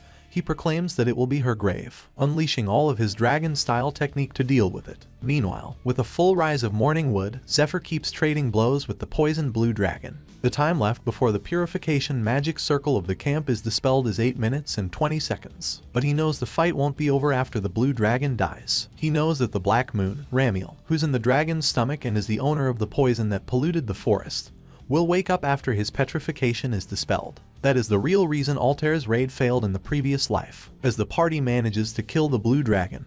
And when the vanguard is about to claim the dragon's heart, Ramiel wakes up from its stomach, surprising the party while also claiming the dragon's heart. The Black Moon's poison becomes several times stronger as he gets in contact with the dragon's heart. His poison burst forth like an explosion and covered the forest, melting everything in the vicinity. While Altair gets the party to retreat immediately and manages to avoid total annihilation, they don't get the dragon's heart, and the Great Elven Forest, along with the Danikil Granary, became even more polluted. It became a hell that no one could live in. Knowing all of that, Zephyr tries to make sure that will not happen. The other reason they failed back then was because they lacked information. There are also 2 vanguards that could fight freely within the poison fog. He tells Zephyr back then that the dragon seemed to move awkwardly as if it was trying to protect a part of its body. Even with that, Zephyr still fails to find it, and having enough out of it, he summons a scale that has been smeared with extremely lethal poison. Using the dragon's tongue, he casts an explosion on the scales after stabbing it into the dragon's body, making it scream hysterically. But then, Artalis uses its own dragon tongue to stop the time,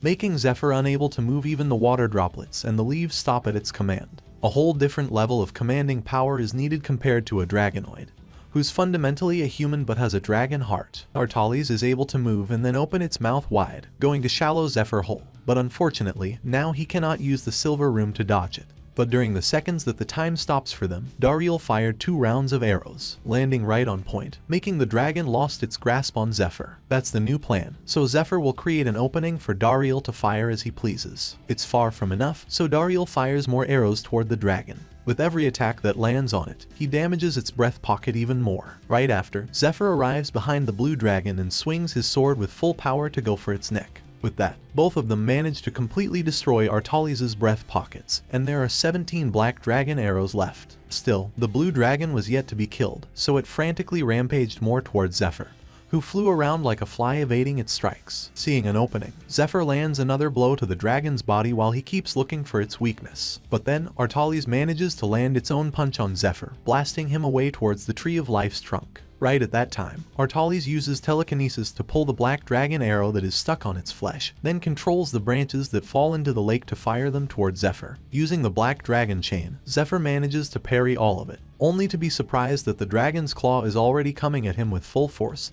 stamping him into the tree trunk. Fortunately, Zephyr is able to evade it, going around the dragon's hand, then summoning the Stake of Faith again, and stabbing it right through its neck. On top of that, Zephyr gathers his mana on his hand, and along with the dragon power he can muster, he punches the Stake of Faith going through the dragon's neck further. Behind Artalis, another barrage of arrows landed on him again, able to land a massive blow. With the Stake of Faith stuck on its neck and a dismembered arm, Artalis sets its eyes on Zephyr, who wields the Dragon Slayer sword. That makes her remember her lord, Kaiserus, the black dragon who went insane and got ganged up by the heroes. It was Georgius who wielded the Dragon Slayer sword, who ended Kaiserus's life. And 1,000 years ago, Artalis thanked him for freeing her lord from Kaiserus's curse. She forgives Georgius for killing her lord, but she promises to kill him if he ever appears right in front of her. As Artalis remembers all of that, the dragon stops moving and stands alone on the lonely lake of life, hurting. But Dariel and Kiara know that the Tree of Life is trembling.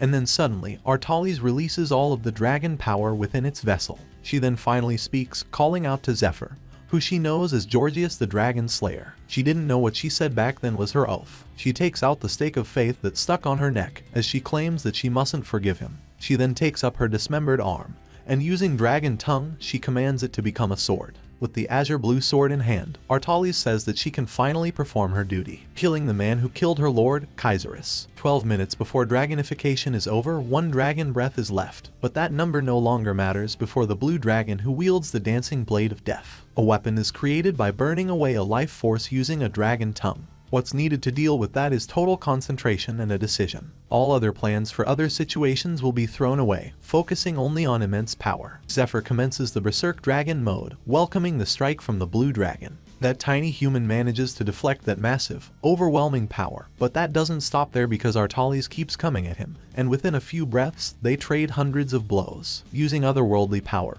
Artalis slashes vertically down towards Zephyr, who manages to split the tree of life in half. Yet, Zephyr was able to stop that strike in its path, preventing it from going further. He then flies up in the air, remembering what Ned taught him, that just as everything moves, strength also flows from one place to another, like a single leaf that is able to split a tree trunk in half, using a small amount of power to overpower greater enemies. Zephyr managed to land several strikes on the dragon in the amount of time he dashed to it. Looking at the injured blue dragon, Zephyr notices something shining in the dragon's body. Something that's stuck, a weapon that seems to have been stuck for a long time. That's what his comrade told him back then. Information that says the blue dragon has a long-term wound that it can't recover from, which is its fatal weakness. So Zephyr immediately flies towards it again while evading the dragon's sword strike. Right at that moment, Artalis dives down into the lake to try to escape again. But Zephyr doesn't let her be, so he summons the black dragon chain to tie her tail. Instead, he drags him into the lake along with the dragon, so he comes closer to it to strike his dragon slayer sword. From the camp, Dariel prays to his parent to guide him on his path while shooting his crimson meteor. However, the arrows miss the dragon, instead hitting the trunk of the tree of life. Still, he shoots the arrows again, deliberately hitting the tree that finally breaks it. At the same time, as Artalis swings her sword to strike Zephyr, the trunk lands on top of her. With that opening, Zephyr goes to strike the weapon that is stuck on Artalis' body, and with a single strike, it makes the dragon scream uncontrollably. As it turns out, 1,000 years ago, Georgius didn't leave Artalis be, and he struck her with his dragon slayer sword, and they had a short battle. Though, it's more accurate to say that she got beaten up one-sidedly because she let her guard down. Along with it, Georgius stuck the White Queen's finger on her body. A stake made from the first queen's bone seals the power of its target, and the target cannot remove the curse by himself due to the effects of the curse. Artalis is now finally able to remember clearly what happened 1,000 years ago. And in that case, the person right in front of her is not Georgius, so she takes a closer look at him. Zephyr, the new dragon slayer, succeeded Georgius. Right after the blue dragon is killed, Ramiel notices that the blue dragon's life force has stopped reacting. He then wakes up from his deep slumber, and the moment he gets his hands on its dragon heart has come. But then, suddenly, a sword strike came right to him, and it was Zephyr forcefully taking him out from the blue dragon's stomach. Right after, Zephyr strikes him again, blasting him away towards the tree, and then taking the dragon's corpse into the silver room. And now another battle commences between Zephyr and the demonification Dark Moon. Yet, before he is able to make any move, Zephyr uses the black dragon chain to bind him to the tree. And in an instant, he appears with the stake of faith in his hands. There, he stakes him, then spins the stake, going to rupture Ramiel's body. Unfortunately, he wasn't there and managed to slip away, only to appear on top of the tree branch. Zephyr then uses the dragon tongue magic to bind Ramiel on it, then chases him with the stake, going for the same attack. But as Zephyr attacks him, he summons a poison barrier that manages to block the stake. At this point, Zephyr is on his last breath because he is about to faint after using the dragon tongue, and his body is in tatters.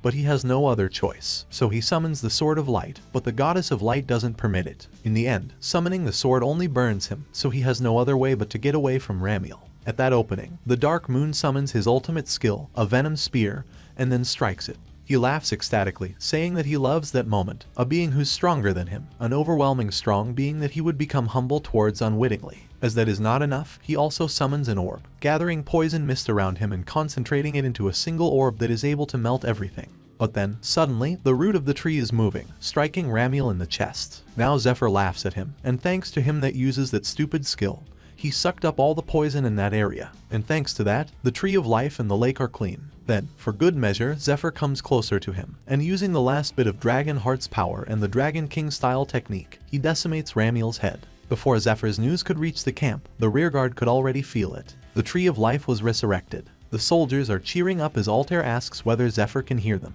but she fails to get a response, and Zephyr falls down into the lake. Fortunately, the Tree of Life welcomes him with his roots, as he thanks Zephyr, a young dragonoid, and since Zephyr helps the tree, He decides to help Zephyr as well, taking the human into his trunk. On the other side, Ned also notices that the roots of the Tree of Life have been revived, which means Zephyr has succeeded, as he himself had already killed the Crimson Moon. But she is stronger than he anticipated after absorbing the Elder's skill, and he is not in great shape after losing a lot of blood against her. At that moment, a vine moves as if it wants to hug him. It was the Queen who woke up from her deep slumber, telling Ned to not be surprised and explaining that the vine acts as her hands and feet. She is unable to move. However, he protects her, so she asks him to allow her to express her gratitude as she wakes up from her bed. She is Sylvestra, the Queen of the Elves, asking Ned to come over. Meanwhile, a dream about when Zephyr is little, evading his sleep, the memories of her mother and all. He wakes up in the chamber inside the Tree of Life. The first question he wonders is how much time has passed since he fell. A voice can be heard saying that it has been 72 hours, 18 minutes and 29 seconds. He also asked him to not move yet, as he is currently recovering.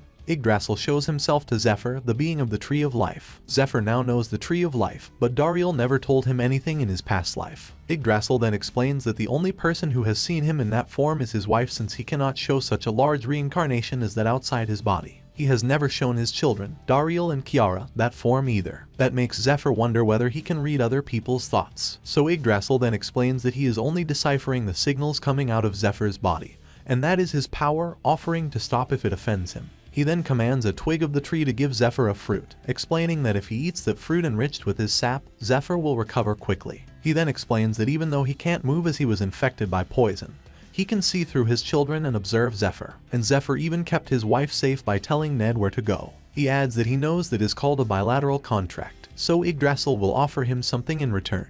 Yet, Zephyr has no freaking idea what he is talking about, and what he can remember of Yggdrasil from Dariel is that his father is a demigod, someone who's akin to a god but hasn't reached that state. Yggdrasil then mentions the dragon heart inside Zephyr, and he knows that it has a side effect to transplant it into such a fragile body, so Yggdrasil offers to help Zephyr with it, and he will also make Zephyr's body stronger so he can transplant the blue dragon's heart as well. Along with it, he also asks Zephyr for a request as well. After the whole ordeal, telling the stories of the past and future, Yggdrasil reveals that he is one who knows the truth of the world, with the symbol of the oath ring, an overwhelmingly stronger one. Even only looking at it already sends a jolt of headache to Zephyr, so Yggdrasil tells him to not look at it for too long. He then explains that along with the 7 dragons and him, they are beings bound by missions given to them by the Almighty. As long as they have that, they cannot run away from their mission until they die. The only thing he needs to do is to help Zephyr with the transplant of the blue dragon's heart. His request to Zephyr is to kill Yggdrasil when the time comes so he won't hurt his wife or children because of his mission. Now, the same ordeal goes to Zephyr again, a whole fighting against the blue dragons will inside his consciousness. After summoning his past life power, only to be surprised to see a woman inside, where he supposedly sees the blue dragon. There, when he realizes that the blue dragon is a she, on top of that, she takes the human form, which is unheard of from the dragon even in his past life. The difference in this life is that Zephyr already has the black dragon's will with him, which means that he has already gotten Kaiseru's permission, and Kaiserus is her lord, so Zephyr will have her power without much of a fight. Right after that raid finished, he came out from the trunk of the Tree of Life. What welcomes him are his comrades, along with Altair with them. So Zephyr asks why she is waiting out there, and she says that she is waiting for him. That instant, he jumps off from the root of the Tree of Life to receive Altair in his arms. And thus, another part of the old god is transferred to a new owner, and the future of this world has changed even more. At the same time, in the 4th parish of the Temple of Light, there is a conversation about why there is no news from Cardinal Aldean yet. Suddenly, another knight runs toward the captain with a letter in his hands. As soon as Captain Gertrude opens the letter and reads what is inside, her face immediately changes, knowing her master Aldean is killed. People start to talk about the topic as well. They all wonder whether it's true that the twin knights of Aldean also disappeared. However, others heard that they were dead at the 3rd parish where they were sent. And the fact that the entire 3rd district is killed by the Holy Son Lucius makes the rumors even more famous. The twin knights are ranked 10th among the top 10 strongest people. Because of religious issues, the saints were not among the top 10. But if the Holy Sun defeated their place in the top 10, it would now be in the hands of another terrible person. Meanwhile, all 3 factions rush straight to the castle at the top of the hill. At the same time, in the Temple of the Angel, Mercedes believes this will be the start of war, leading to rivers of blood flowing to the earth. And at the end of the last 1,000 years, he will appear to save them all from imminent death. This one is called Destroyer of Fate. Back to Earth, inside the Lindell Castle, Idirius held a huge sword. He had defeated his opponent and began to laugh loudly. He said that it was too dull for him here because he had already won. and now he deems himself worthy to meet the princess. While Zephyr is inside the Tree of Life, everyone is busy. Yggdrasil, who's cleared of poison, sent the activation code so the mana flows can start working. With the help of its roots, which it planted along the reservoirs, they stored and filtered the water and distributed magical energy in the air, and thus the surrounding area began to be cleansed. The surviving people destroyed the remnants of the monsters and headed to the Tree of Life. And when Altair, along with her squad and her faithful knight Ophelia, returned, they saw something incredible. In the capital of the Elven Kingdom of Elvenheim, everything begins to bloom, and a bright white flower appears. Most of the elves began to sob loudly and rejoice at the same time. After all, they did not think that they would ever return to this place. But at that exact moment, Ned appeared behind them and said that it was too early for them to rejoice. And as soon as the elves turned around with great surprise in their eyes, they saw someone they didn't think they would see at that moment. Their queen appeared before them, and they were happy that she had woken up. Dariel and his sister could not hold back the tears in their eyes because they finally saw their mother. At that very moment, they rushed to her to quickly hug her. A while later, the search began for the missing stragglers during the battles and forced march. This is followed by the treatment of the wounded and the burial of the dead. Both garbage collection and the need for labor were great, and it was impossible to assign all the responsibilities to Yggdrasil, which was already busy clearing the lands. In addition, this busyness helped everyone overcome their grief of losing friends, family, and home. After the threat of the blue dragon disappeared, hope returned. Grief still finds its way to their heart, but this also made everyone realize that monstrous damage is unfortunately necessary for victory. And by the time the past is abandoned and the tragedy is realized, the princess and queen officially end the raid on the blue dragon. That day, the queen expresses her gratitude to the lands of the Danikil of the Temple of Light. She also thanks Zephyr, who saved the elf people from extinction. They will always remember this. As a race of the Tree of Life, respecting the bilateral agreement, they will return their kindness as much as they received from them. Taking advantage of this opportunity, the Great Elven Forest will subsequently be an ally of Princess Altair for centuries and will sign the Pact of Non-Aggression. And the son of the head of the trading company realized that this was it, and he received the answer to the question that he had before preparing for the raid. After all, he says that elves and people hate each other, and it is difficult to organize a paradise in such conditions. They also have to worry about the raid members not tearing each other's throats out and whether it's too early to go on a joint hunt. But the princess then answered him and said that she thought it was even better. It's not for nothing that they say that any crisis is an opportunity, and it may seem that the situation is not the best now,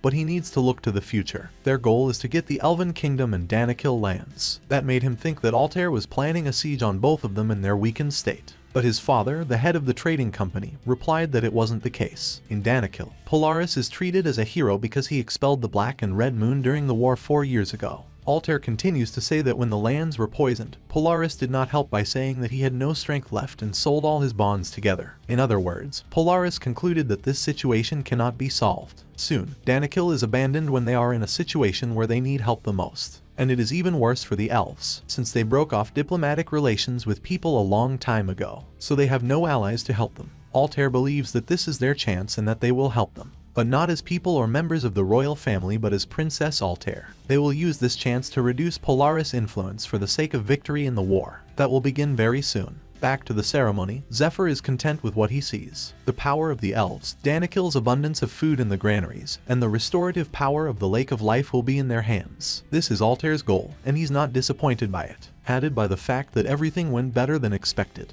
The Queen of the Elves initially had similar goals to them, and now that she has awakened, she will control the elves using mind control. Those connected to the Tree of Life would never betray them again. As soon as it was over, they all began celebrating this victory together and decided to drink. When the fun was in full swing, suddenly Kiara turned around and started to leave. Dariel is the first one to notice this, but he could not understand why she left the fun. A little later, he saw that she was sitting on the steps near the entrance to the banquet hall. He slowly approaches her and decides to ask what she is doing here alone. But while wiping her tears, she asked him why he had come and why he wasn't having fun at the party. To this, he replied that only a crying baby had run away. At that same moment, he threw an apple at her, even though she had told him not to throw food around. Right after, he decided to sit down next to her and eat the apple he held. Being there for her, he started a conversation about how difficult it was for them to believe in all this. Less than a month and a half had passed since Zephyr appeared in the Great Forest, and he had already killed the dragon and returned their home to them. Kiara had thought that no one would have believed that this day would come. She's relieved that her mother and the Tree of Life were also healed.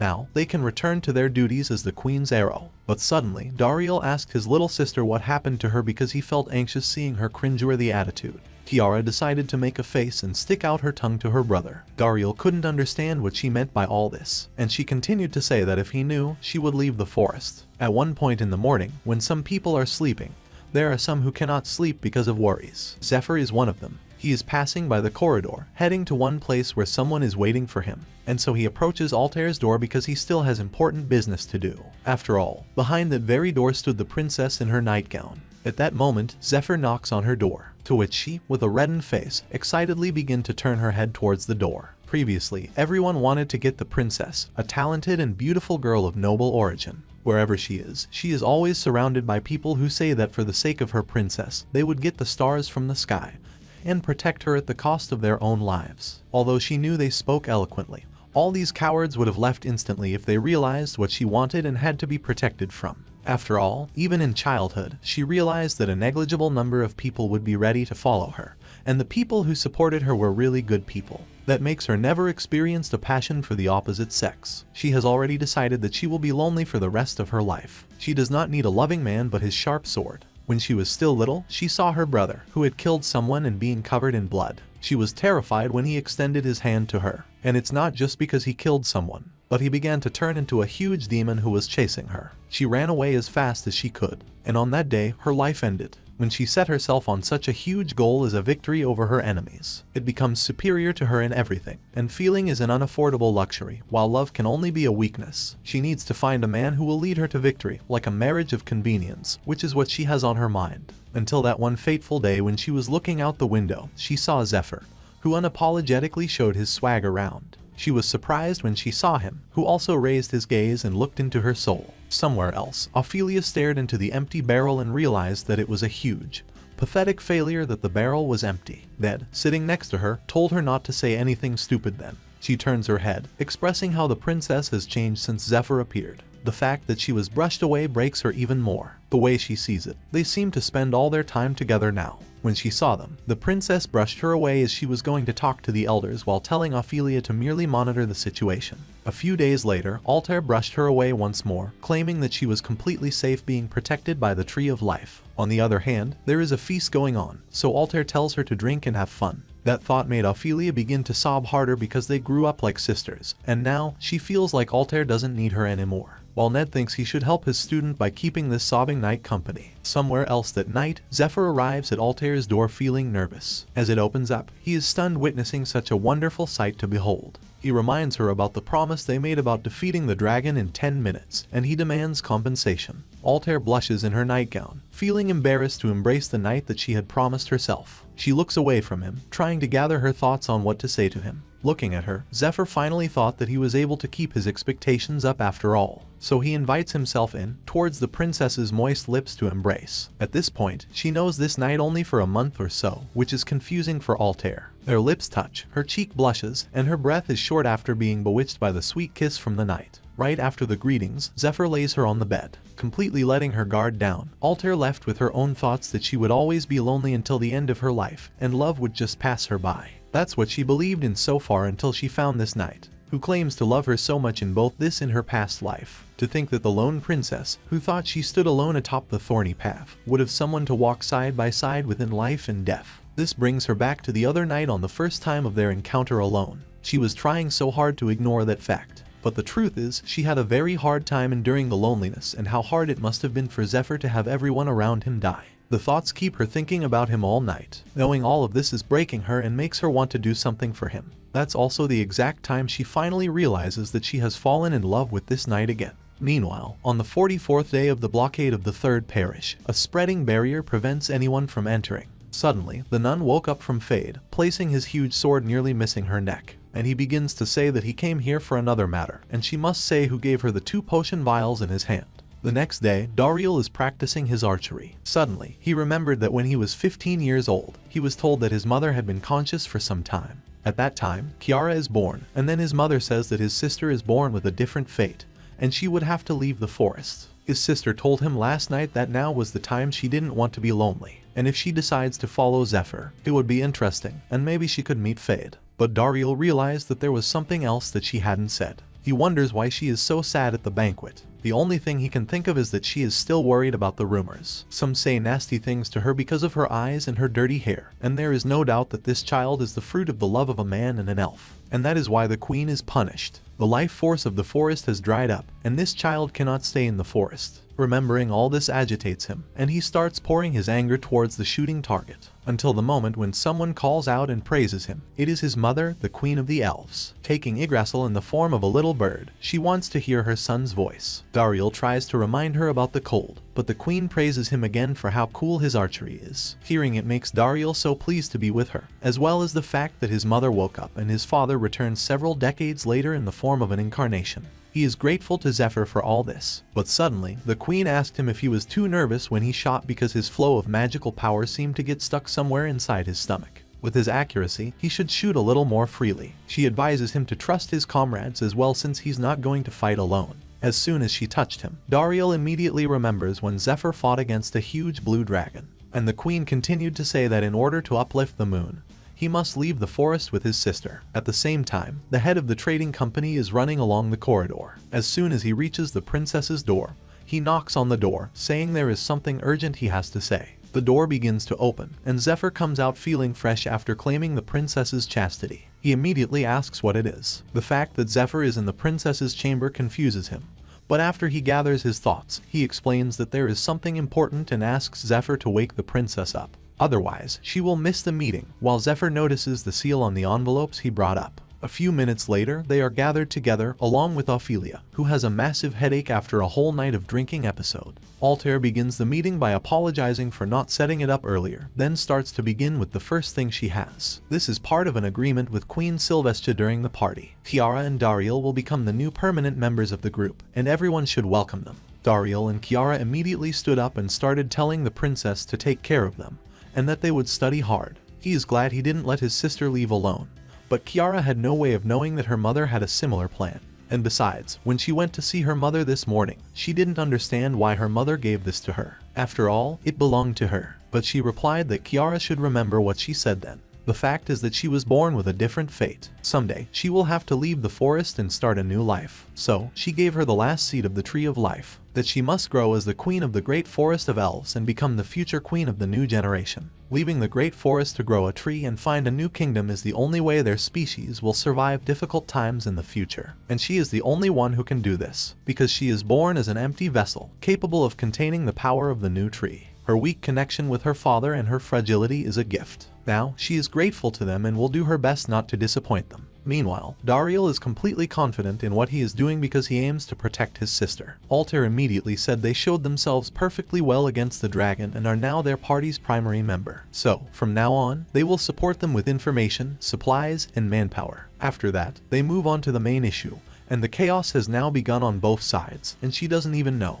But Philip raised his hand and asked the princess so that he could explain. First of all, he had just received letters from the headquarters of their corps located in the 3rd parish. As everyone knows, Saint Lucius conquered one of the 8 challenges of the world, called the Tomb of the Vile Princess, and completely sealed the 3rd entrance to which he belongs. This is a smoke screen created to hide the true location of the dragon's heart. Zephyr is quietly listening and thinks about the fact that he understands that no one knows that he has returned in time. That's why everyone is guessing that Lucius absorbed the dragon heart and is now recovering. Whatever the option is, investors will go crazy if the dragon's heart is sold at auction and would have set the record for the highest price ever. In any case, the legal proceedings will drag on for several years. Even the Temple of Light, which used the heart of the dragon as bait to collect huge investments and offerings, cannot escape responsibility. Therefore, a team is created to protect investors who are afraid of losing their profits. The Financial Council of the Chrome Council wants to shift responsibility to Lucius. The Vatican also dispatched a squad of Sacred Relics Management to chase Lucius. Meanwhile, the Iron Maiden Gertrude, the 3rd Region's Sanctuary Commander, wants to check Aldian if he's alive. After hearing rumors that Aldian and the Twin Knights had died, the adventurers came to challenge Lucius to compete for the 10th strongest place after the Twin Knights. Everyone shouted for him to open the gate and give their money back, and that he should go out and fight them. Hearing the news, Ned thought that the combat effectiveness of the 3rd parish was under threat since many soldiers died during the raid on the tomb. Once the actual siege begins, even the saint will not last long. So, he asked the head of the trading company about another letter, wondering if there could be anything more severe than the situation in the third parish. But he replied that the letter was from the butler of Lindell Castle, and a certain knight held a duel on behalf of Ophelia for marriage, and the winner appeared. However, the weapons he used are known to everyone and are closely related to them. Zephyr was immediately reminded of Requiem. It is a legendary sword known as the weapon of swordsman John Howell, who is #1 of the continent's strongest men. So he sets on a journey to Lindell Castle, and the butler welcomes him by saying that they are waiting for him. Zephyr knows the Requiem well. It was the sword he had chosen as his last weapon in his past life. But the one with this sword is now the last student of the sword saint named Ederius, and this guy is very strong. When Zephyr came to him, he asked where the princess was. He knew that since Ederius had appeared, it meant he was the strongest person on the continent, and maybe he should kill him right now. 10 Strongest on the Continent is an honorary title that originates from one of the greatest knights. 5 years ago, Sir Lucas was congratulated on his victory in the Cayenne Palace because he could defeat the king of mercenaries. Not only did he have good command of the troops, but he also had an excellent win in one-on-one fights. Everyone asks him how it feels to be the strongest on the continent, but he answered everyone that he was not the strongest, because of the countless strong opponents he had faced so far. If he excluded the children of the holy god and the saint, as well as demons and monsters, he would still be the 6th, and the mercenary king as the 9th. King Leo III asked him who the 5 people in front of him were, and he wanted to know who everyone he deemed stronger than him was. Lucas then mentions people that he thinks are stronger than himself before mentioning himself to be the 6th. Right after, he says that Dariel, the son of the great elven forest, would be the 7th. On the 10th will be the twin knight who was recently defeated by Lucius, the saint. While at the meeting before Zephyr left for Lindell, Philip explained that many knights envy Lucas, and the list of the strongest that he announced quickly spread all over the world. People who had died in some way began to challenge them. The momentum is gaining rapidly because there were many rivals. Then they became legendary, and this list became known as a ranking of the strongest continents. This is the origin of the 10 strongest in the continent. The rating has not changed for 2 years since Ophelia defeated the Twin Knights, and the mercenary king was executed for treason. Dariel remembered that he once fought with a human knight during a conflict at the forest's edge 7 years ago. According to him, the knight was strong and very famous, but he also thinks he is much weaker than Zephyr, and the list is incorrect. Zephyr argues that this list was compiled 5 years ago. At that time, he was still growing up. Ned adds that whatever the beginning, to make a name for themselves, they need to defeat one of the 10 in public, or they need to take possession of the thing of one of the 10. That's the unspoken rule. In his past life, Zephyr remembers that the chaos began after the appearance of Ederius, and after he spread words that his master had died, leaving a vacant place in the top 10 of the strongest. All kinds of fighters came out. Around the same time, Ned is officially put on the wanted list for stealing the heart of a black dragon. He doesn't even want to remember what kind of madhouse the world was then. Altair concludes that this swordmaster, who claims to be the Sword Saint's last disciple, is a legendary figure that almost no one has ever seen. She believes he is most likely lying about it, so she deems this a pressing matter. And John Howell is the one the devil cult fears most because she can destroy all their plans. Holy Sword John Howell is another name for Elva Laren. Her nickname is also the White Queen. This is the true identity of the white dragon Nemeshuna. This master is the one who taught her the ancient magic of Media. Elise, sitting at the meeting table, heard about it for the first time, and she wondered how she had learned such magic. And as expected from a princess, she has created a lot of remarkable allies. Dariel couldn't understand because John was a man's name or because people had different customs. But his sister heard that humans have a swordsmanship called Zornhal, and think it's probably a pseudonym or a distortion. Meanwhile, this conversation leaves Edwin confused because he read that the white was killed by a black dragon 1,000 years ago, and it is written in the books. But Altair answered him that she was not dead but sealed, and every 100 years, she sent an incarnation to find and educate talented people. And Dariel's sister understood that this was a lie. But Altair, of course, knew that this was not a lie. The man named Ederius is actually a student of the Sword Saint,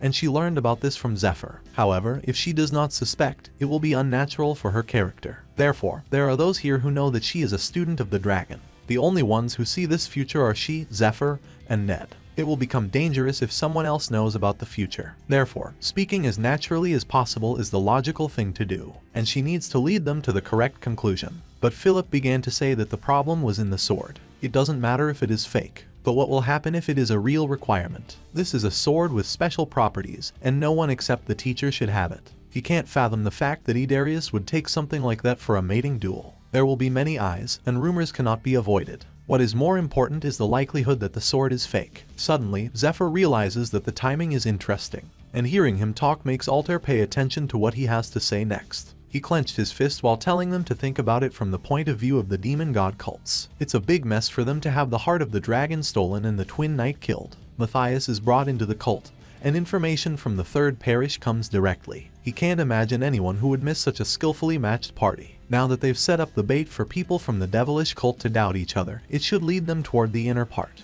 Although they have meticulously directed the suspicion to someone within the cult, he believes that they won't think that Ned went this far alone, and the number one suspect will be someone from the outside, and that person would be Lucius. However, people who think a little more will also want to explore another possibility. It'll lead them to wonder if there is some other dark figure who would have influence comparable to the leaders of the demonic cult. At the same time, they would be cunning enough to manipulate the Saint and Ned to accomplish something like this. At that very moment, Altair says that if this is the case, then she will fall under suspicion. What Zephyr wants to say is that this sword and the student's sword master are separate, and that there may be a trap to lure out the princess. Looking at her, he says that it's too suspicious that he appeared at such a time. It is also dangerous for her to go to the estate, so he asks her if there's a way to check the sword's authenticity, and she replies that the sword reacts to the heart of the dragon. If Zephyr comes into contact with it, he will immediately know whether it's real or not. Then, the decision is made, and Zephyr will go to the princess's estate. If the sword is real, he will take it, and if it is a trap for her, then he will take care of everything.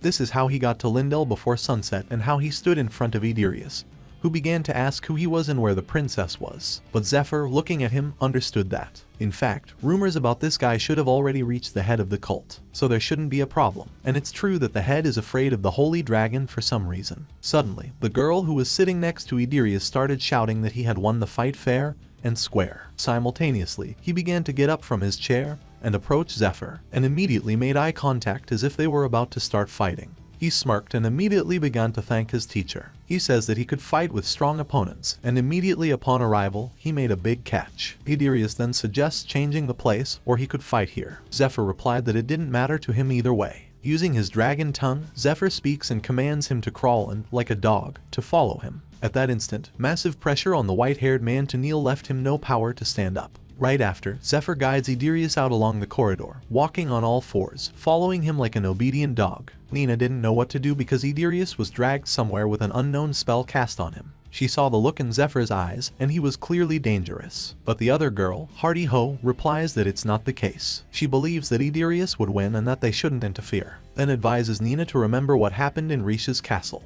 Back at her castle, when Idirius approached her after a month, he was there. He was staying there to fend off the monsters trying to siege the estate. In the end, he solely defends the castle from the invasion, and even with his trashy character, he is still a good person. With every creature he faced, the fiercer he became, fighting the herd of the monsters with no food and sleep. That's how hard he came to respect the white-haired man. To be more precise, he is just playing with them before killing the boss with madness. After destroying the monsters in 3 adjacent territories, Baron Risha thanked him for protecting their lands when he was only 18 years old and already so strong. He even offered his daughter's hand for him. Just then, Idirius remembered about the princess and began to tell the Baron that he would go before the Baron managed to tell him to take his daughter with him. So now, when Nina wants to help, Hardy puts herself in front of the door to stop her from doing anything. She tells her that Idirius is stupid and only knows how to fight like a mad dog. As soon as they finished the conversation, they decided to sneak up and watch what was happening. And now, Zephyr drank water cooled with magical ice. When Idirius slowly gains his strength back, the spell fades. Immediately, he jumps up from his place as he is freed from it. Zephyr notices how quickly Idirius is able to break free from his dragon tongue magic. It usually takes 30 minutes, and thanks to all of the overpowered items Idirius possessed, it only takes 12 minutes for him to break free. Right after, Idirius starts to taunt, saying that he doesn't think he will be under the influence of a dragon's tongue and misses the sensations, expressing he misses his teacher. He also wonders whether Zephyr is from the dragon clan or the heart's owner. At the next moment, Idirius began to use his skill, the Cradle of the Earth, which enabled him to hide anything in the subspace in the ground. He continued to say that no matter the answer, he didn't care because his teacher said not to go easy for people like Zephyr. His body is soon engulfed with azure blue lightning as his sword materializes. Zephyr begins to be cautious because Idirius is John Howell's student. And there are 3 reasons why the Sword Saint is much stronger than other outstanding teachers. He has innate talent and good artifacts. His armor and the silver lion treasure made from the bones of a white dragon removes the effects of cold,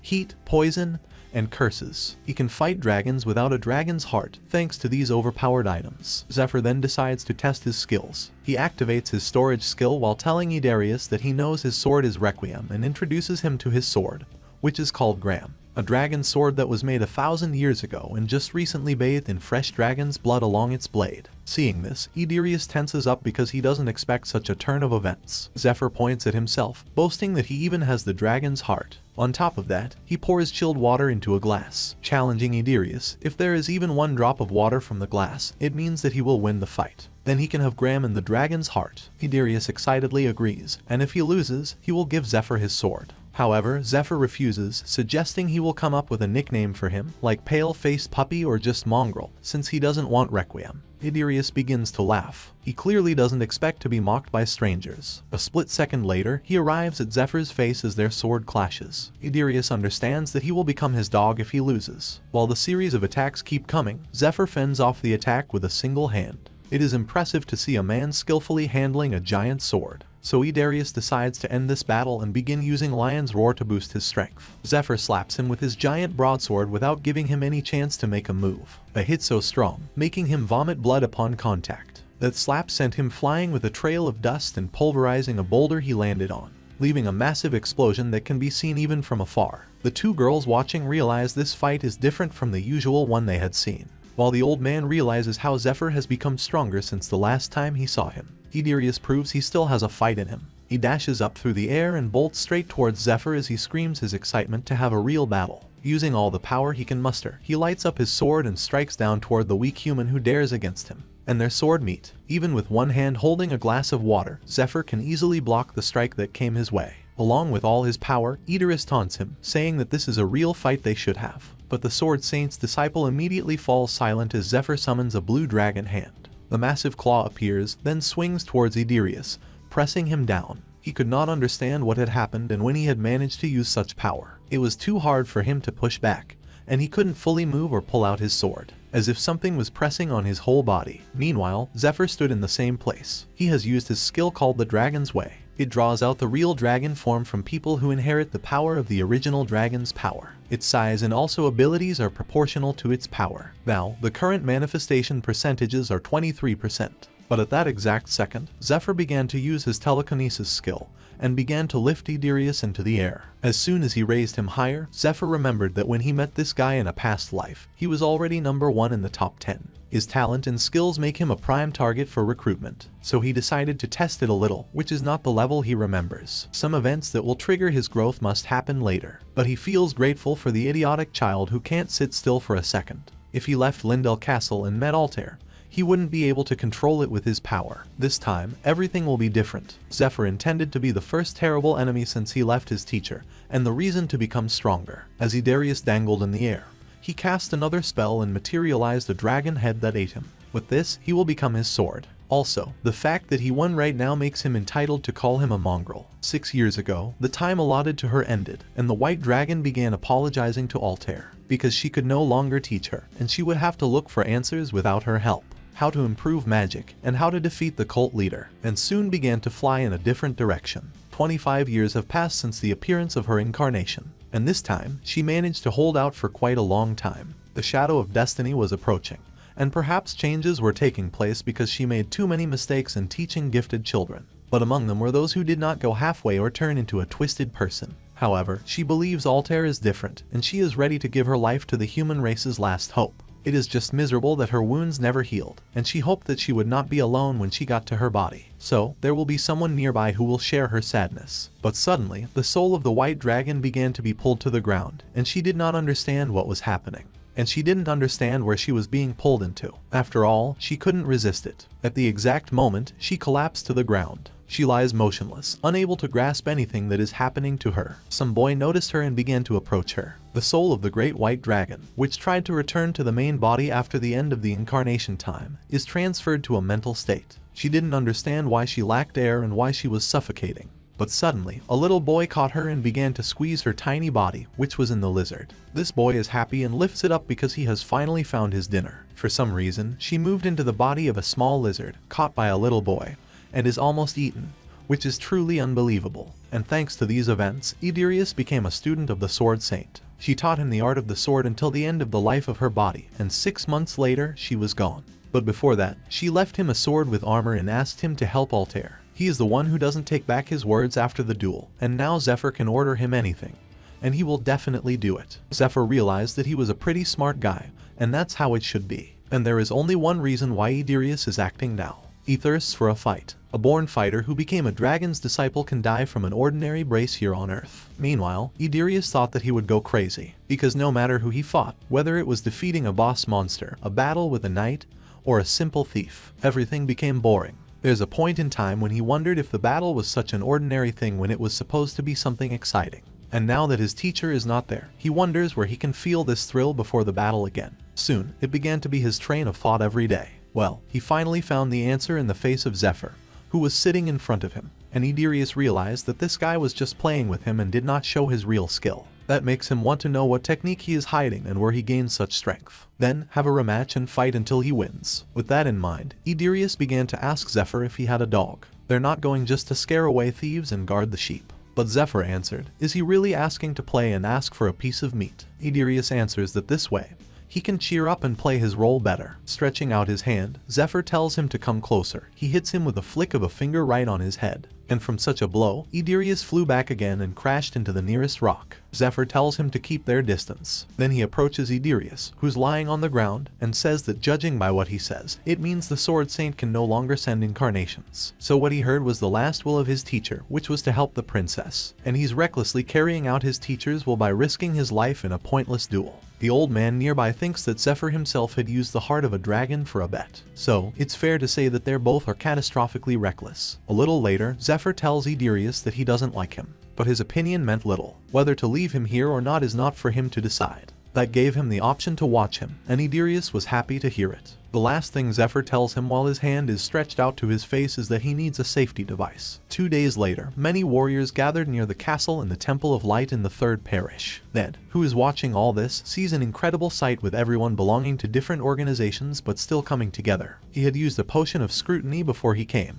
which one drop allowed him to see an insect in the body of a follower of the demon god. Ned saw that among them, there were many people in the cult. Ophelia, who's wearing a cover beside him, adds that the demon god cult must have supported them from behind. Otherwise, this place would have become a big club of demon worshippers. They also don't think about doing anything they want because this is just an armed demonstration. The real siege will begin only after irrefutable evidence is presented. Just like what Zephyr said, it can either be from killing Cardinal Aldean or stealing the dragon's heart. They should have more time to plant fake evidence so things can go smoothly. Both arrived here as an advanced detachment, and their role was to monitor the military situation and transmit information to an ally, including Lucius. They are the best from tens of forces and a speed player specializing in stealth. Theoretically, this is an ideal selection. But there is one problem. They didn't understand how long they would have to walk hand in hand. Before leaving the Great Elven Forest, the Queen helped to upgrade the mist bracelets so that if they wore them while holding hands, they would experience the same effect of stealth as if they were wearing a pair. But Ned didn't understand whether it was necessary to do this. Ophelia asked Altair to send her alone to the advanced detachment since she alone would be enough. However, Altair replied that they had already discussed everything in the meeting before. And this is not just a war. It is necessary to prevent the infiltration of persons with exceptional abilities, such as the Smiling Woman. And the fact that Ophelia is the only one who can recognize the Smiling Woman means she is simply irreplaceable. However, as the 3rd Parish is preparing itself against the invasion, she believes they have set all sorts of traps with the help of magical objects from the Tomb of Eurydica. She knows Ned is the one who helped Lucius create this dungeon, to which Ned replies that he knew what and how it was installed. With that information, Altair concludes that they must be there, and she would wait for their safe return. She also adds that she still doesn't know what will be waiting for them there, so at least before entering the temple, they should not let go of each other's hands, leaving both Ned and Ophelia speechless. A little later, in the Great Elven Forest, Altair says that the Magic Tower and Danikil forces will be placed in the Great Forest. Also, the 5th squad of healers will remain in the Great Forest and help recover the fighters. Meanwhile, one of the 2 magicians, Milia, cries after she loses her recommendation from the capital's aristocrats. In addition, with the help of the army equipment for the war, Daisy assures her she has more chances after she befriends the Elf Queen. This is an excellent opportunity to show off her talent to the people from the Magic Tower. If she misses it, then she will no longer be called a magician. From now on, she will be faithful to Altair, and Milia will help her since she's short-handed.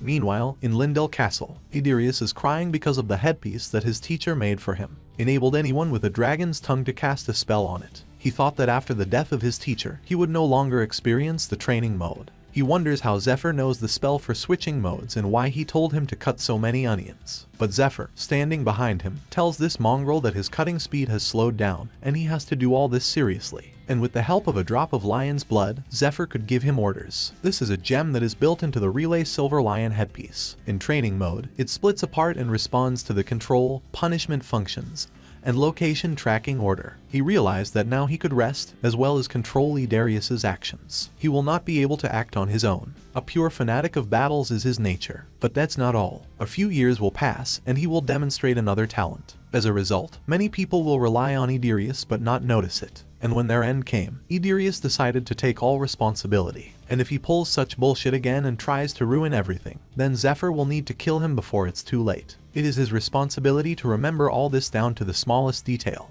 While preparing food, Zephyr began to understand that their party should have already arrived in the third parish. He needed to hurry to finish the preparations and meet the guests. One question can only be resolved before he can go to the third parish. During the battle with the Ramiel, the Black Moon, he could not use the Sword of Light. He wonders if it is because of the limits of his abilities that he should not be able to use it when he meets the cult leader. More importantly, knowing how the voice informed him that he was not allowed to use it, make him feel that he must find out the reason and will not enter the temple until he finds out. Then he opens up the silver room. Before approaching Idarius, he asked him whether he could wield anything other than a sword, to which he replied that of course he could. Suddenly, Idarius is on fire because he thought that Zephyr would give him one of the two weapons. But Zephyr, at that very second, hit him with the same weapon that he was holding in his hands. And as soon as Idarius fell to the ground after these blows, Zephyr realized that the hammer was still better, so he told him to take the hammer and play with it. As soon as they went outside, Zephyr began to tell Idarius to carve a tree with the hammer until it looked like a small squirrel. However, for Idarius, it is unclear what Zephyr meant and what makes him think it's possible to carve something with a hammer. Zephyr continued to say that he could do it if he really couldn't. This means that he really can't do anything without his knife, and he can't control his powers. But Idarius began to yell that he didn't say he couldn't and would do everything now. But Zephyr smiles and tells him that he will come to check in a few hours. So, he must ensure his carving is adorable, or he'll kill him. And he also adds that he should not even think about leaving the castle territory. With the help of an order in training mode, it is impossible to go beyond the designated zones. Idarius still could not understand how Zephyr knew about these tricks. Zephyr goes back inside and grabs the food. It is time for him to go, and with the help of the silver key, he began to move to another place. Meanwhile, in the Temple of Light, the third entrance to the Dungeon of the Waterway, Ned and Ophelia padded hand in hand. They noticed that the third entrance of the Temple of Light was a vast building in size, with strong walls, holy protection, and an abundance of food reserves. This fortress could easily survive for a year in a running siege even if the city gates were closed. This time, in order to prevent the smiling woman or the demon worshippers from entering, the passage is thoroughly sealed so that not only people but even letters cannot get inside. However, blocking the sewer drain completely is impossible, and the most suitable path for sabotage is in the sewer. And holding out his hand, Ned began to enter one magical place. The Labyrinth Creator tool expands the force field by deforming space into which no one can enter unless they know the method. And he brought it from the tomb of Eurydica, so that the mages will not have problems, and the place of this installation will also be hidden. And the method of entry is the same as he explains before to Ophelia. They just need to dance. Then, they continue to perform this stupid dance. Ophelia asked Ned who had set such a condition, to which he revealed that Zephyr was the one who had decided it. She says that it means there is no point in killing him, and she wants to deal with him. At the next node after this dance, the conditions were fulfilled. They began to move on to the next condition of standing in the right position. Ophelia began to tell Ned that she would kill him if he did the wrong move, and Ned gave the same thing in mind. But suddenly, she stepped on his foot, and a light appears around them. The fact that she stepped on his foot meant they would have to do everything again, making her raging in anger. At the same time, Lucius is in his room when suddenly someone is pointing a knife at his back and telling him not to move. He's quite impressed that he managed to get here when he put a lot of effort into making the security system. While many tried to get inside, he was the first to go this far. Turning his head, Lucius asked what business she had with the saint. She says that this is a robbery,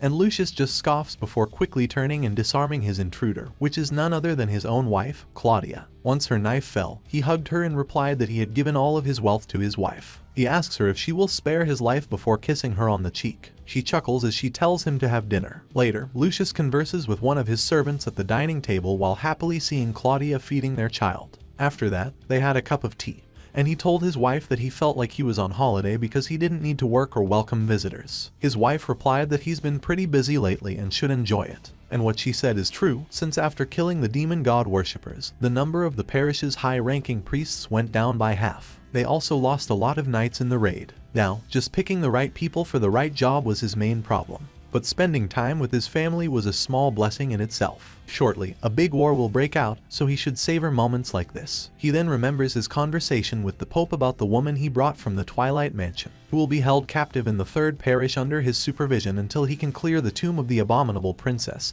and present it to the temple. Now that he's figured out there's a member of the demon god cult in the upper ranks of the Temple of Light, there's no guarantee they'll vote to release her. And if things went south, she might be taken into custody and face a terrible fate. He holds her hand and apologizes to her. The important thing right now is ensuring her safety rather than her freedom. Suddenly, she lost consciousness, and Lucius managed to catch her before she fell to the ground. Only then did he smell sleeping gas permeating the air. He quickly put Claudia down and materialized his weapon. Sleeping won't work on a saint like him, so he needs to find out who the intruder is. Then, the man sitting at the other end of the dining table tells him to sit down. Lucius is on high alert after seeing Fade. This man isn't an ordinary being. He can't feel his presence, and even though he sits comfortably, he shows no loopholes for counterattacks. And the tattoo on his arms reminds him of the legendary assassin guild called Persephone. Lucius wonders who would send Fade, but he can't find an answer because there are too many possible places. Persephone is famous for being very skilled in combat and poison, and despite the poison not affecting him, it's different for Claudia and Marius. That led him to another question. Why did he use sleeping gas instead of deadly poisons? He could have held his family hostage and asked him to do his bidding in exchange for the antidote. If possible, he will use a poison that he can't even purify. So, what's actually going on with this strange timing? Then, he has an idea that Fade is actually testing him. He smirked and asked if his father had sent him. Fade grins before saying that he's quite slow in his guess, but true nonetheless. He also confirmed that Lucius hadn't been brainwashed or controlled by someone smarter than him. Lucius' father is the Duke Cesare Giornetti. He's a powerful noble who possesses great power and wealth. In the Duke's estate, he likes to say that talented and extremely affluent people are always precious. Several hundred guests are living there, and rumor has it that there are royalties of fallen kingdoms and assassins among those guests. Then Fade explains that the Duke asked him to check on his son. So, last week, he infiltrated the temple and looked everywhere until he understood the situation. He also fed the priests truth serums to make them cooperate with him quietly. To Lucius's surprise, Fade could also check the branded worm in his stomach while sleeping. After recovering from the shock, Lucius tells him to send his father his message. Fade agrees to deliver the message. He also tells him that his wife and son will wake up in 6 hours, so he doesn't need to use his purification skill on them. Then Fade asks him where to find Zephyr, and Lucius is surprised that he knows that name. Fade replies that it doesn't matter where he got it. He just needs to worry about what will happen if he gives him a disappointing answer, since he had already fed a time-release poison to 50 priests within the temple without them realizing it. They're also not going to use purification skills because the poison has no external symptoms. By now, their sense would have become sensitive, and they would go after the smell of the poison that he smeared all over the place. Eventually, it'll lead them to the culvert. Lucius worries because the culvert is where sewage passes by to get to the outside. It's a place where anyone can move freely in and out of that area. This means that anyone can get out and tell what happened inside. Then, it will justify other factions to launch a siege war. Then Fade adds that the poison will still work even if he dies. He warns Lucius to tell him everything he knows about Zephyr if he wants to get the antidote. This has turned into a more serious situation. The third parish culvert has the most effective security system by applying an asymmetrical force field, and it was designated with magic to create traps so only water could come and go. Some guards watch over what or who enters and leaves the place. Some said the security measures are the invisible rune stones that have been installed all along the sewer's tunnel, and the magic formation that connects each rune stone will detect any attempt at trespassing. Then, an alarm sound blaring inside starts to alert everyone inside. Not long after Fade warns Lucius, he hears the alarm blaring in the castle, which means that Fade is not bluffing. He tells him he only has 5 minutes until the priests go out, so he had better tell him the information he wanted. However, Lucius doesn't falter and replies that there are knights who guard the culvert and can subdue the priests who lost their minds because of the poison. He is also confident that there's a way to cleanse the poison remotely, and he can figure out how to detoxify them by force. Then he asks Fade in return of why he wants to know about his comrades. Fade reaches out of his inner pocket, and a bunch of rosaries fall down after he takes it out. Lucius realizes that they are the rosaries of the night, meaning that Fade had also put them to sleep. So essentially, there are no guards to keep the priests inside. Then he takes out his weapon and points it at Lucius. Suddenly, somebody pressed his back and used a thunderclap palm strike towards him. That somebody is Ned, and he manages to catch Fade off guard. That even surprises the Saint, leaving him speechless. And without giving Fade a chance, Ned keeps going with his attack, blasting it on the assassin's back. Even after getting bombarded like that, Fade fails to see where the attacks come from because Ned wears the mist bracelet that hides his presence. Meanwhile, Fade, who's fighting blind, decides to trust his instinct and attack Ned back through the direction of the attacks. Ned leans back when his knife swings his way.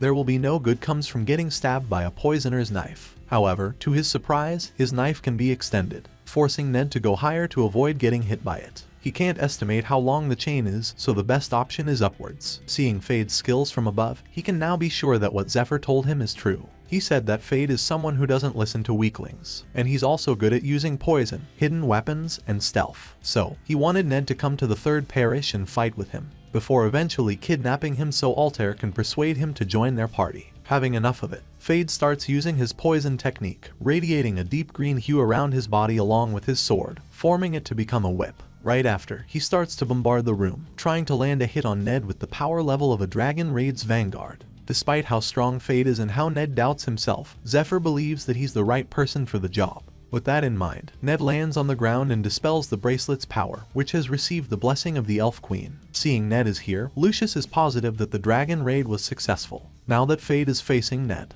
he only has to cure the priests and guards. Meanwhile, Fade is confused as to why Ned dispels his stealth when it will be more advantageous for him to keep it. And he's also familiar with the technique he uses. At the same time, in the sewers, Ophelia knocks down every priest who tries to get out. To think that the situation came to this after she stepped on Ned's toes a dozen times during the ballroom dancing. And then they decided to go separately. Fortunately, she was near the entrance, but it's also been an hour since Ned left. He should have made it into the building by now. So, Ophelia tells herself to go in as well. But before that, she drops a few seeds that she gets from the Elf Queen into the water. If she infused mana and poured water on it, she would be able to stop anyone from running away. As soon as the seeds are in the water, a huge tree appears and blocks the entire tunnel. She tells the tree to knock out anyone who tries to pass. She has an uneasy feeling that Ned might actually need her. Somewhere else, Mercedes hastily walks into the silver room when she hears a loud crash inside. Apparently, the commotion was caused by Zephyr destroying the furniture. She wonders what he's trying to achieve from doing this, and he replies that he doesn't like the interior design.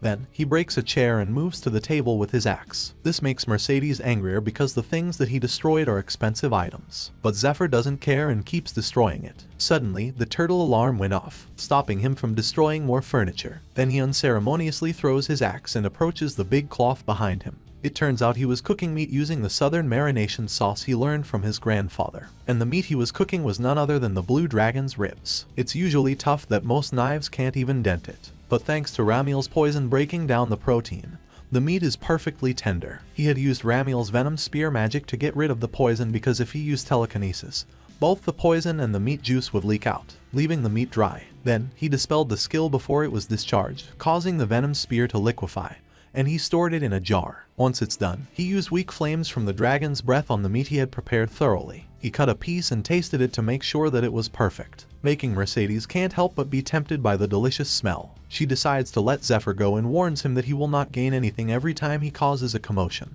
Zephyr cut a slice and fed it to her, so he can catch her off guard, knowing full well that she can't resist the delicious meat. Then he grabs her face and angrily asks what actually happened during his fight. He thought that the Sword of Light was in his possession, but when he intended to use it, he was told that he couldn't. Mercedes reveals that she knows nothing about it as Zephyr chokes the life out of her, which eventually makes him rage even more and then throws her to the side. Seeing that he can't force her to tell him anything, he turns to tell the other gods that he won't fight for their amusement anymore. As he sits in the chair, he says that from now on, all they have to watch is him eating in this room. Meanwhile, Mercedes, who's fed up with his antics, decides to put him in his place by attacking him. But when she manifested her power, another strong lightning bolt struck her, delivering a message in the form of golden and blue envelopes. Zephyr wondered what was inside the envelope sticking on the ground, while Mercedes is annoyed seeing the gods folding because of Zephyr's tantrum. She took both of them and congratulated him. These are sealed letters from the god of light and the god of sky. What he wants is inside one of them, but he can only open one letter,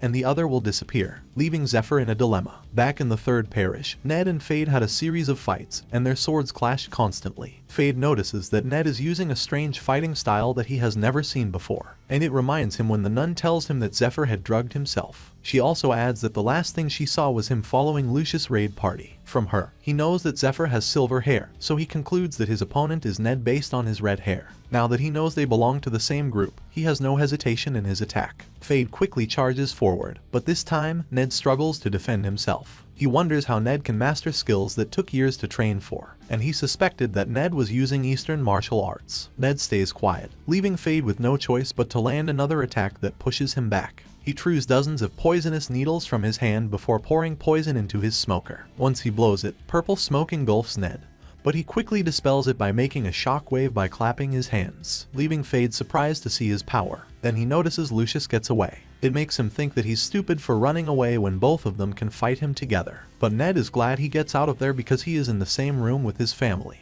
They're going to be nothing but another obstacle. Right now, Ned has no choice but to use the mind control skill, but he needs time to activate it. So, he asks Fade if his goal is revenge against Zephyr, suggesting they should team up instead of fighting. He also adds a false tale about being imprisoned to make it believable, but Fade doesn't buy it. In his mind, Zephyr doesn't care about anything. He witnessed it by himself 4 years ago when he betrayed the guild members he had been with since birth, and joined the Eastern martial artists, leaving the Persephone guild to cease to exist. The look on his face as he looked back is something he can't forget. So, after that, he roamed the world to find him. He even looks thoroughly at every little rumor about him. Now that he has found a solid lead, he won't let it go. As he said it, he took off the band-aid in his hand and revealed his secret weapon. It manifested into a sword made out of bones. His last duty as a part of Persephone is to execute Zephyr. As soon as he uses it to attack Ned, he can feel a suffocating aura that triggers his fear. It feels so familiar that it brings him back to when he's face to face with the Shoggoth, a living weapon of the demonic god cult that pollutes people's minds, leaving them paralyzed with fear. Suddenly, Ophelia appears just in time to protect him. Fade is surprised because he also doesn't expect other people to use stealth. Then she roars into his ears until the entire left part of his body is paralyzed, making him wonder if they're from the same origin. Out of nowhere, a string of chains manages to catch him, followed by a stone that immobilizes his body. All of that is from Lucius and his priests. Ned wastes no time approaching Fade and using his mind control skills on him. It was a skill given by Queen Sylvestra as per Zephyr's request. She told him he needed to maintain eye contact with his enemy for at least 30 seconds to activate it. She hopes that Ned won't abuse the power because she believed when Zephyr told her that he would use the power to persuade and recruit a comrade who would help in the survival of mankind. But Ned can only use it twice. About a month ago, when Zephyr's party was preparing for the dragon raid, he found a hut belonging to Aldean as a contact point. This means that it's a place where his subordinates, who have been infested with the insect, send the information they've collected or pass on his orders to the other. Aldean was weak compared to the other 12 apostles, but he makes up for it by having excellent intel all over the country to play its politics and gain a high-rank position within the demon god cult. However, that's only the past. Now, Leah is slowly killing his subordinates brutally after Aldean's death. She wonders about the other nobles when remembering what the Eastern one said. He believed she was the only one who could resolve this situation. But to do that, she can't trust anyone, and he wants her to look into everything personally. Then, they execute the traitor of their sect. He also declares her as his succeeding disciple, and his hairpin proves it. That is why her first mission is to prove her master's innocence. And when she finishes her mission, the rest of his disciples who went to look for her lost young brother will be on their way back as well. Looking back at the present her brother gave her, this is the only thing she has about him after losing her memory due to an accident. She tells one of the juniors to prepare everything before moving to the next location. Because a new variable appears, she needs to find and take control or eliminate it to win. Because at this point, she's determined to protect her master. Meanwhile, on the third parish, Ned tells Fade that the master of the East trained 2 disciples to compete with each other, and he also trained several shadow disciples in case anything happened to the 2 of them. Among them, one person secretly learned poison or face-changing techniques. This story is what they decided to tell him. So, Ned continues that the first time he saw poison similar to what Fade and Zephyr used was 8 years ago. At that time, his senior brother was caught using poison, which got him imprisoned in the punishment room for a month. Because his master doesn't acknowledge any techniques besides martial arts, he never heard about the details of that poison. Fade concludes that Zephyr was actually in cahoots with his guild 8 years ago. Ned thinks that there is probably more to them. Anything that he learned from needle techniques, blood path, and acupoint blocking techniques was taught in the East. But seeing that Persephone also used needle techniques as they did, He wonders how long these two organizations connected. Seeing Fade silent, Ned realizes how dangerous the Elf Queen's blessing is. Fade looked like someone who'd be hard to deal with. But now, not only is he talking about secret information, he even listened to him asking for his help with the siege war in a positive light. And another thing he notices is that the scar on his face is expanding. But he shrugs it off as overthinking things. With that, a few days later, the enemies still lined up outside of the castle while Ophelia watched them day and night. However, they show no signs of preparing siege weapons or attacks. So, Lucius persisted in conducting surveillance and training the soldiers. Since the Blue Dragon managed to draw the attention, he must use this situation and prepare for the Ice Dragon raid. But prepare for the perfect situation leading to the next raid. He and his enemies have no choice but to wait for the time they reach their limits with anxious hearts. And it doesn't take long to break the balance when Matthias appears. The other leader knew that he was a saint candidate when he was young but disqualified. Then, he followed Lucius before Aldian took him under his wings. Meanwhile, inside the castle, Lucius can't believe what he saw. He immediately knows that Matthias is a fake because he turned into a demon in the dungeon and died in his hands. But he turned into ashes so that he couldn't collect his corpse. Ophelia also agrees that he's an imposter and it's all just a trick by someone who knows that Matthias' corpse couldn't be collected. Others might be fooled by the fact that she can see through the deceits. The secret weapon the Master of the East groomed without telling the cult is a master of face-changing techniques that can make her change look into anyone. She's also known as the Smiling Woman, Leah Testarossa. She gaslights their enemy by telling false tales about what happened in the Dragon Raid and declares war on Lucius. While Ned is perplexed right now because all he can see is Matthias when he is actually his sister. And to think that she revealed that he was a demon god worshipper in front of many people. Zephyr had told him that Leah was involved in an accident that caused her to lose her memories and forget about him. Meanwhile, one of the priests named Benjamin approaches the fake Matthias. He tells him that he can't arrest someone who's ranked higher than him because he's just a former heresy inquisitor. He can only arrest and interrogate someone if 3 or more high-ranked priests approve his report. Luckily for him, Benjamin, Cornwall, and Gertrude are willing to do it. But Benjamin warns him that if his accusation is fake, he will be executed immediately. After that, he activates his dimension ring, and the Themis judgment appears above him. It's a judgment tool used in the era of the Holy Kingdom that will fire an arrow toward the target if they give false testimony. Matthias has no choice but to kneel when Benjamin asks him if it's true that Lucius has colluded with the demon god worshipper. Leah silently thought about the tool that was used in this trial.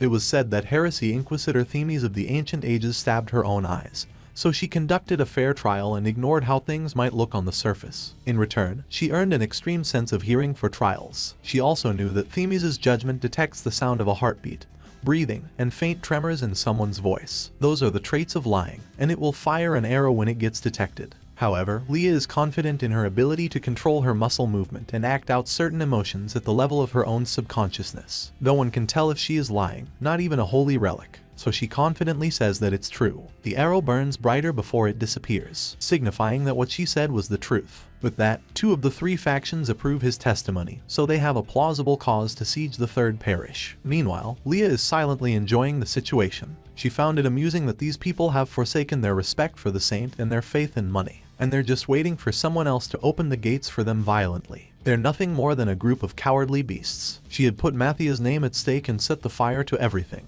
Now, she just needs approval from Gertrude. She's silent momentarily since she has no interest in this war, but she just wants to make sure that Aldian is safe. When she's about to approve, a bolt of red lightning hits Matthias and 2 people come down. Benjamin immediately recognizes Ophelia. Others are also surprised by her presence. She went to Benjamin and asked him how accurate Themis' judgment was. He replies that it's 100% accurate. So, Ophelia questions if the tool is considered to detect whether or not the target has been hypnotized and truly believes in false information. Benjamin has no answer for that.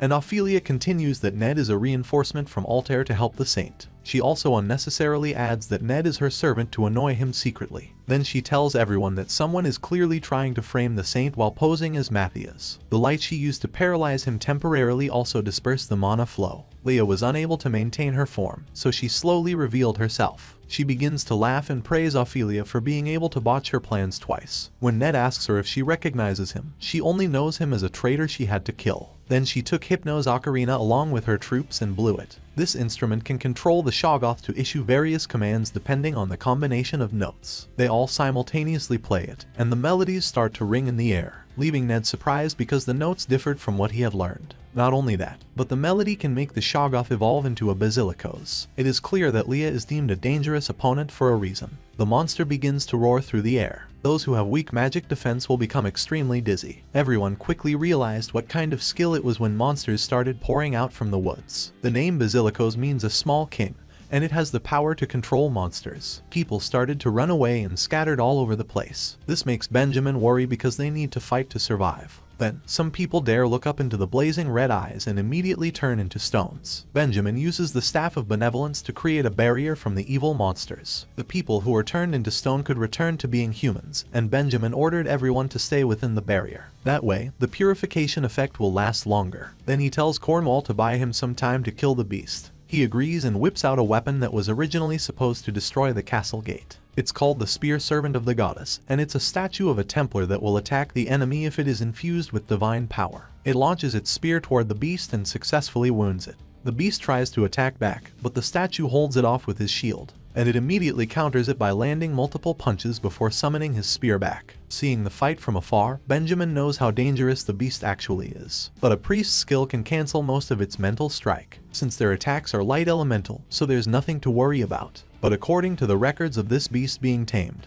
he should worry about the second mouth on its tail. It will use a life-threatening skill after chanting an incantation for at least 5 minutes up to 1 hour. If the second mouth succeeds at activation, 80% of their party will be killed. And every time it activates, it will use different skills to confuse them even more. So, the safest way to fight it is not to let the second mouth activate in the first place. He turns to ask his subordinate how much time is left and informs him that the land monsters will arrive in 10 minutes while the flying monster will get to them in 2. Knowing that they have a small window of time, Benjamin took another holy relic called the Golden Mirror of the Holy Sanctuary. It connects him directly to the Holy Relic Management Squad headquarters, where another cardinal received his signal. By using the dagger of the Holy Sanctuary, they join their mana and send it through the mirror, making Benjamin struggle to hold the kickback of their power. This mirror was meant to be used for the siege of the war. Just like the Stake of Faith, there is a heavy restriction on the permitted usage because it was loaned items based on a mission. He has no choice but to use these items now because they need to survive. Suddenly, Gertrude interrupts and redirects the power towards the castle gate. Benjamin can't even fathom how willing she is to sacrifice many people for the sake of Aldean.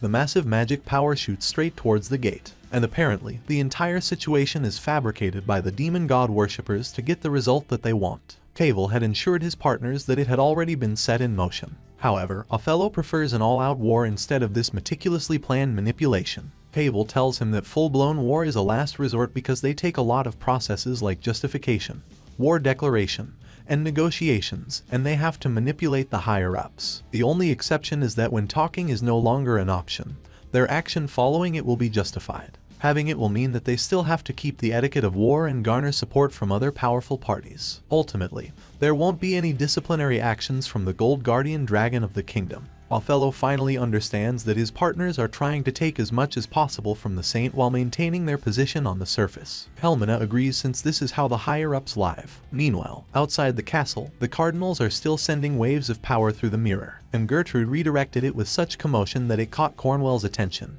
The door starts crumbling while Altair and her companion are still in the woods near the third parish. Elise was notified that the attack started when they were still 30 minutes away from the parish. She also confirms that the golden mirror is the weapon they used to break into the door. Then she explains to Altair that it's a relic that consumes divine power or mana for instant firepower and gains tremendous power temporarily. Altair assumes the station master who was deployed using Eurydica relic will be in danger as well. Dariel takes the initiative to provide support with long-range attacks and asks Kiara to calculate the coordinates. But he notices something in the front and tells everyone to jump in the count of 3. And right as they all jump, a blue flash strikes them from below. Altair and her companions are saved, but a few soldiers fall because their horses get hit. The ground and trees around them are leveled, and Altair is worried for the soldiers. The attack comes from a sharp whip imbued with mana, wielded by the disciple of the Master of the East. Along with it, he also wields a bladed spear, showing himself as he claims he will kill them all right there. Meanwhile, in front of the castle, both Ned and Ophelia strike Leah together, but she can block their attack. Ned desperately tries to make Leah remember that he's her brother, but she denies it and attacks him, saying he should be more convincing when lying.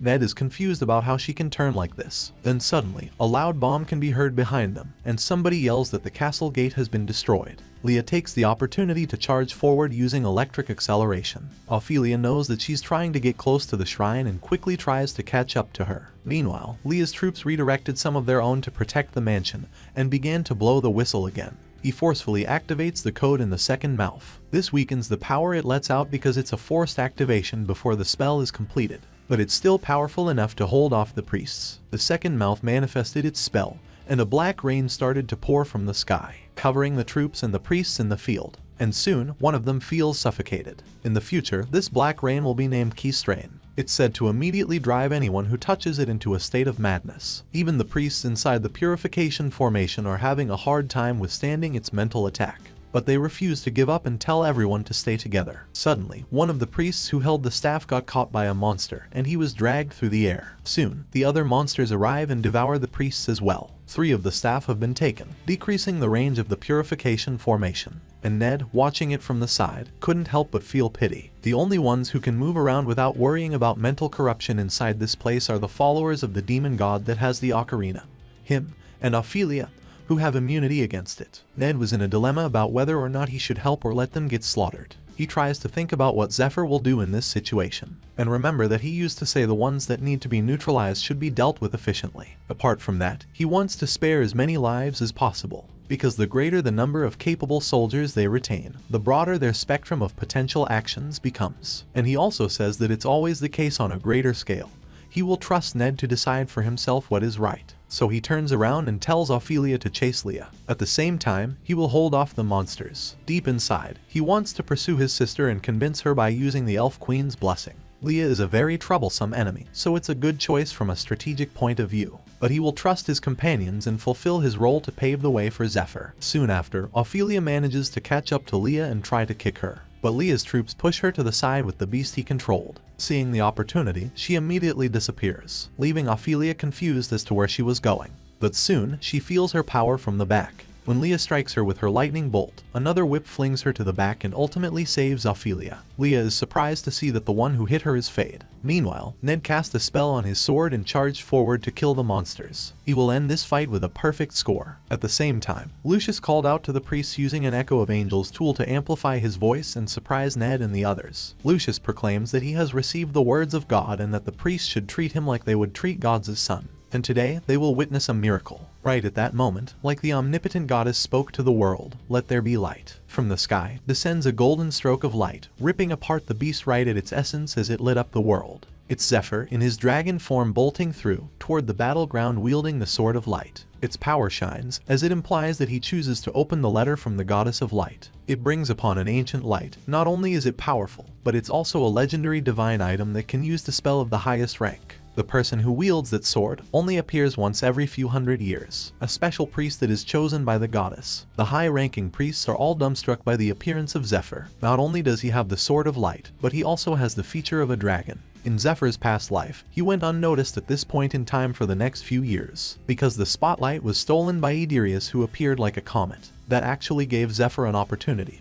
His enemies didn't care about him because they were busy going after Idirius. While their guard was down, he was able to take advantage of a few really good opportunities and become stronger. This time, Zephyr was going to hide as well, in Lucius or Dariel's shadow until he had grown strong enough. But a few days ago, inside the Silver Room, Zephyr decided to open the golden envelope from the Goddess of Light. Mercedes also informs him that the voice he heard wasn't Goddess Aria. The owner of that voice is the Sword of Light itself, adding that Zephyr has already fulfilled the prerequisites of the Sword of Light.